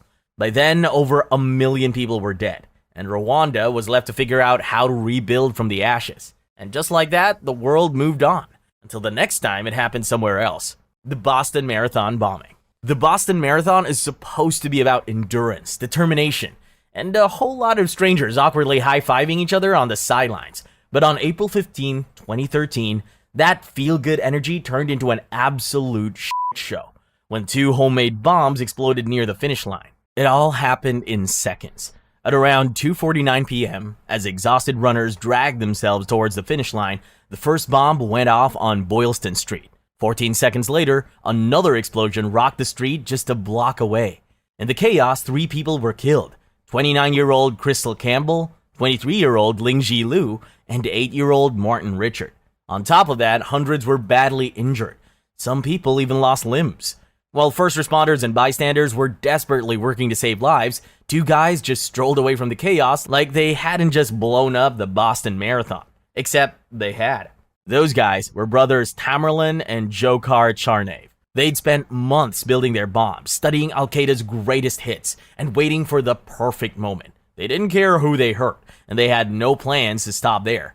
Thankfully, the FBI wasn't about to let that happen. They got to work immediately. And 3 days later, after combing through security footage, they released images of 2 suspects carrying backpacks. The Tsarnaevs realized their time was running out and decided to go full GTA mode. First, they ambushed and killed MIT police officer Sean Collier. Then, they carjacked a man, forced him to withdraw money, and listened to him beg for his life. Their escape plan was pretty simple: orchestrate absolute chaos and then dip. They led police on a high-speed chase through Watertown, chucking homemade grenades out the window like they were in some action movie. Then came the shootout, complete with bullets flying and sirens blazing. Tamerlan got shot multiple times, and in a truly ridiculous twist, his own brother ran him over while trying to escape. That was the end of Tamerlan, but Dzhokhar was still out there. For nearly 24 hours, Boston was in full lockdown mode. SWAT teams patrolled the streets. Helicopters circled overhead, and everyone stayed glued to their TVs. In the middle of all the commotion, a guy in Watertown went out to check his boat, only to find Dzhokhar hiding inside, bleeding and barely conscious. Police arrived at the scene, shots were fired, and just like that, it was over. Dzhokhar was eventually sentenced to death for his crimes. Tier 2. Bosnian Genocide. In the early 1990s, while the world was busy celebrating the end of the Cold War, Bosnia was falling apart. Literally.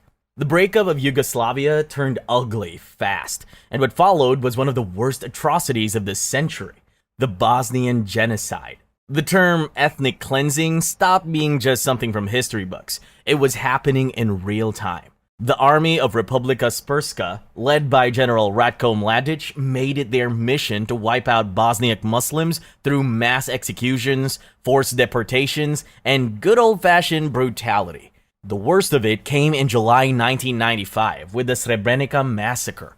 The United Nations had declared Srebrenica a safe zone, but that didn't stop the VRS from rolling in, rounding up over 8,000 Bosniak men and boys, and executing them in cold blood.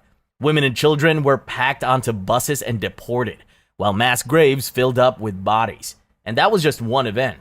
Across Bosnia, entire towns were emptied. People were thrown into concentration camps, and assault was used as a weapon of war. If you weren't murdered, you were forced to flee.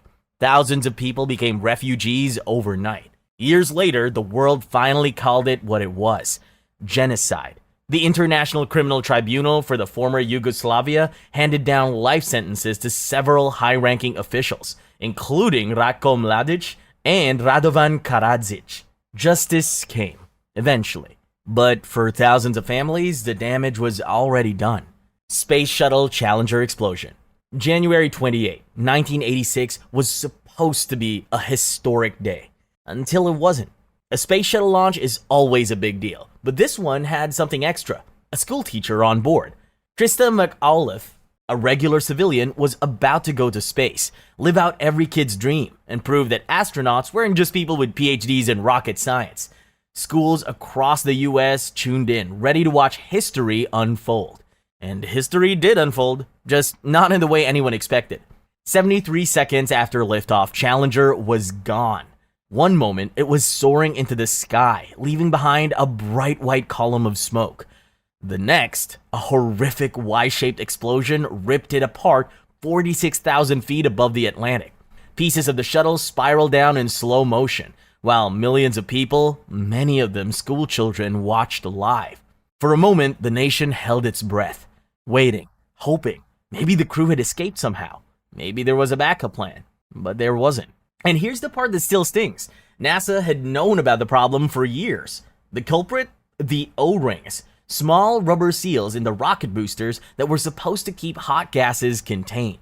In cold weather, they stiffened and became brittle. Not exactly ideal when you're dealing with literal rocket fuel. The night before the launch, Florida's temperatures dropped to record lows. Engineers at Morton Thiokol, the company that built the boosters, panicked. They spoke up and made it clear that the O-rings could fail.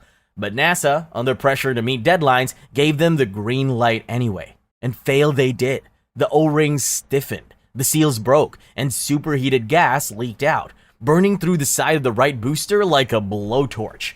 Challenger never stood a chance. And here's the worst part. Some of the crew probably survived the initial explosion.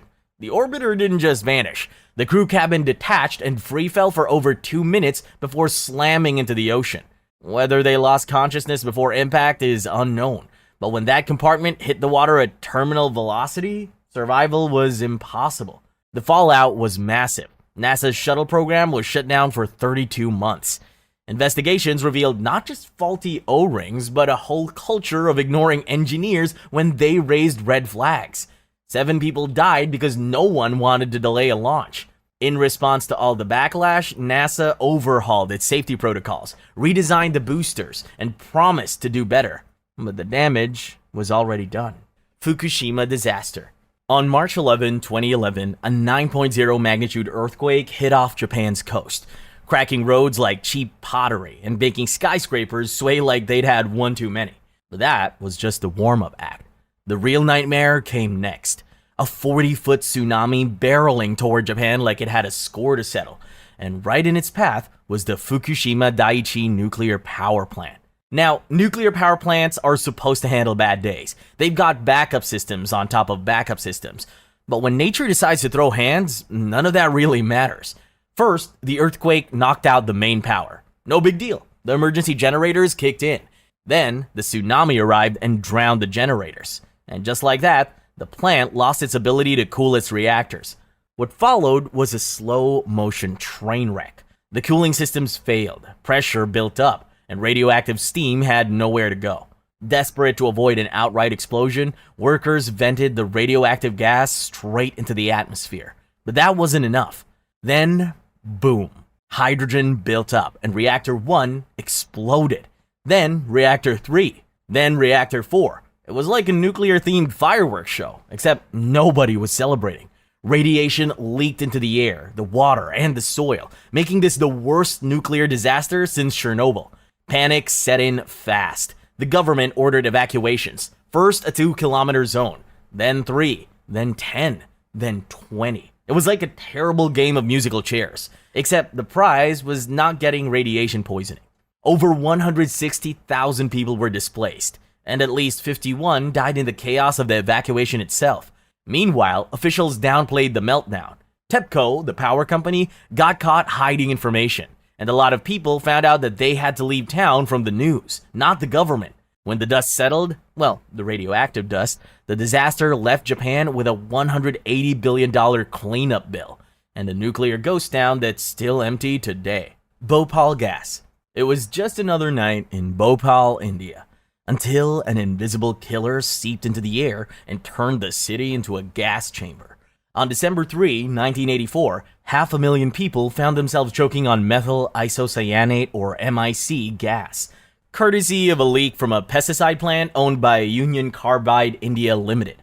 The factory was supposed to protect crops, but instead it wiped out humans. The death toll was staggering. Officially, 2,259 people died on the spot. Unofficially, no one really knows. Some estimates say up to 8,000 people were gone within 2 weeks, and over 500,000 were exposed, many of whom were left with permanent damage. It was the worst industrial disaster in history, and the nightmare didn't end when the gas cleared.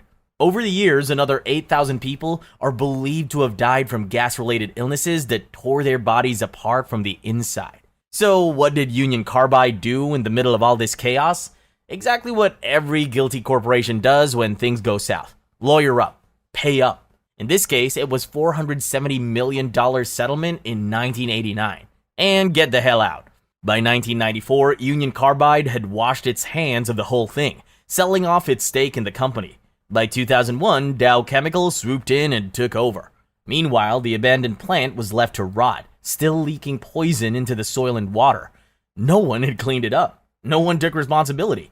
Union Carbide CEO at the time, Warren Anderson, was charged with manslaughter in India, but never set foot in an Indian courtroom. 7 Indian executives from the company got 2 years in prison and a $2,000 fine.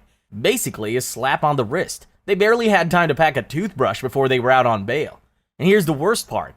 This wasn't even an accident. The factory had a long history of leaks, and its safety systems were a total joke. The refrigeration unit meant to keep MIC stable, shut down. The vent gas scrubber, useless. The flare tower that should have burned off excess gas, out of order. It was like storing dynamite next to a bonfire and crossing your fingers. On the day of the leak, water got into tank E610 and triggered a chemical reaction. With the safety systems out of commission, there was nothing anyone could do to stop the gas from pouring out. Workers who were on site tried to sound the alarm, but by the time management realized this wasn't just a minor leak, it was already too late. Within an hour, 30 to 40 tons of MIC had spread through the city. People woke up coughing, vomiting, and gasping for air as their lungs filled with fluid. Some died in their sleep. Others ran blindly through the streets, only to collapse where they stood. Entire families were wiped out in a single night. Decades later, Bhopal is still suffering. The soil and water remain contaminated. Children are born with defects. and survivors continue to battle diseases from that night. The disaster may have happened in 1984, but for the people of Bhopal, it never really ended. Columbine shooting. April 20th, 1999, started like any other Tuesday in Littleton, Colorado, until two teenagers decided to turn their high school into a war zone.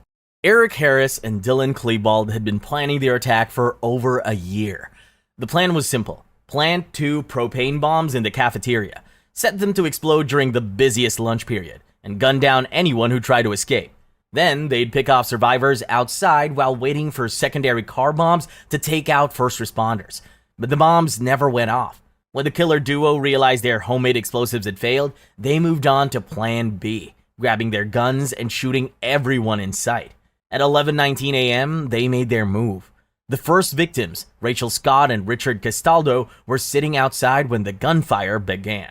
Rachel died instantly. Richard survived, but was left paralyzed. From there, Harris and Klebold moved towards the school entrance, firing at anyone who crossed their path. Panic spread quickly as teachers and students realized this wasn't a prank or a drill. Kids hid under desks, locked themselves in classrooms, and called 911. Meanwhile, Harris and Klebold moved through the school, laughing, taunting, and shooting. The library saw the worst of it. 10 students were executed while hiding under desks. By the time it was over, 13 people, 12 students, and a teacher were dead. At 12:08 p.m., Harris and Klebold took their own lives. Then came the questions. How did this happen? Why did it happen? And most importantly, who was to blame? The media pointed fingers at violent video games, goth culture, bullying, antidepressants, and even the internet. Everyone was looking for an explanation, but the truth was messier than any single cause. The police response to the situation was yet another disaster. Officers stayed outside for most of the attack, afraid to go in because they thought there were explosives. That hesitation cost lives and forced law enforcement to completely rethink how they handle active shooter situations. The old waited-out approach was scrapped in favor of immediate action, something that's now standard procedure. But here's the most disturbing part. Columbine didn't just change school security. It became a blueprint for future shooters. The Columbine effect set off a wave of copycats who saw Harris and Klebold as twisted role models. Holodomor. In the early 1930s, the Soviet Union decided to crank up its industrialization efforts, and Ukraine got the short end of the stick. By that, I mean millions of people starved to death because of politics. This wasn't incompetence. This was famine as a policy decision. Death by bureaucracy on a national scale.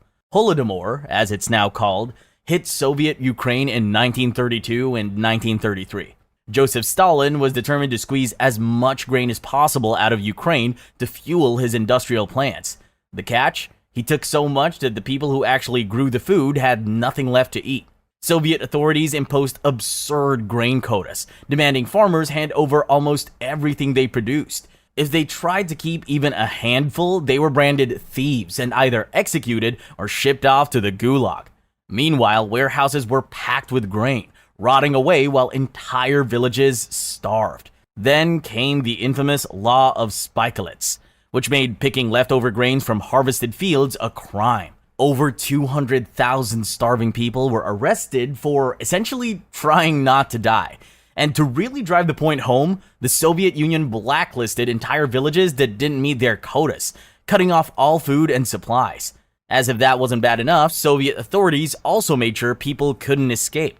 They blocked roads, required internal passports to travel, and sent anyone caught fleeing back to their doomed villages. Around 150,000 people died just trying to get out. And the rest of the world barely noticed.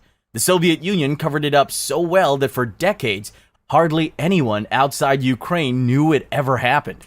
It wasn't until the 1980s, when Glasnost loosened the grip on Soviet history, that the full extent of Holodomor came to light. Today, many countries recognize it as a genocide, though some still argue over whether it was intentional. But here's what isn't up for debate. Millions of people died in one of the worst man-made famines in history. Tier 3. Sandy Hook shooting. December 14th, 2012 started like any other school day at Sandy Hook Elementary in Newton, Connecticut. Kids were in their classrooms, teachers were settling in, and everything felt normal. Then, gunfire shattered the routine, and in minutes, the school became the site of one of the deadliest mass shootings in U.S. history. The shooter was 20-year-old Adam Lanza, a deeply disturbed man who had already begun his killing spree before even leaving home. That morning, he shot his mother 4 times in the head while she slept, stole her car, grabbed her illegally purchased guns, and drove to Sandy Hook. By the time he arrived, he was armed with a Bushmaster XM15 E2S rifle, 2 handguns, and enough ammo to wipe out an entire school. Sandy Hook had security measures. Doors locked after 9:30 a.m., and visitors were to be screened by a camera system. But locked doors don't do much against a guy with a rifle. Lanza shot through a glass panel near the entrance and walked right in. The first people in his path were Principal Don Hochsprung and school psychologist Mary Sherlach. Lanza shot them both instantly. Then he kept moving, firing at anything in his way. Lanza's first stop was room 8. Before he got there, Lauren Russo, the substitute teacher who was in charge that day, had packed her first graders into a bathroom, hoping to keep them safe. But it didn't matter. Lanza forced his way and started shooting. In seconds, 15 kids and 2 teachers were dead.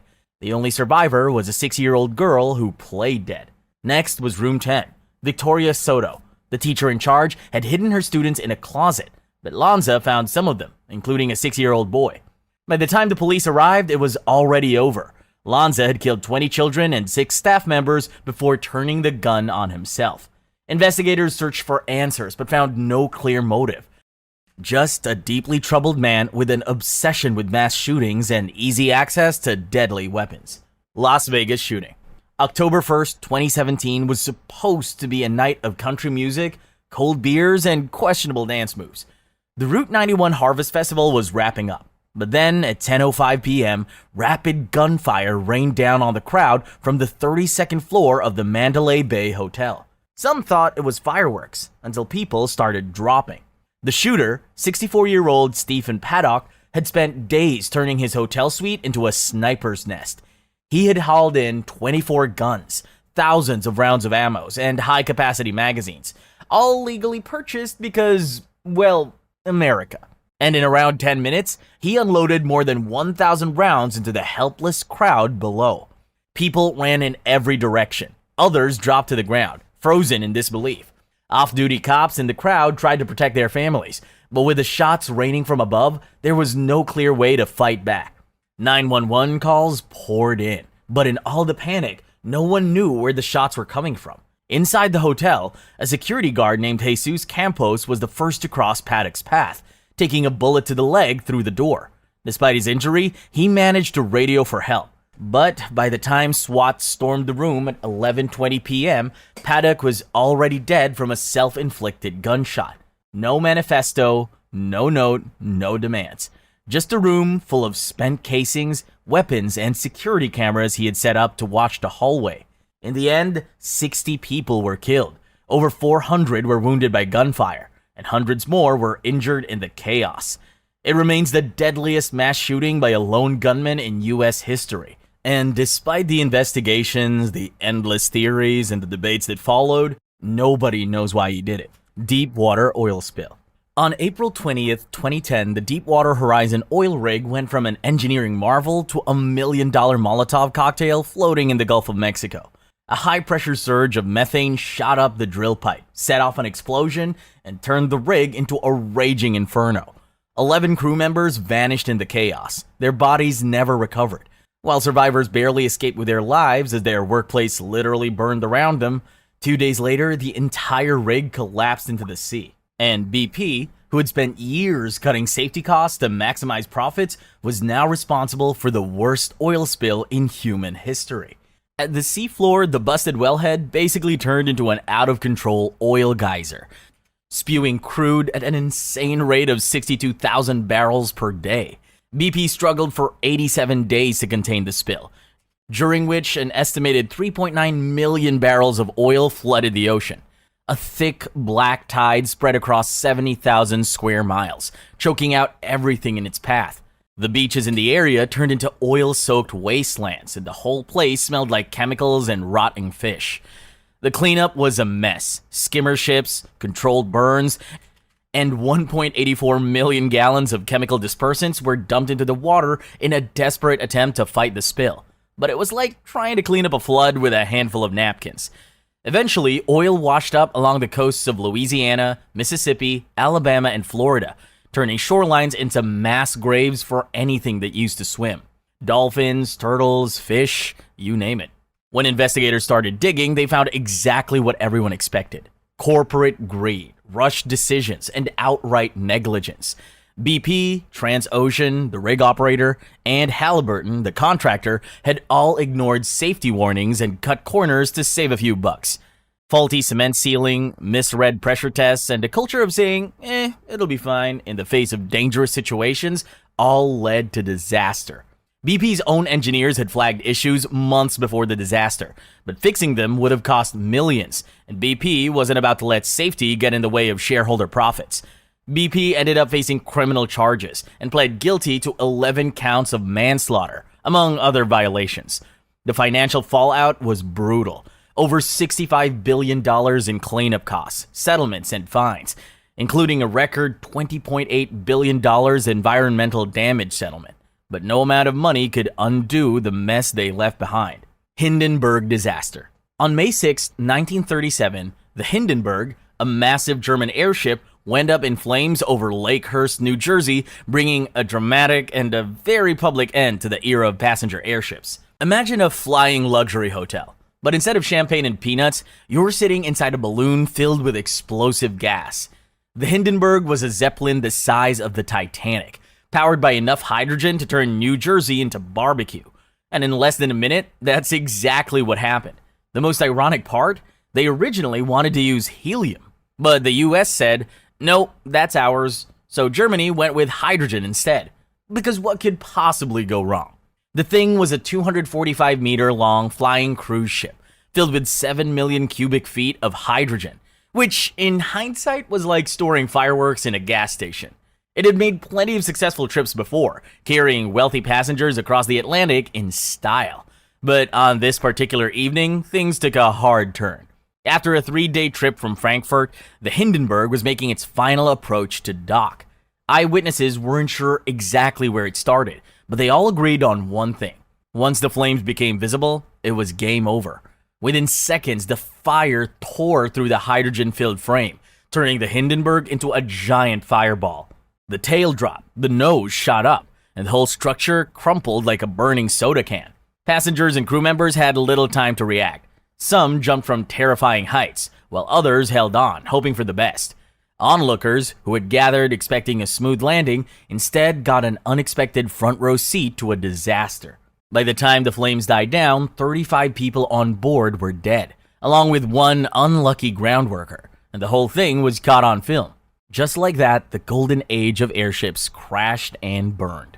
Literally. Exxon Valdez oil spill. At 12:04 a.m. on March 24, 1989, the Exxon Valdez oil tanker slammed into Blee Reef in Alaska's Prince William Sound, and everything went to hell. Over 10 million gallons of crude oil spilled into the ocean, slowly oozing out while the wrecked tanker sat there like a beached whale, leaking poison into one of the most pristine ecosystems on the planet. Prince William Sound, once home to thriving wildlife, became an oil-slicked graveyard. Seabirds that were supposed to be soaring through the sky flapped uselessly because their feathers were now glued together with a tar. Otters, usually known for floating around carefree, sank under the suffocating film.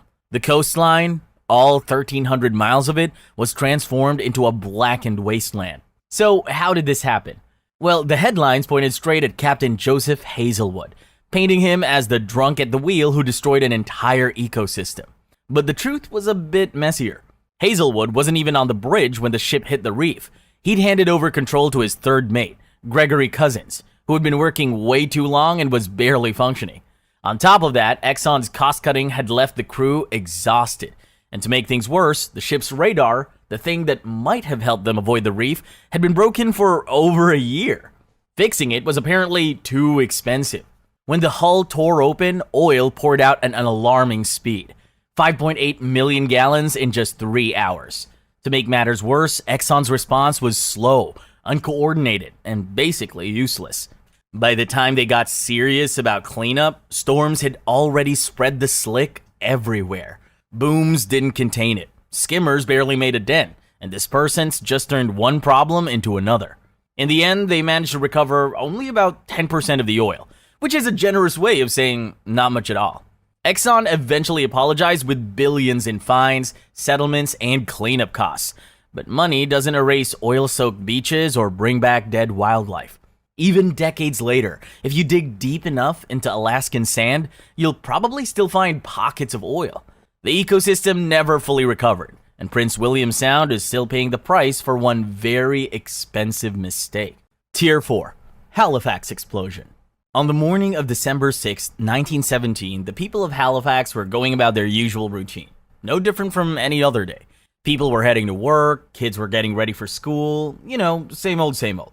Nobody had the slightest clue that their city was about to be blown to pieces by the biggest human-made explosion in history. Well, at least until nuclear bombs showed up and said, "Hold my beer." It all started with a seemingly minor screw-up in Halifax Harbor. The SS Mont Blanc, a French cargo ship packed to the brim with explosives, crossed paths with the SS Emo, a Norwegian relief vessel. They were both trying to navigate the crowded waterway when they collided. It wasn't a high-speed crash, more like a slow, awkward fender bender. Under normal circumstances, this kind of crash would have just led to some yelling, a mountain of paperwork, and a couple of very stressed-out captains. But the Mont Blanc wasn't carrying normal cargo. It was basically a floating bomb. The ship was packed with TNT, picric acid, and benzol, a fuel so flammable it might as well burst into flames if you gave it a dirty look.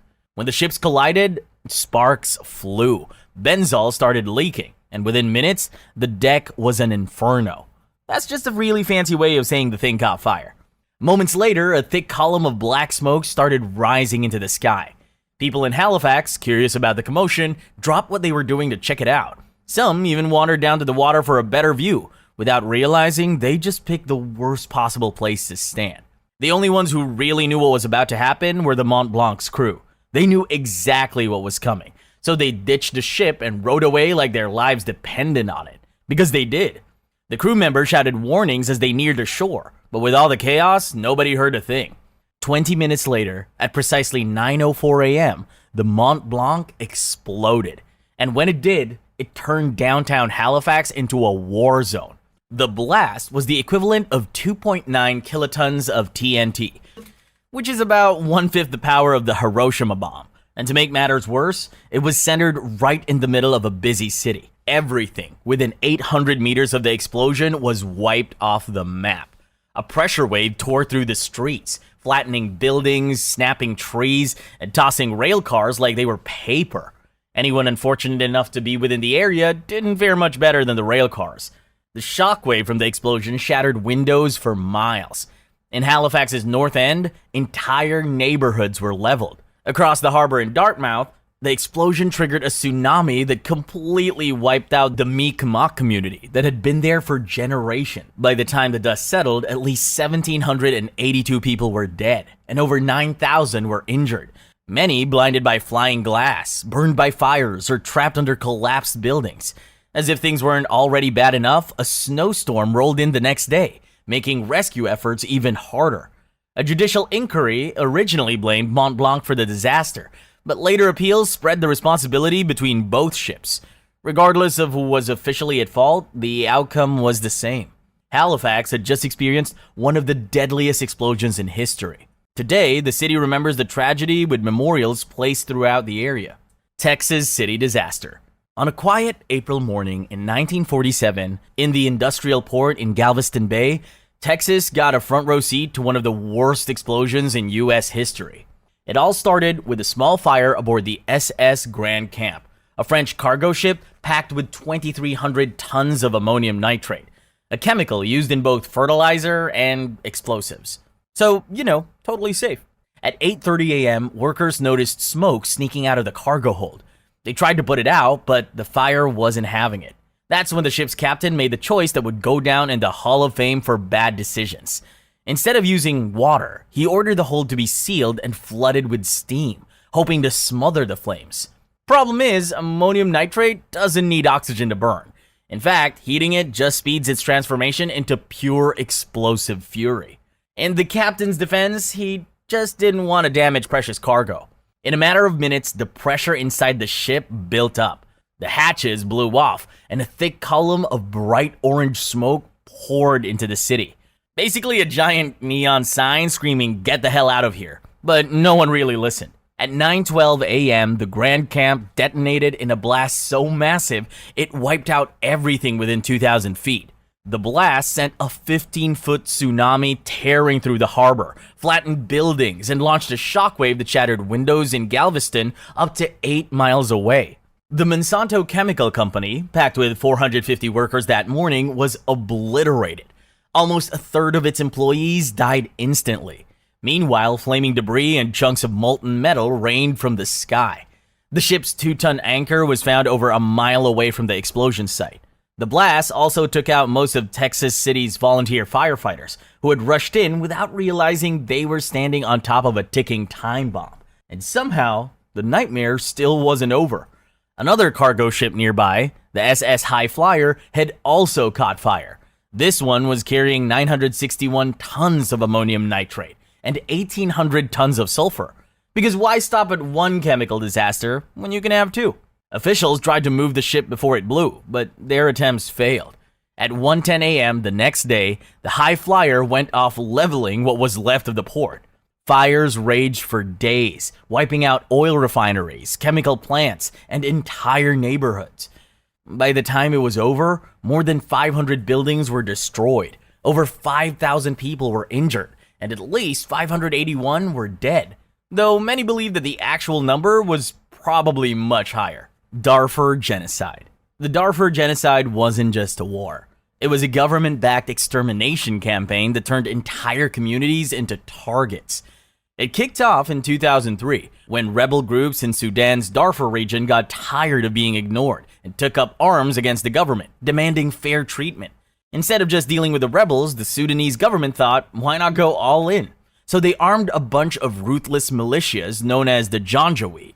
Oh, and by the way, the Janjaweed literally translates to devils on horseback. Subtle. Over the years, somewhere between 200,000 and 400,000 people were killed. Entire villages were burned down, and about 2.7 million civilians were forced to flee their homes.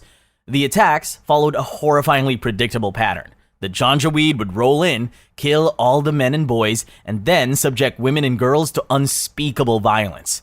Survivors told stories of entire families being wiped out, children murdered in front of their parents, and bodies left mutilated in the streets. It was ethnic cleansing in the most literal sense. At first, the international community acted like it didn't see what was happening, but the scale of the atrocities eventually made that impossible.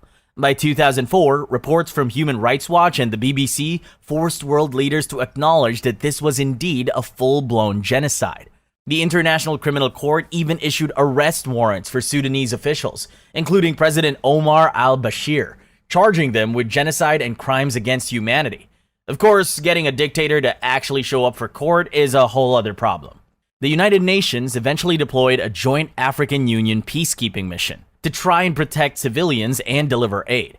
They did what they could, but between the lack of resources and the Sudanese government being openly hostile to outside help, there was only so much they could do. Billions were spent on peacekeeping, and while the violence eventually slowed down by 2018, Darfur was left in ruins. Lac Mégantic rail disaster. On the night of July 6, 2013, the biggest thing people in Lac Mégantic, Quebec should have been worrying about was mosquitoes. Not a flaming train plowing through their town. But at 1:14 a.m., a runaway freight train carrying highly flammable crude oil turned into a 73-car ticking time bomb, and there was no stopping it. The train belonged to a company that treated safety regulations more like suggestions than rules.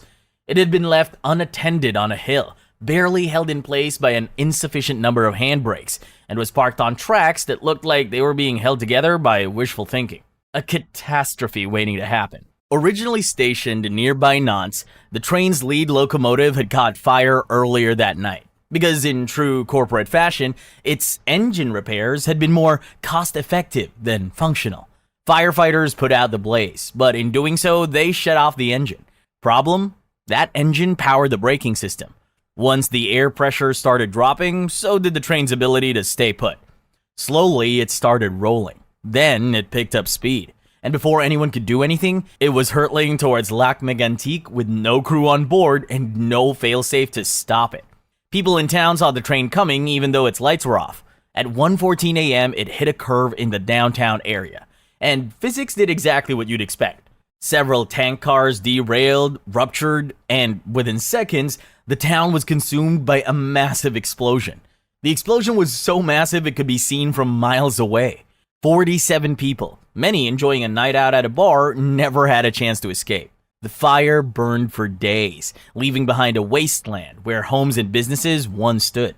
More than 30 buildings were reduced to rubble, and the ones still standing had to be demolished because of contamination. When investigators started digging through the wreckage, they found what can only be described as a beginner's guide to corporate negligence. The train had been running with a single operator as part of a cost-cutting measure. The tracks were in such bad shape that speed restrictions were already in place for large sections. And the tank cars, they were the infamous DOT 111 models, which had a long history of splitting open in crashes. None of this was new information to regulators. They'd been warning about these risks for years, but thanks to industry lobbying, safety upgrades kept getting postponed. It took one of Canada's deadliest train disasters to finally force change. But for 47 people, that change came far too late. Tier 5. Aberfan Disaster. On the morning of October 21, 1966, the people of Aberfan, Wales were going about their day like any other. Kids grabbed their school bags, parents headed to work, and nobody knew that a giant pile of coal waste sitting on the hill above them was about to come crashing down. For weeks, this heap of mining sludge, known as Tip 7, had been soaking up rain like a sponge. And that morning, it finally gave in. The whole thing turned to liquid and came roaring down the hill, straight toward the village. At 9:15 a.m., it slammed into Pantglass Junior School, where kids had just sat down for their lessons. They didn't stand a chance. The classrooms were buried in seconds.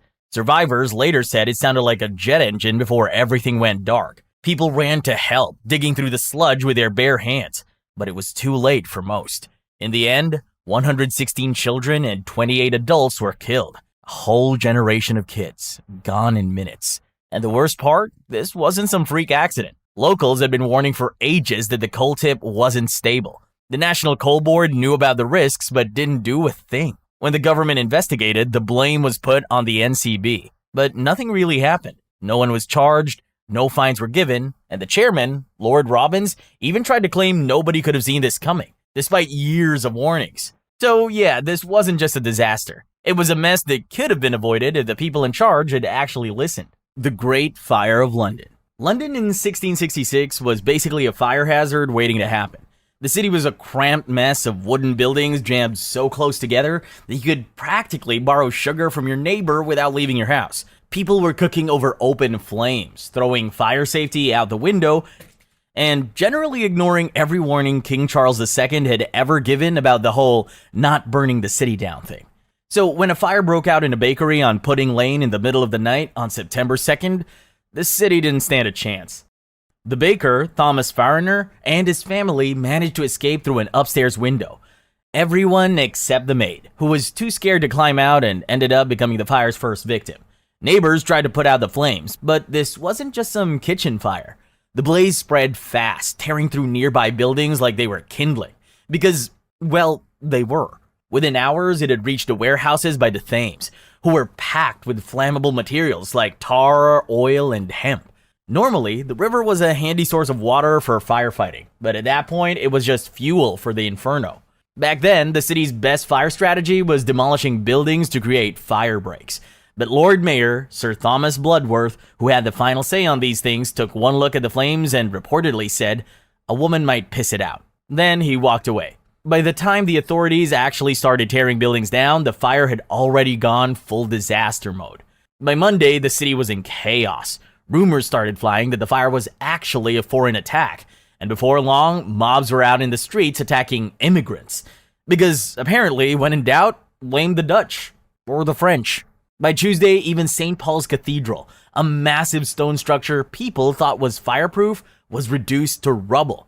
The heat got so intense that it melted lead and caused streams of molten metal to flow down the streets.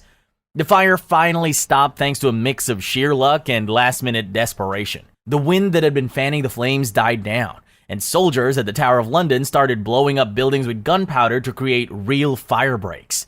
After 4 days of destruction, the flames were finally out. In the end, about 80% of the city inside the old Roman walls was wiped out, but the official death toll was surprisingly low. Only a handful of deaths were recorded, though a lot of people suspect the real number was much higher, especially since poor and homeless victims wouldn't have been counted. Afterward, London had to be almost entirely rebuilt, this time with wider streets, better urban planning, and most importantly, actual fire regulations. Minamata disease. In 1956, people in the fishing town of Minamata, Japan, started coming down with a strange illness. At first, it looked like something out of a horror movie.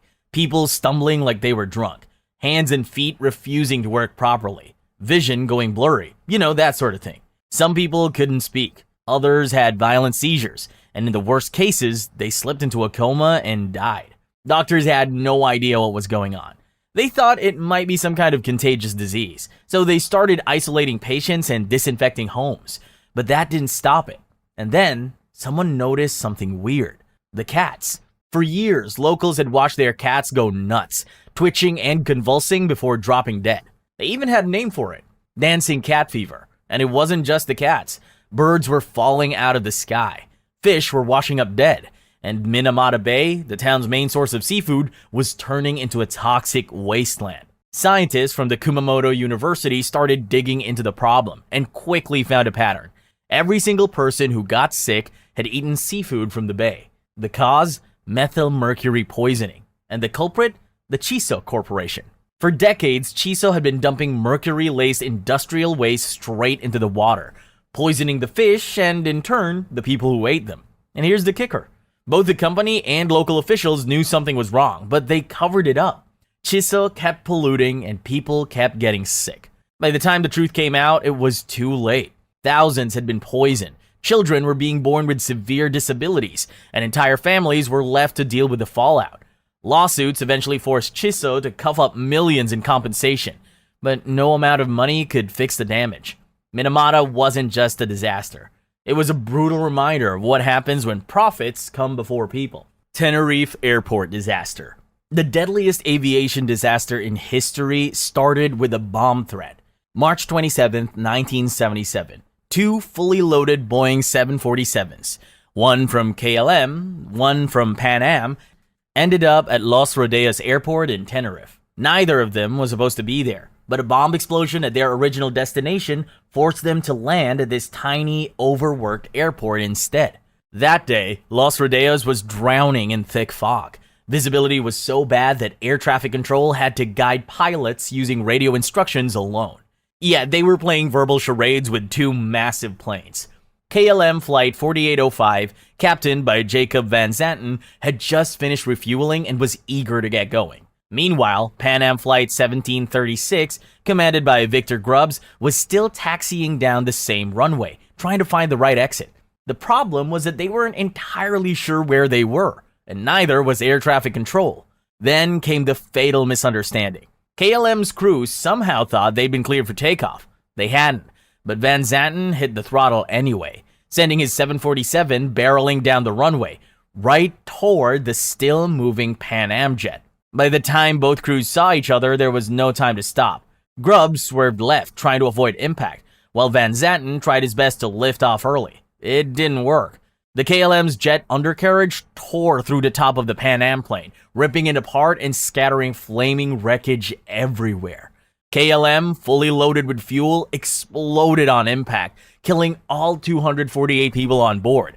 On the Pan Am flight, passengers scrambled to escape. Miraculously, 61 people, mostly those sitting near the front, managed to get out before the fire consumed everything. The other 335 weren't so lucky. Investigators found that poor visibility, miscommunication, and KLM's premature takeoff were to blame. The airline ultimately accepted full responsibility. The disaster led to huge changes in aviation, including stricter cockpit communication rules and standardized radio phraseology, so pilots and air traffic controllers never have to guess what the other is saying again. That's all the devastating tragedies we have for today. Don't forget to like and subscribe. Hey, by the way, I've been seeing a lot of comments saying I'm an AI voice, but can an AI voice do this? Honestly, naiinis na ako na ang dami nagsasabi na AI voice ako. What the hell, bruh? Pero wala tayong magagawa. Mukhang yung boses ko sobrang pulido ba para sa inyo? Just messing with you. I am not an AI, and I hope this is enough proof. Or maybe tell me what you'd like me to say out loud for the next outro, if that helps.